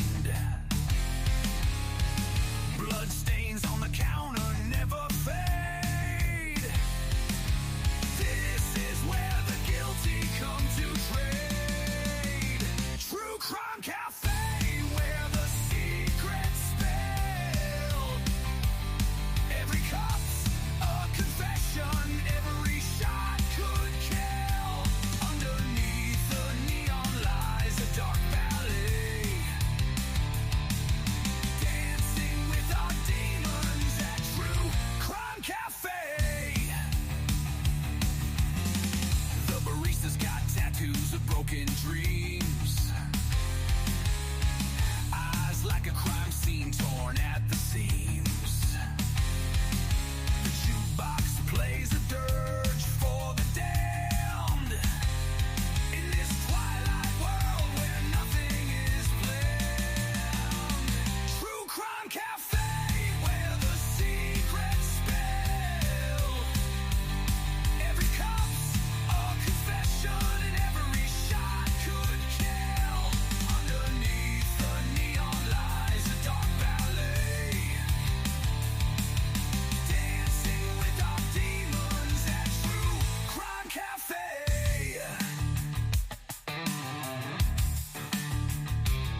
The coffee's bitter like a lover's last fight. The air's electric in the neon light. A place where lies and truth collide. Order a double shot and swallow your pride. Smoke curls up like whispers from the grave. No redemption here, no soul to save.